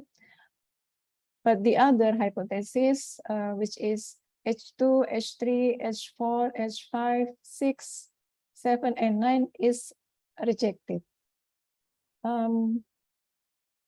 These are the results. The first hypothesis is accepted, while the third hypothesis and the fifth hypothesis were rejected, so that the quality of information and service quality did not have a significant impact on usage. This is caused by the presentation of information that is less attractive, the accuracy of the information is not precise, and the language that is difficult to understand, make the system is less used by students. And then for the other rejected hypothesis, H2, H4, and H6, there is no impact on system quality, information quality, and service quality on user satisfaction. From these results, it can be concluded that the level of satisfaction of information system user can be increased if these factors is developed and updated. Furthermore, the analysis result on the 7 hypothesis shows that there is no effect of usage on user satisfaction. This result shows that user satisfaction will increase when students use quality information systems with reliable, accurate, and useful indications. Therefore, we recommend that the recommendation that can be given are the need for system improvements, presentation of accurate information, and a good service. And for the hypothesis accepted, the 9 hypothesis is rejected, which shows that there was no impact of user satisfaction on net benefit because the system was not yet optimized in terms of completing administrative tasks. So the conclusion is the implementation of this system can be considered not successful because most of the hypothesis is rejected. There is no significant impact between information quality, service quality, and usage, and there is no impact of system quality, information quality, and service quality on user satisfaction. These are the factors of the failure of the system. I think that's all for my presentation. Thank you. Okay, thank you, Mrs. Gita Indah. Any question for for analyzing academic information system? Any question? Okay, maybe I will ask Ms. Indah Martasari. The academic information system for UMM website or something else? This system is used in SMK Negeri 1 Malang or Sikarisma, yes. SMK Negeri 1 Malang. Okay. Have you ever tried to analyze in UMM or maybe the other university instead of SMK or higher education? Not with this model. I've I've been used another method for measuring quality of system, but not this model yet in UMM. Oh, okay. Thank you, Mrs. Okay, Gita thank Indah you. Martasari. Thank you, Budia. Okay, thank you, Let ladies me and stop. Okay.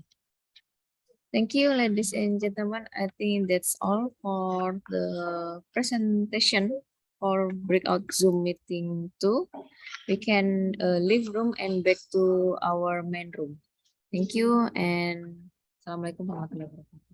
Waalaikumsalam warahmatullahi wabarakatuh. Waalaikumsalam.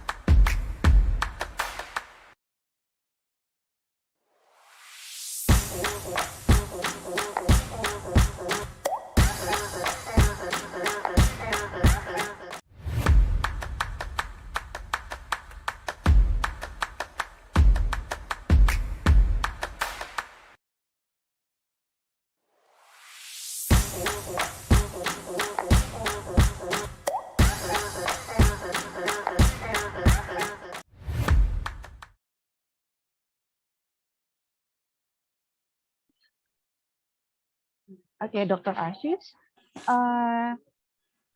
I'll ask you a question. Okay, do you have any suggestion for the next research? Yes, ma'am. Do you have any suggestion for the next research? Suggestion for the next research? Next research, I'm implementing these methods for the directed evolution of enzymes, because there the problem is when I'm computationally evolving the enzyme, one sequence, I need to generate multiple sequences and find out which mutations are better. I normally do it. So most of the servers get trapped there. So I'll be using these methods, the best of these methods, to analyze the phylogenetic or evolutionary relationship extracted for directed evolution. And I'll be linking these methods for the improving the accuracy of directed evolution. That's a complete plan. And my next paper will be coming up after the publication of this article. Okay, thank you, Dr. Ashish. Thank you for your presentation. Maybe we can go to the next panel, right? Can I leave now? Thank you so much. Okay, maybe we can go to the next presenter. Thank you, Mr. Thank you, Mr. Ashish. Okay, for the next presenter is Artman Mobile Application for Freelancers Client Matching by Matthew Biancis Moko and Yudhistia Ayu Kusumawati. Miss Yudhistia or Matthew? Okay. May I share my presentation? Good afternoon, Mr. Matthew. Okay, good afternoon. Okay, I will share my presentation video, okay?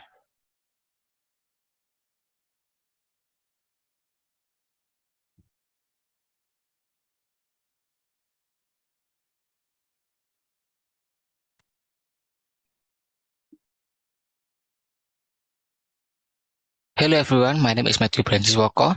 I am from Binus University, and today I'm here to present you about my idea of creating a freelancer application called ArtMoon.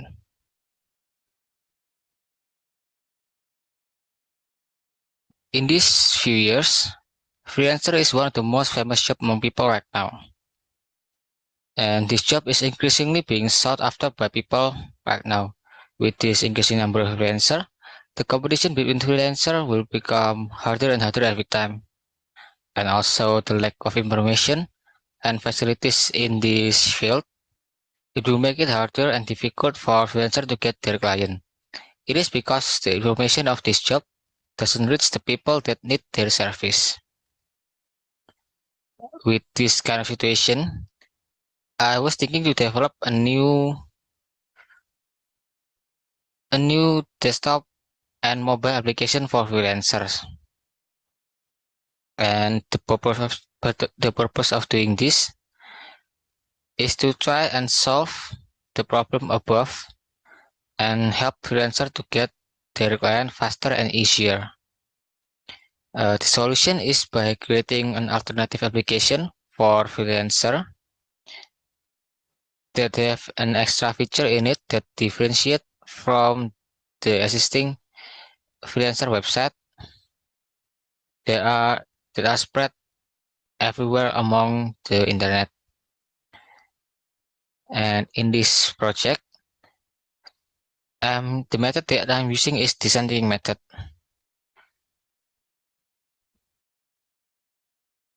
And the first step that I'm using is empathy. And in this step, I'm trying to understand the impact of this problem from different and various point of view. This can be done by doing some research and observation. And the second step is define. In this step, I'm making further observation about the problem and the solution for this problem. In this step,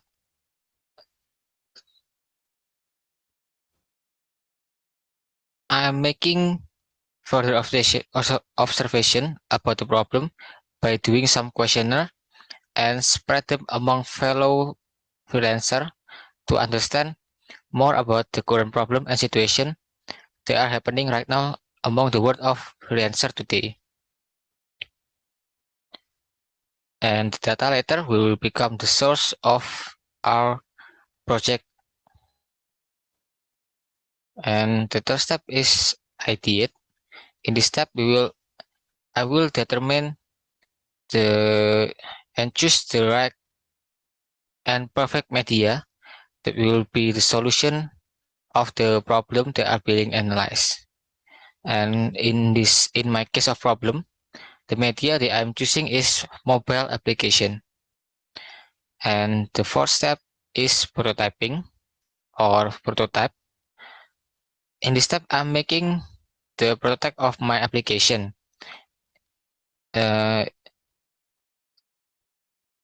I'm making this prototype starting from the base UI and UX experience and the UI design. By making this prototype, it will help the research later in the making of the final product. And the final step is the testing of the prototype. In this step, I send my prototype to the subject or my fellow freelancer or my friend and see what they think about my prototype. And then the input from the tester later will become the main value of this step. It is because the input of the tester is used to refine the product more and more later and will become the base of the final product later.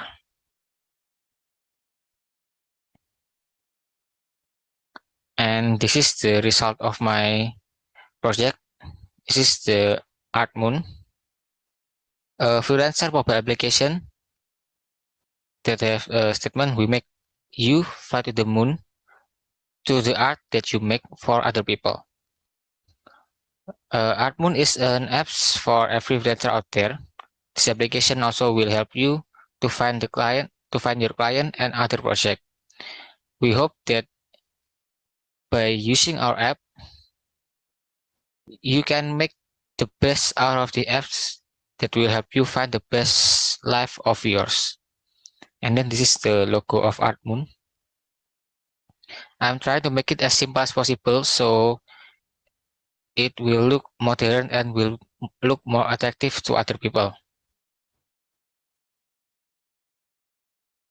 And then this is the color that I use for this project. The primary color is violet that have the hex code of HC7EFD. And then there are two secondary colors, there is pink and blue. The pink one have the hex codes of FEC2F2 and the blue one is 2E22A5. I'm using three main color in this project, and I'm trying to use them as synchronous as possible. And the font that I'm using is Nexa Bold. This is for the main font, and this is how it's look like. And then this is the secondary font.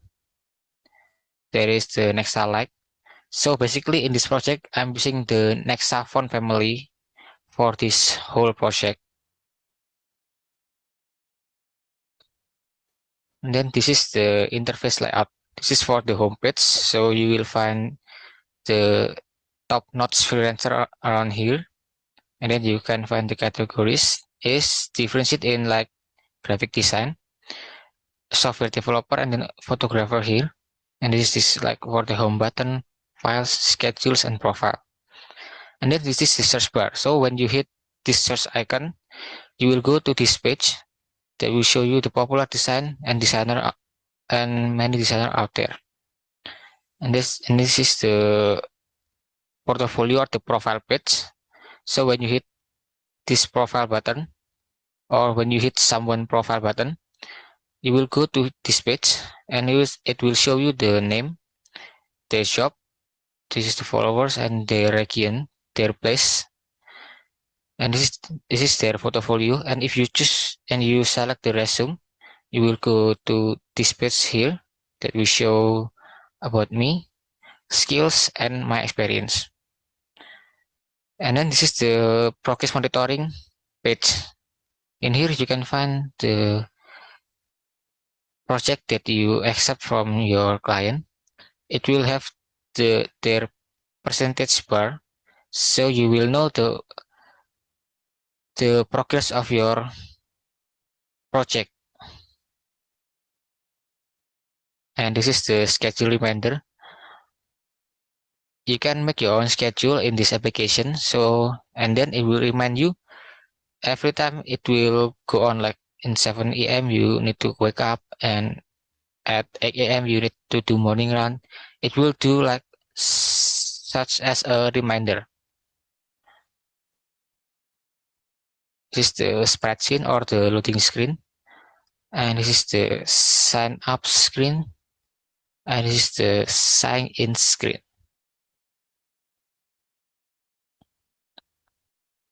Okay, this is my presentation. Thank you for your attention. Have a nice day. Okay, maybe any question for Mr. Matthew Brian? Yeah. Any question from other presenter? Okay, Mr. Yes. Matthew, if I saw your application, it's like a few application who collaborate into one apps. It's like a LinkedIn mixed Yes. with Tinder. It's like that. I thought it was like that. Okay, so can any freelancer from any field use this application? Of course, my main goal is to combine all freelancers in that application, so the client will be easier to find the freelancer, and also the freelancer will be easier to find their client also in that application. Okay, so what is the common problem between clients and freelancer that inspired you to make these apps? Maybe it is the lack of information that people don't know about this job, right? So usually people use their own set of job, like a graphic designer on their company, so they not using the freelancer job. Okay. Okay, maybe another question from another participants. Okay, if there's no question more, thank you for your presentation, Mr. Matthew, and we Thank can go you. to the next presenter.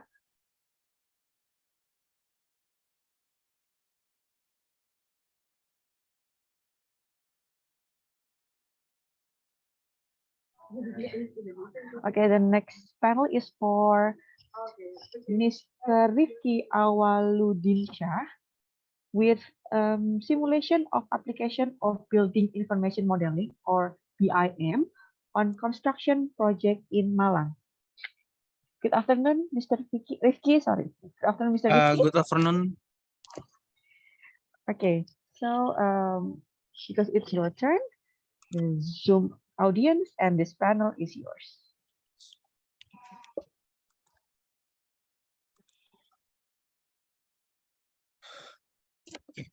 Assalamualaikum warahmatullahi wabarakatuh.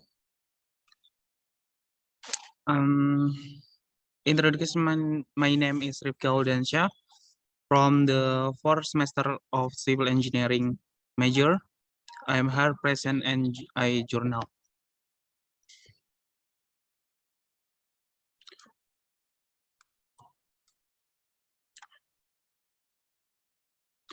Introduction, construction project cannot be spared from problems, can and interest cost and time and the effectiveness of project work. This result in description of further construction process active.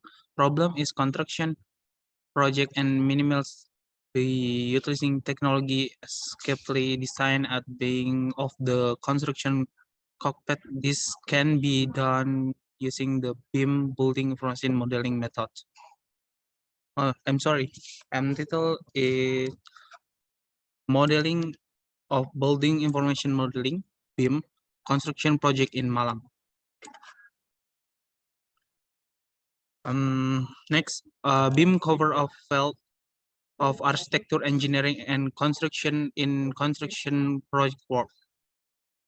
In the field architecture, BIM assist is the modeling process, including detail and precision 2D and 3D drawing. In the field of engineering, BIM help the process of strike analysis, both structural and non-structural. And in the field of construction, BIM assists in the process of monitoring and evaluation the work process of construction project. The implement in it in building, you can several software out of the without Autodesk Revit. Application is application on building information modeling BIM. Autodesk Revit is used this study because in profit result in the form of 2D and 3D visual image and volume calculation for its job. Next, Revit has schedule quantity feature and Revit in the schedule feature to manage project implementation time and accumulation finish cost for structure to find out the financing target and project accurately in will therefore and schedule is net quantity is a feature in the in Revit. This feature the effect of being able to direct determine in volume of concrete in reinforcement drawing on the structural element. This make building analysis easier.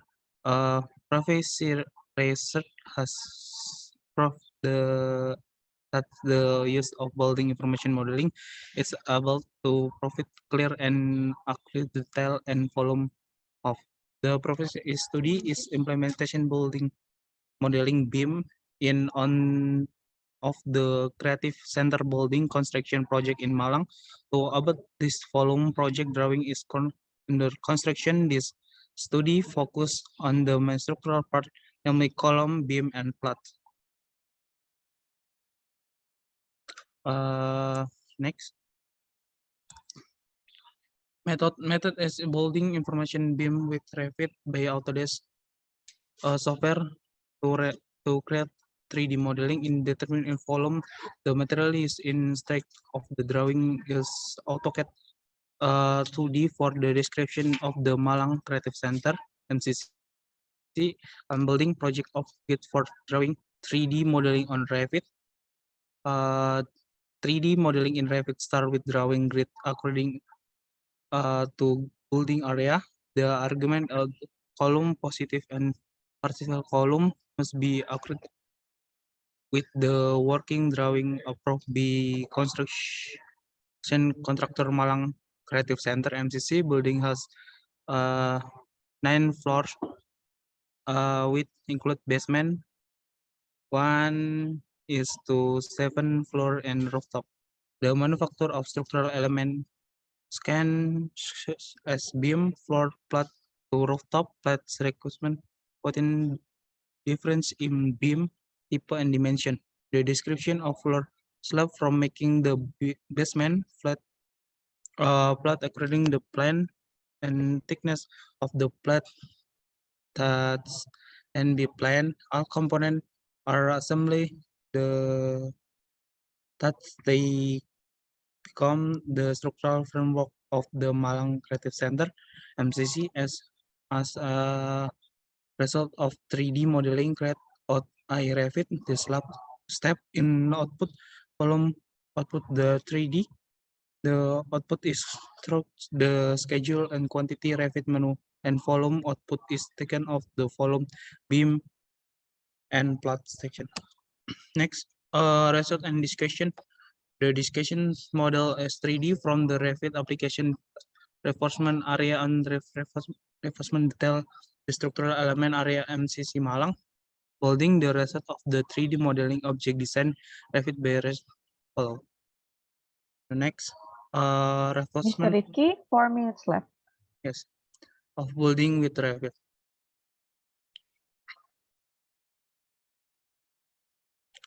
Next, table recap of volume column calculation based of the result of the analysis using Revit is I found the volume of the Revit calculation. It is differ accurate in the volume calculation in this column modeling that large volume on is on the 1 and 7 that follow the third column type K1 and reinforcement volume is 31880 kilogram. The volume total volume of the concrete for 101 millimeter cubic and total requirement volume reinforcement is 460 kilogram. Next, table recap volume of the beam volume. Based of result analysis using Revit is found the volume the Revit calculation and the volume is beam modeling. The beam volume is the one floor where the beam type is B1 and the reinforcement is 652 kilogram.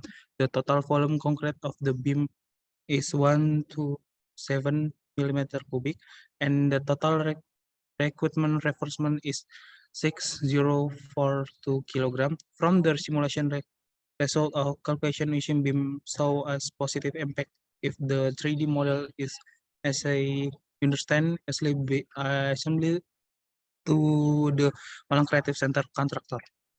Next, recap table of plat volume calculation. Based on resolution analysis system using Revit. We found the volume calculation is the calculation from the plot modeling. So start from the basement floor, the tip of floor, and the reinforcement 3 is 4 kilogram. The total volume of concrete for the slab is 30,074 millimeter cubic, and the total reinforcement recruitment is 3016 kilogram. Research on similar construction project of the detail and effect result of beam construction project and can help construction work from planning to project development process. Next, calculation. Calculation result of Informatics beam. The Revit model is modeling is in the form of one detail 2D from sub drawing. This detail drawing also the AutoCAD by application modeling.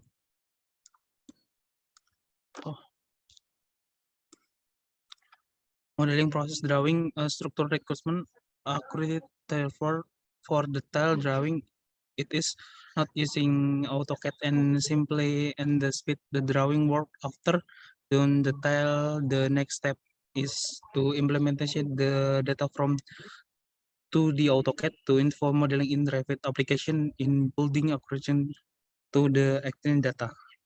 To taking the result of volume calculation output the structural element as whole element. The volume concrete of the column is 1011.6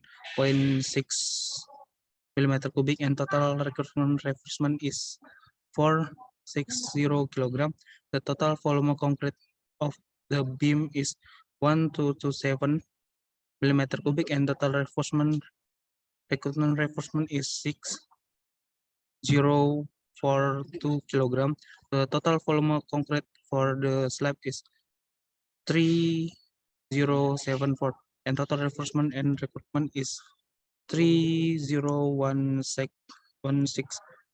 kilogram. The next research is to do 3 modeling all part of the buildings, both structural and architectural analysis project in cost.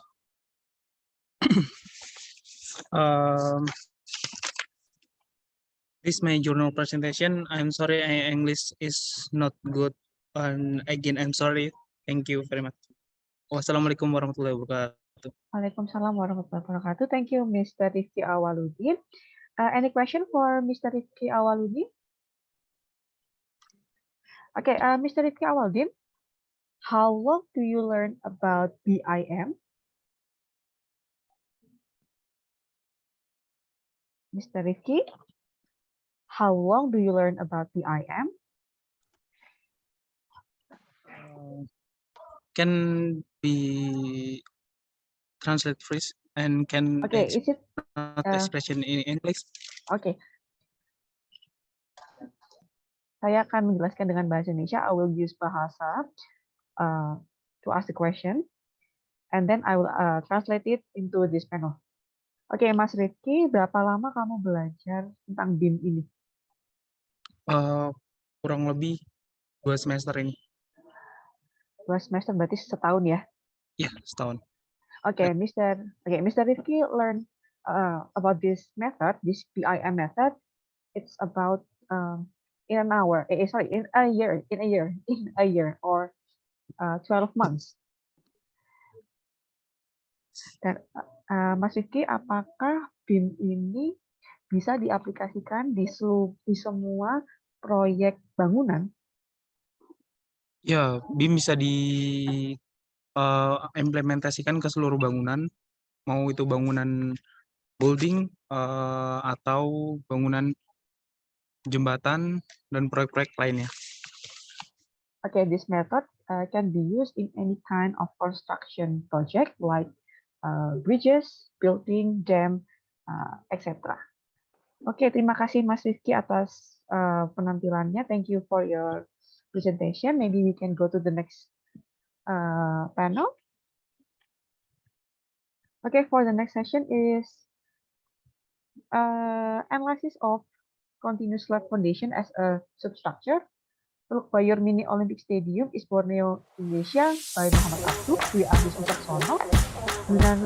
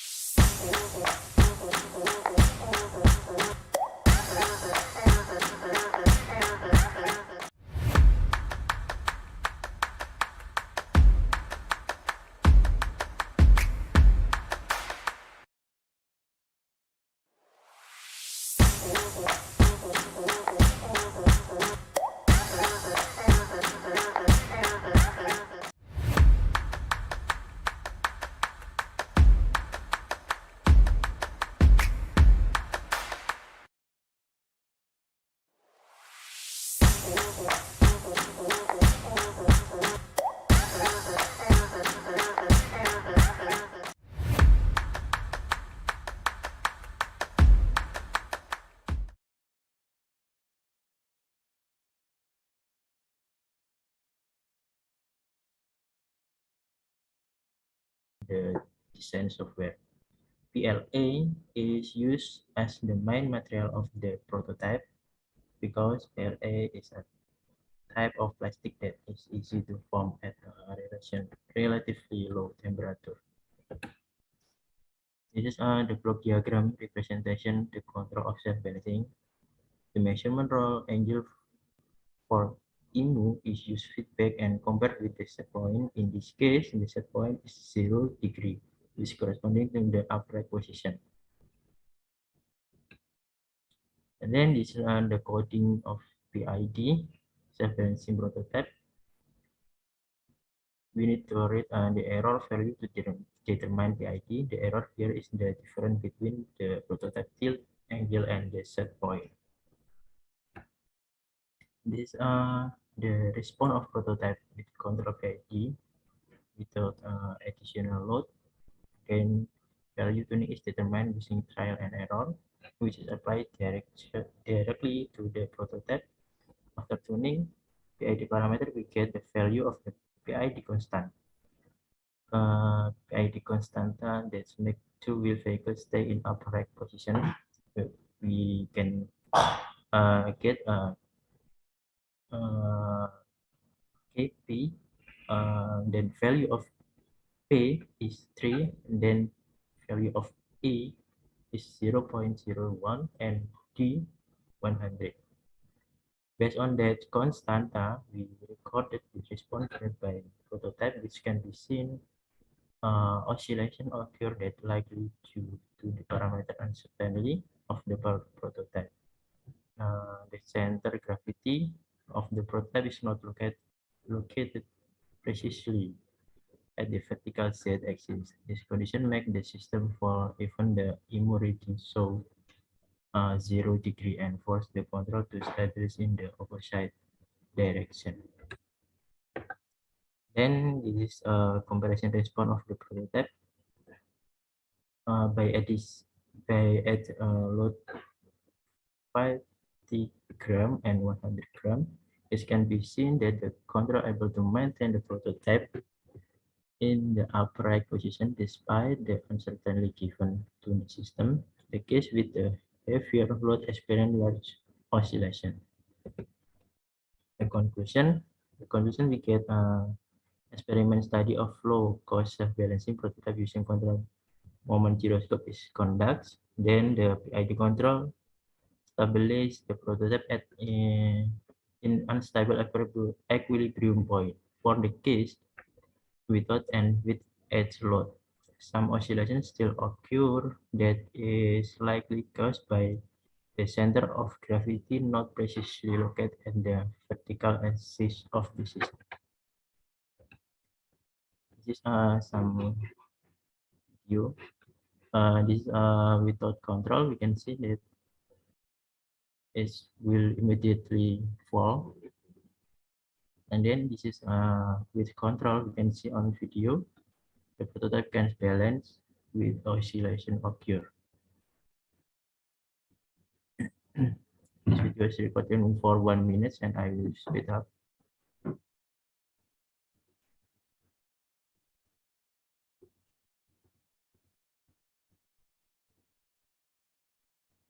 This oscillation occur.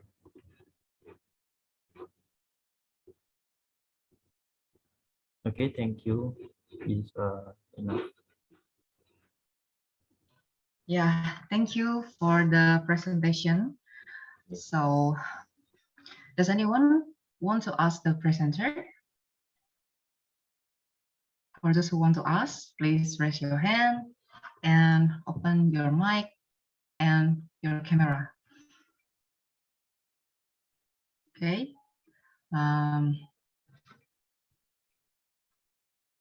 Is there anyone? All right. So because no one asked, I will ask. So would you explain about the difference of this research compared to the previous research?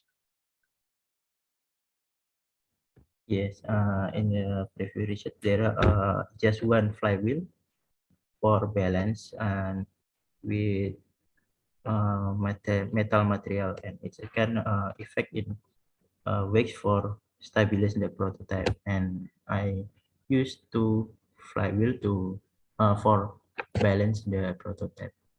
It's all right. For the last question,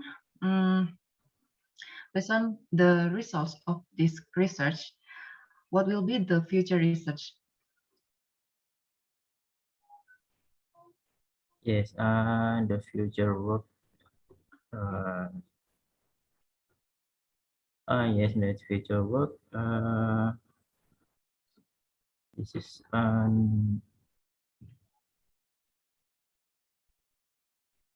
it's oscillation more in this in my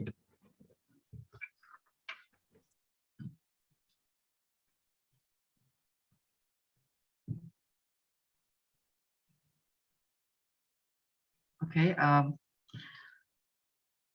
I think the connection internet is not good as well. So how about we continue to our presenter.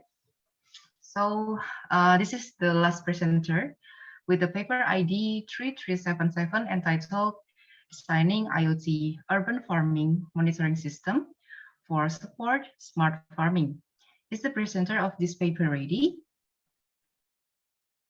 Yes, I'm ready. All right, the time is yours. Okay, thank you. Good afternoon. My name is Ahmad Nurul Fajar. Today, I would like to present about our paper, with the title is Designing IoT Urban Farming Monitoring System for Support Smart Farming. My team is myself, Ahmad Nurul Fajar, Rianto Jayadi, Santoni Dias, Gilbert Setiawan, and Michael Budiawan. We are from Bina Nusantara University graduate program. We will talk and present about our work in the second International Conference on Technology, Informatics, and Engineering. So this is the introduction. The first one is urban farming provides many benefits in increasing food sources that can be used by the community and our solution, including green open land in the mindset of dense urban buildings. So we investigate. There are three problems. The first one, manual recording. Manual recording of each plant data regarding the flowering process and plant status tends to take time in the process, and there can be human error from the results obtained. The second one is in the agricultural and plantation industry, temperature and weather greatly affect the process of plant development and the result obtained. But with the current uncertain and changing weather condition, there are temperature conditions that can change for plants and can hamper crop yields and others. And the last one is limited knowledge on how to check and determine the pH of water, soil, moisture, and plant condition can also have an unfavorable impact and result are not optimal. Irregular watering schedule and methods can also damage plant development. So this is the related works. Related work to related IoT implementation, and then smart hydroponic system has been proposed. So another researcher tried to carry out the integration of IoT into cucumber cultivation in greenhouse, and then integration of all IoT types, and then smart agriculture, agro IoT, and then related to microclimate has been discussed for another researcher. So according to another researcher, microclimate is discussed about habitat and agent for organisms at the micro scale. And then hydroponic is growing fast, while hydroponic is planting technique using planting media other than soil. And then the impact of this condition, planting doesn't require large tracts of land. And then hydroponic planting, and then related to temperature. So the research methodology, we divided into three stages. The first stage is interview and observation, and then we continue to requirement analysis for system monitoring, and the last one, we design of system monitoring. After that, the result and discussion. The first one, we propose a business model for the system. We are using business model canvas, key partner, key activity, key resources, value proposition, customer relationship, channel, customer segment, revenue stream, and cost structure. So we investigated. There are two key partners, web hosting and IoT vendor, and then revenue stream we can achieve from rent services or product sales, and value proposition is ecosystem monitoring, precision monitoring, data visualization, ease of use, and ease to access. So customer segment is urban community and agriculture business owner. So the customer relationship, user manual, video tutorial, and others. So the system can be accessed using the channel from website and media social. So we need key resources such as software developer, IoT engineer, content creator, and designer. So the key activities are manufacturing product, maintain website and product, generate sales to customer, campaign and marketing, and social media. So this is the business model, and then we continue to design the system. We are using UML diagram in this study, we use state chart diagram. So this is the state chart diagram for choose smart farming feature. We can see what is the interaction, state, user and the system, login, and then username, choose smart farming, choose data, watering sensor, choose smart farming status, smart farming status. So this is the status of the diagram, SSD.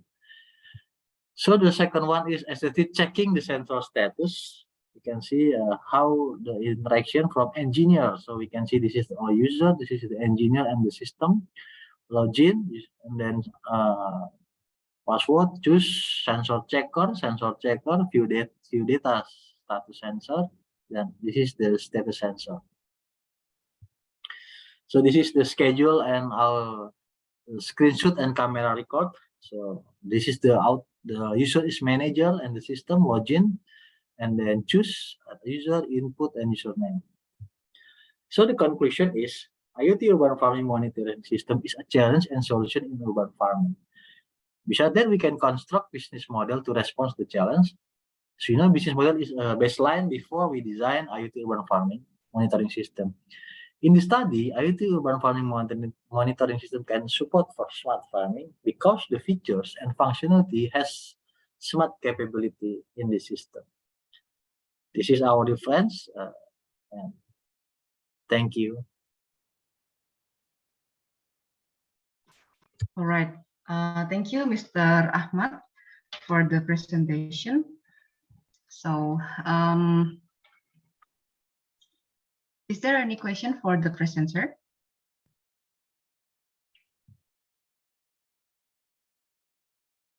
For those who want to ask, please raise your hand and open your mic and the camera.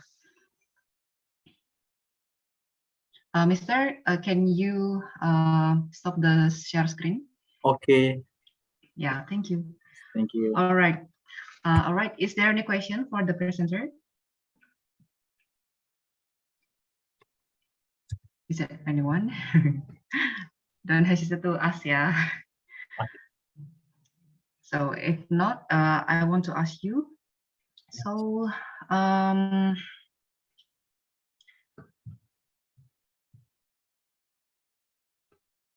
would you explain about the novelty of this research? The novelty in this research is not too strong. I think it's not enough to strong because it's only implementation of IoT urban farming. But the challenge is how to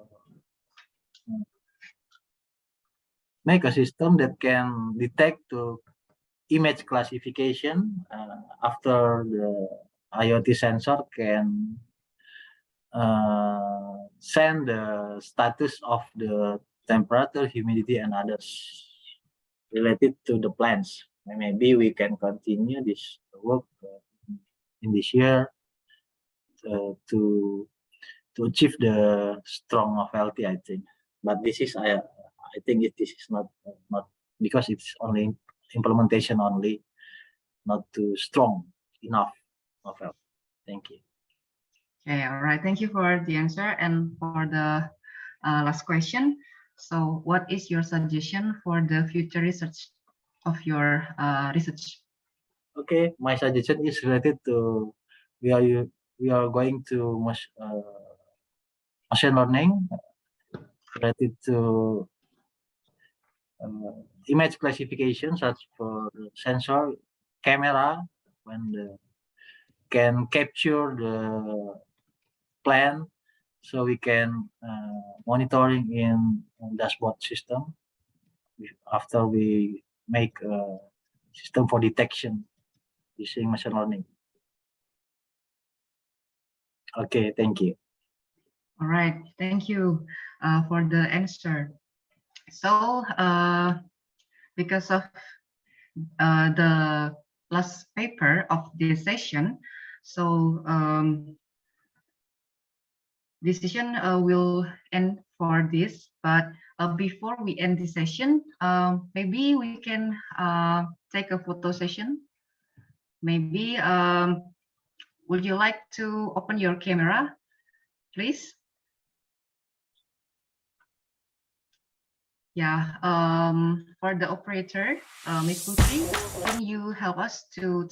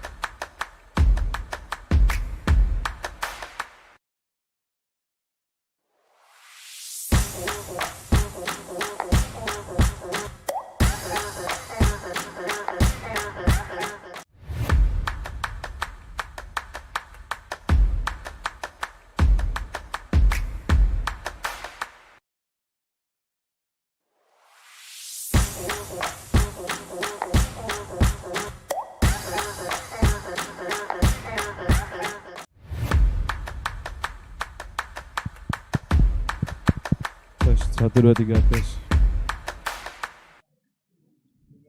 3 tes. Tes.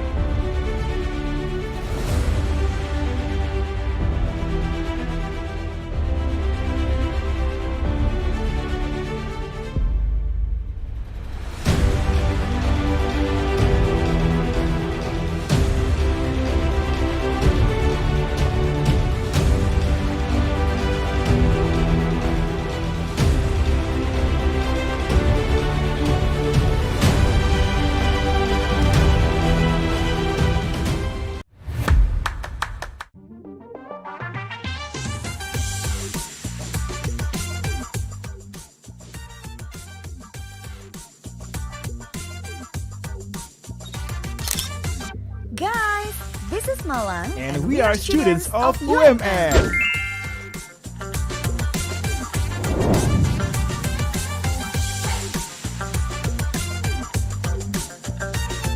How exciting is it to be studying in UMM?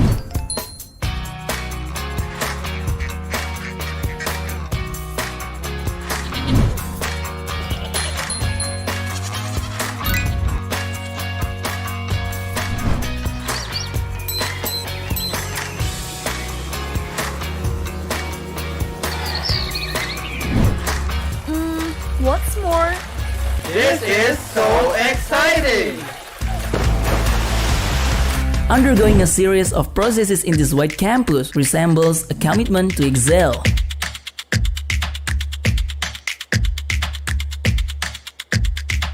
The tagline, "Each achievement is worth appreciation," is reverbing and proven to be real.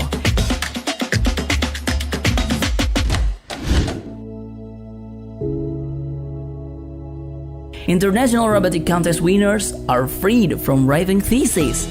Filming novelist deserves the same scenario. Successful entrepreneurs are offered the same change. More success stories are ready to unveil. Synchronizing the student achievements, the campus itself hits more lists. Accredited an excellent A from Bank PT. Granted ASEAN Energy Awards triggers UMM to be an energy-generating and saving campus. 13 times in a row awarded as the first-ranked private university in East Java. Central Laboratory guarantees its quality assurance. The quality is evident by being ISO 9001 and ISO 75025. Certified laboratories by National Accreditation Committee. Recognized beyond national scope, most study programs have been internationally certified and accredited by OwnQA, EAB, World Federation Medical Education, and more to go. In 2021, UMM is recognized by Unirank as the world's best Islamic university. Ucapkan selamat kepada perguruan tinggi Muhammadiyah yang telah berhasil menduduki top Islamic Universities versi Unirank, yakni Universitas Muhammadiyah Malang pada peringkat 1. Selamat dan sukses kepada perguruan tinggi Muhammadiyah. I guarantee there are a lot more to come. UMM has shaped its international atmosphere. UMM students are welcomed to opportunities to study with foreign incoming students via HAPS or scholarships, to name regular track, KNB, Dharma Siswa, language and cultural immersion tailored by BIPA. UMM on-campus international corners offer cozy space, American corner, China corner, Thai corner, India corner, and Aussie Banget corner. UMM is renowned for its international community service programs and internship. International collaboration are overflowing.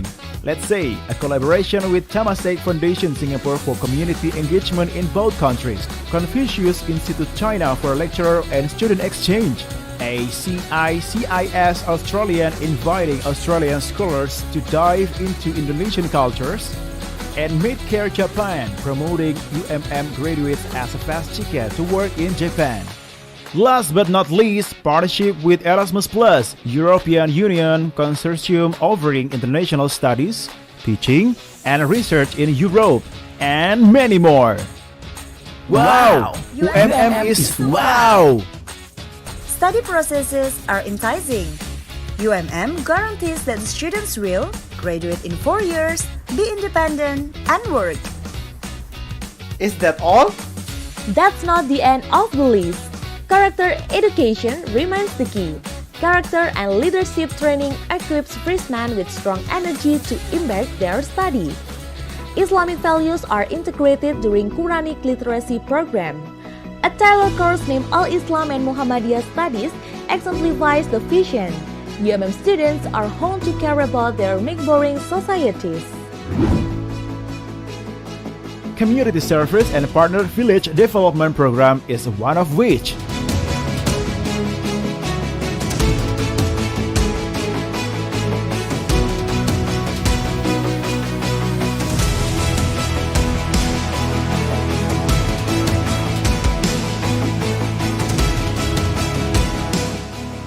Social skills are sharpened.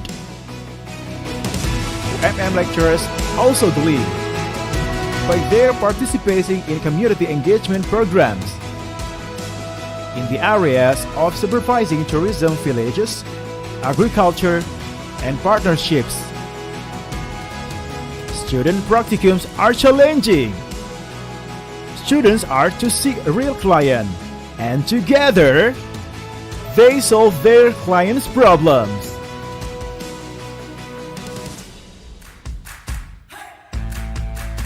A collaboration with Indana Pain CSR has come up with Jodipan, the village of colors.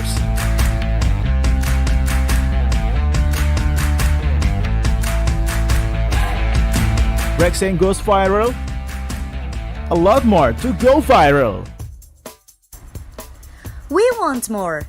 UMM applied laboratories are study places of campus to be accessed. Here are on the long list.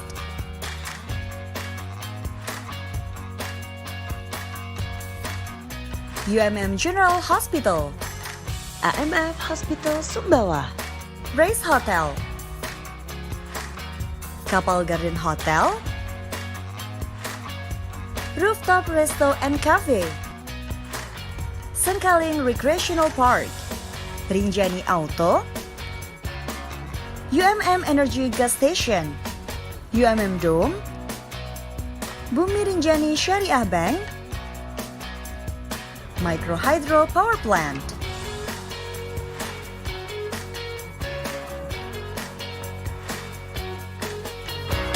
So, what are you waiting for? Let's be the part of this white campus.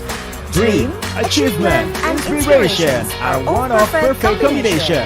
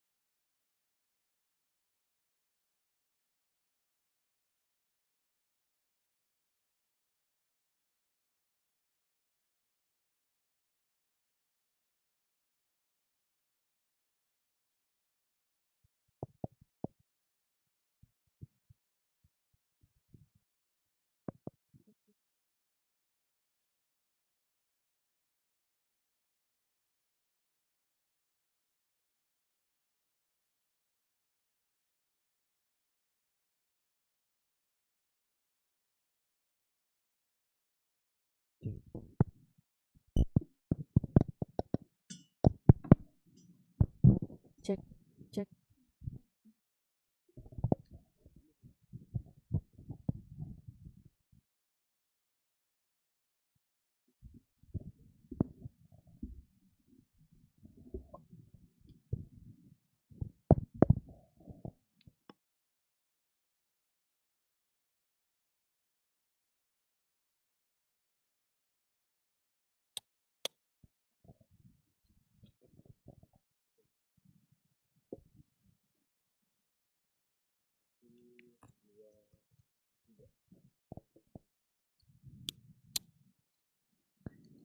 Assalamualaikum warahmatullahi wabarakatuh. It's time for the closing ceremony today. Let's hear the closing statement by the Dean of Faculty of Engineering, Universitas Muhammadiyah Malang. For Professor Ilyas Masudin, SC, MLog, SCM, PhD, The floor is yours.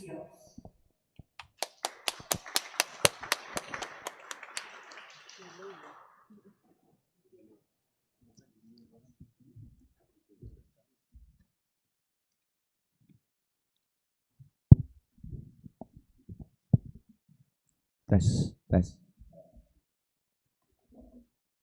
Bismillahirrahmanirrahim. Assalamualaikum warahmatullahi wabarakatuh. Wabi nasta'inu ala umuri dunya waddin. Wassalatu wassalamu ala mursalin wa ala alihi wa ashabihi ajma'in. Amma ba'du. Yang saya hormati Bapak Ibu Wakil Dekan, yang saya hormati Bapak Tommy, Sekretaris LPPI, dan tentunya perwakilan dari BINUS University, dan tentu saja yang berbahagia para partisipan seminar ICon-TINE 2022.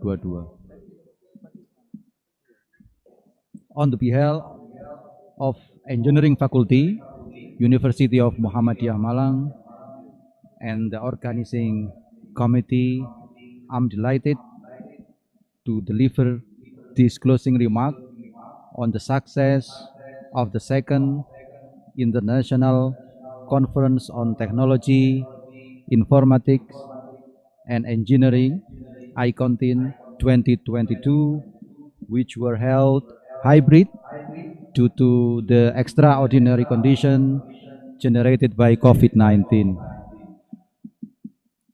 The committee successfully hosted the event as a plenary breakout sessions, and all presentations were delivered with the minimum technical issue, I think.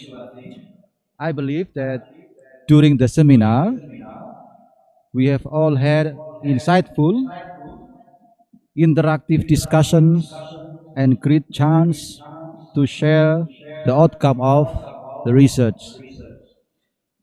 I would like to thank especially to BINUS University as the co-host of this seminar, and also the distinguished keynote speakers who share their valuable experience at the plenary sessions, and also all the presenters, the authors, reviewers, and all parties who have contributed their best efforts and assistance in organizing the event and ensuring the success of this seminar.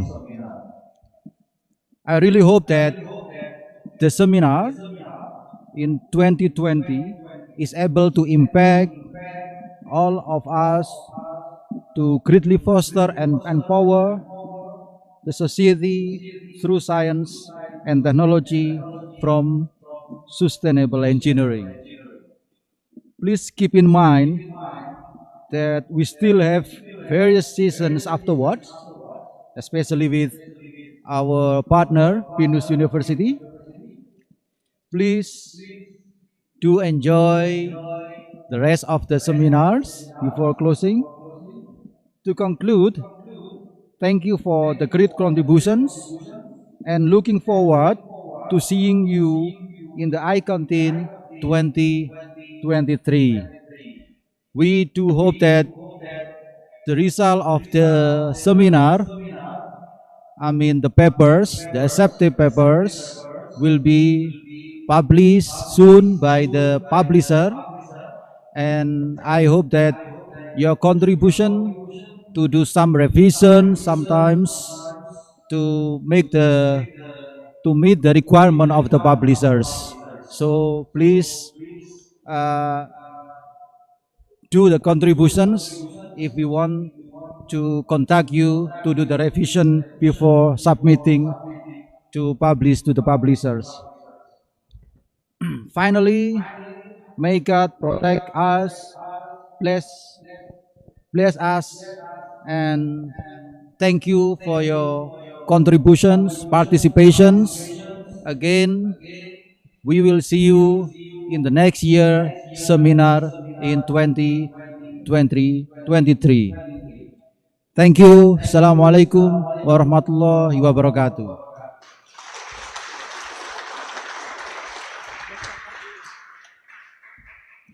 Thank you.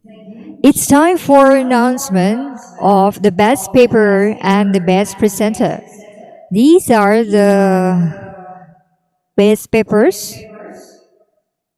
The first, with the code 3026, entitled Utilization of the Internet of Things in Traditional Musical Instrument Talempong Learning. The authors, Novian Anggis Swastika, Maslin Masrom, Ori Konita, Muhammad Nur Fuadi from University Technology Malaysia Kuala Lumpur.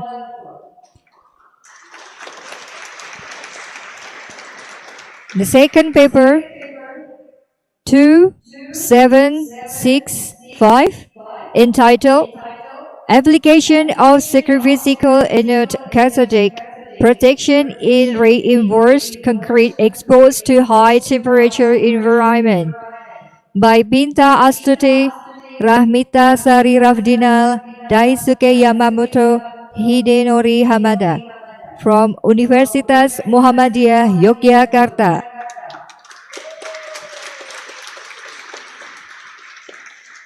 The third paper, 7683, entitled Sarcasm Detection on News Headline Using Multilayer Bidirectional LSTM with Glove Embeddings by Zalfa Natania Ardila, Tiara Intanasari, Nur Hayatin, Kasin Fatiha from Universitas Muhammadiyah Malang.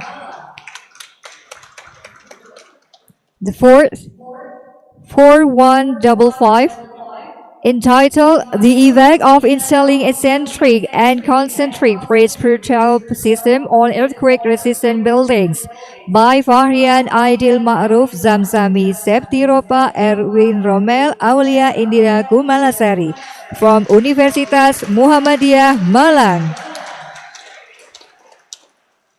The fifth paper, 9300, entitled The Importance of Derivative Validation in Data Science Process by Anita Rahayu, Gusti Pangestu, Yulianto, Danang Wahyu Wijaksono from Universitas Bina Nusantara.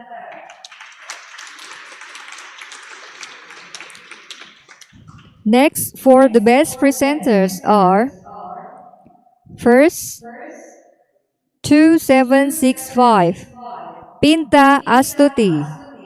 Second, 6203, Anastasia Bagas Dewantara. 3, 2117, Yuski Fajrul Fala. 4, 5991, Ahmad Basil Fajari Waliyuddin.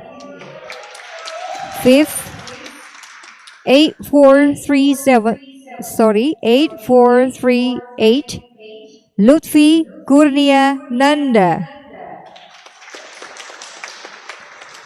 These achievements will be given by the Dean of the Faculty of Engineering Universitas Muhammadiyah Malang, Professor Ilyas Masudin, ST, M.Log, SCM, PhD, accompanied by Secretary of LWPI, Tommy Eko Saputro, ST, MSc, Vice Dean 1, Faculty of Engineering UMM, Zulfatman, MA, PhD, and General Chair, Mr. Amrul Farouk.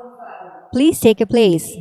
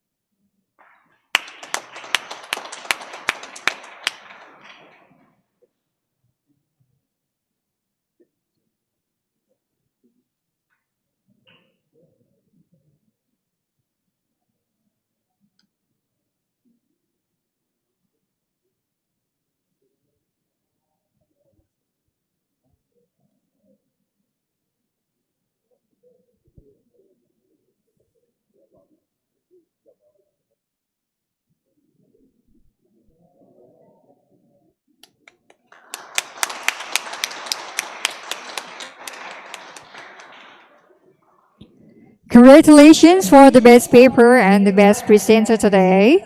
The next is our praying time, which will be led by Dr. Insinyur Ermanu Azizul Hakim, MD. For him, the time is yours.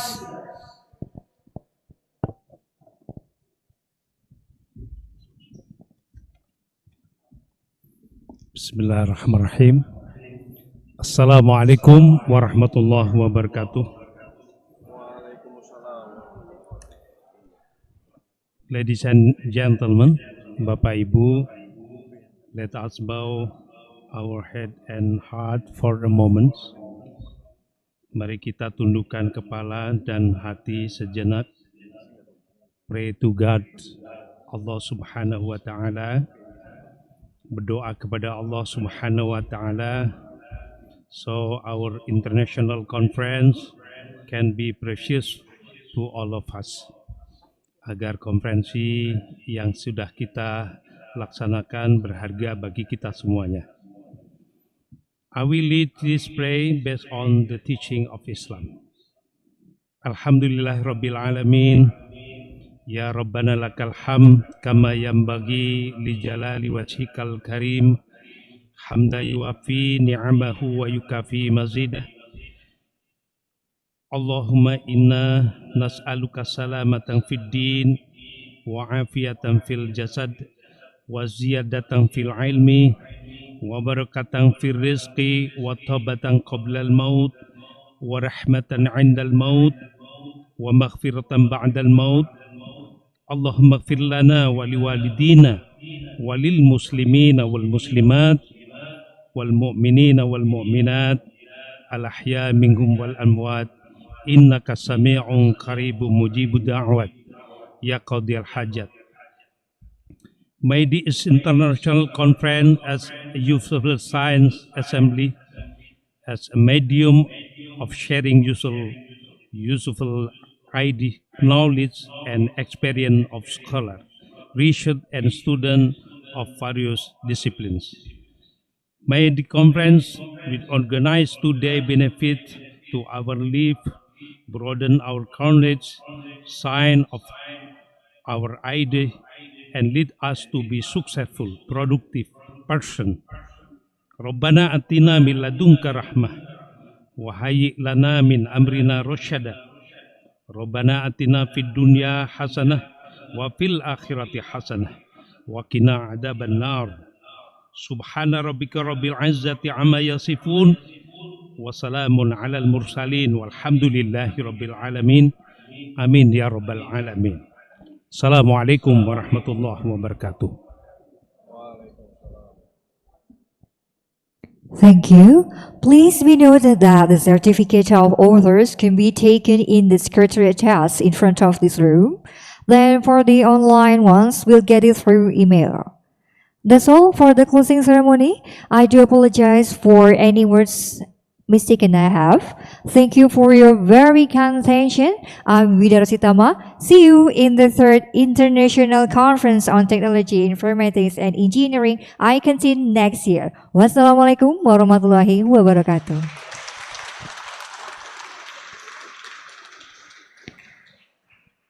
Please, for all committee and participants, come in front of the stage. We will have photo session together.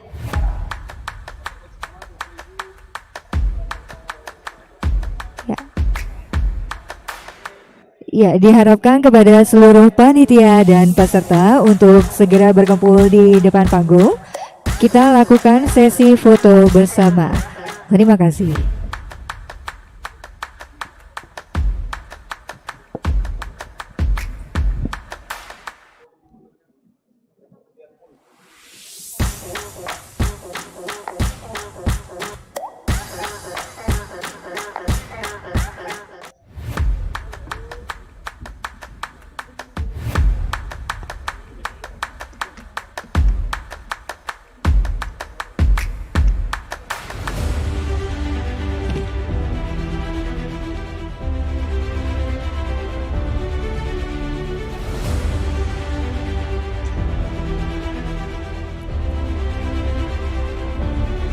Ya, sekali lagi kami umumkan bahwa kepada seluruh panitia dan peserta untuk melakukan set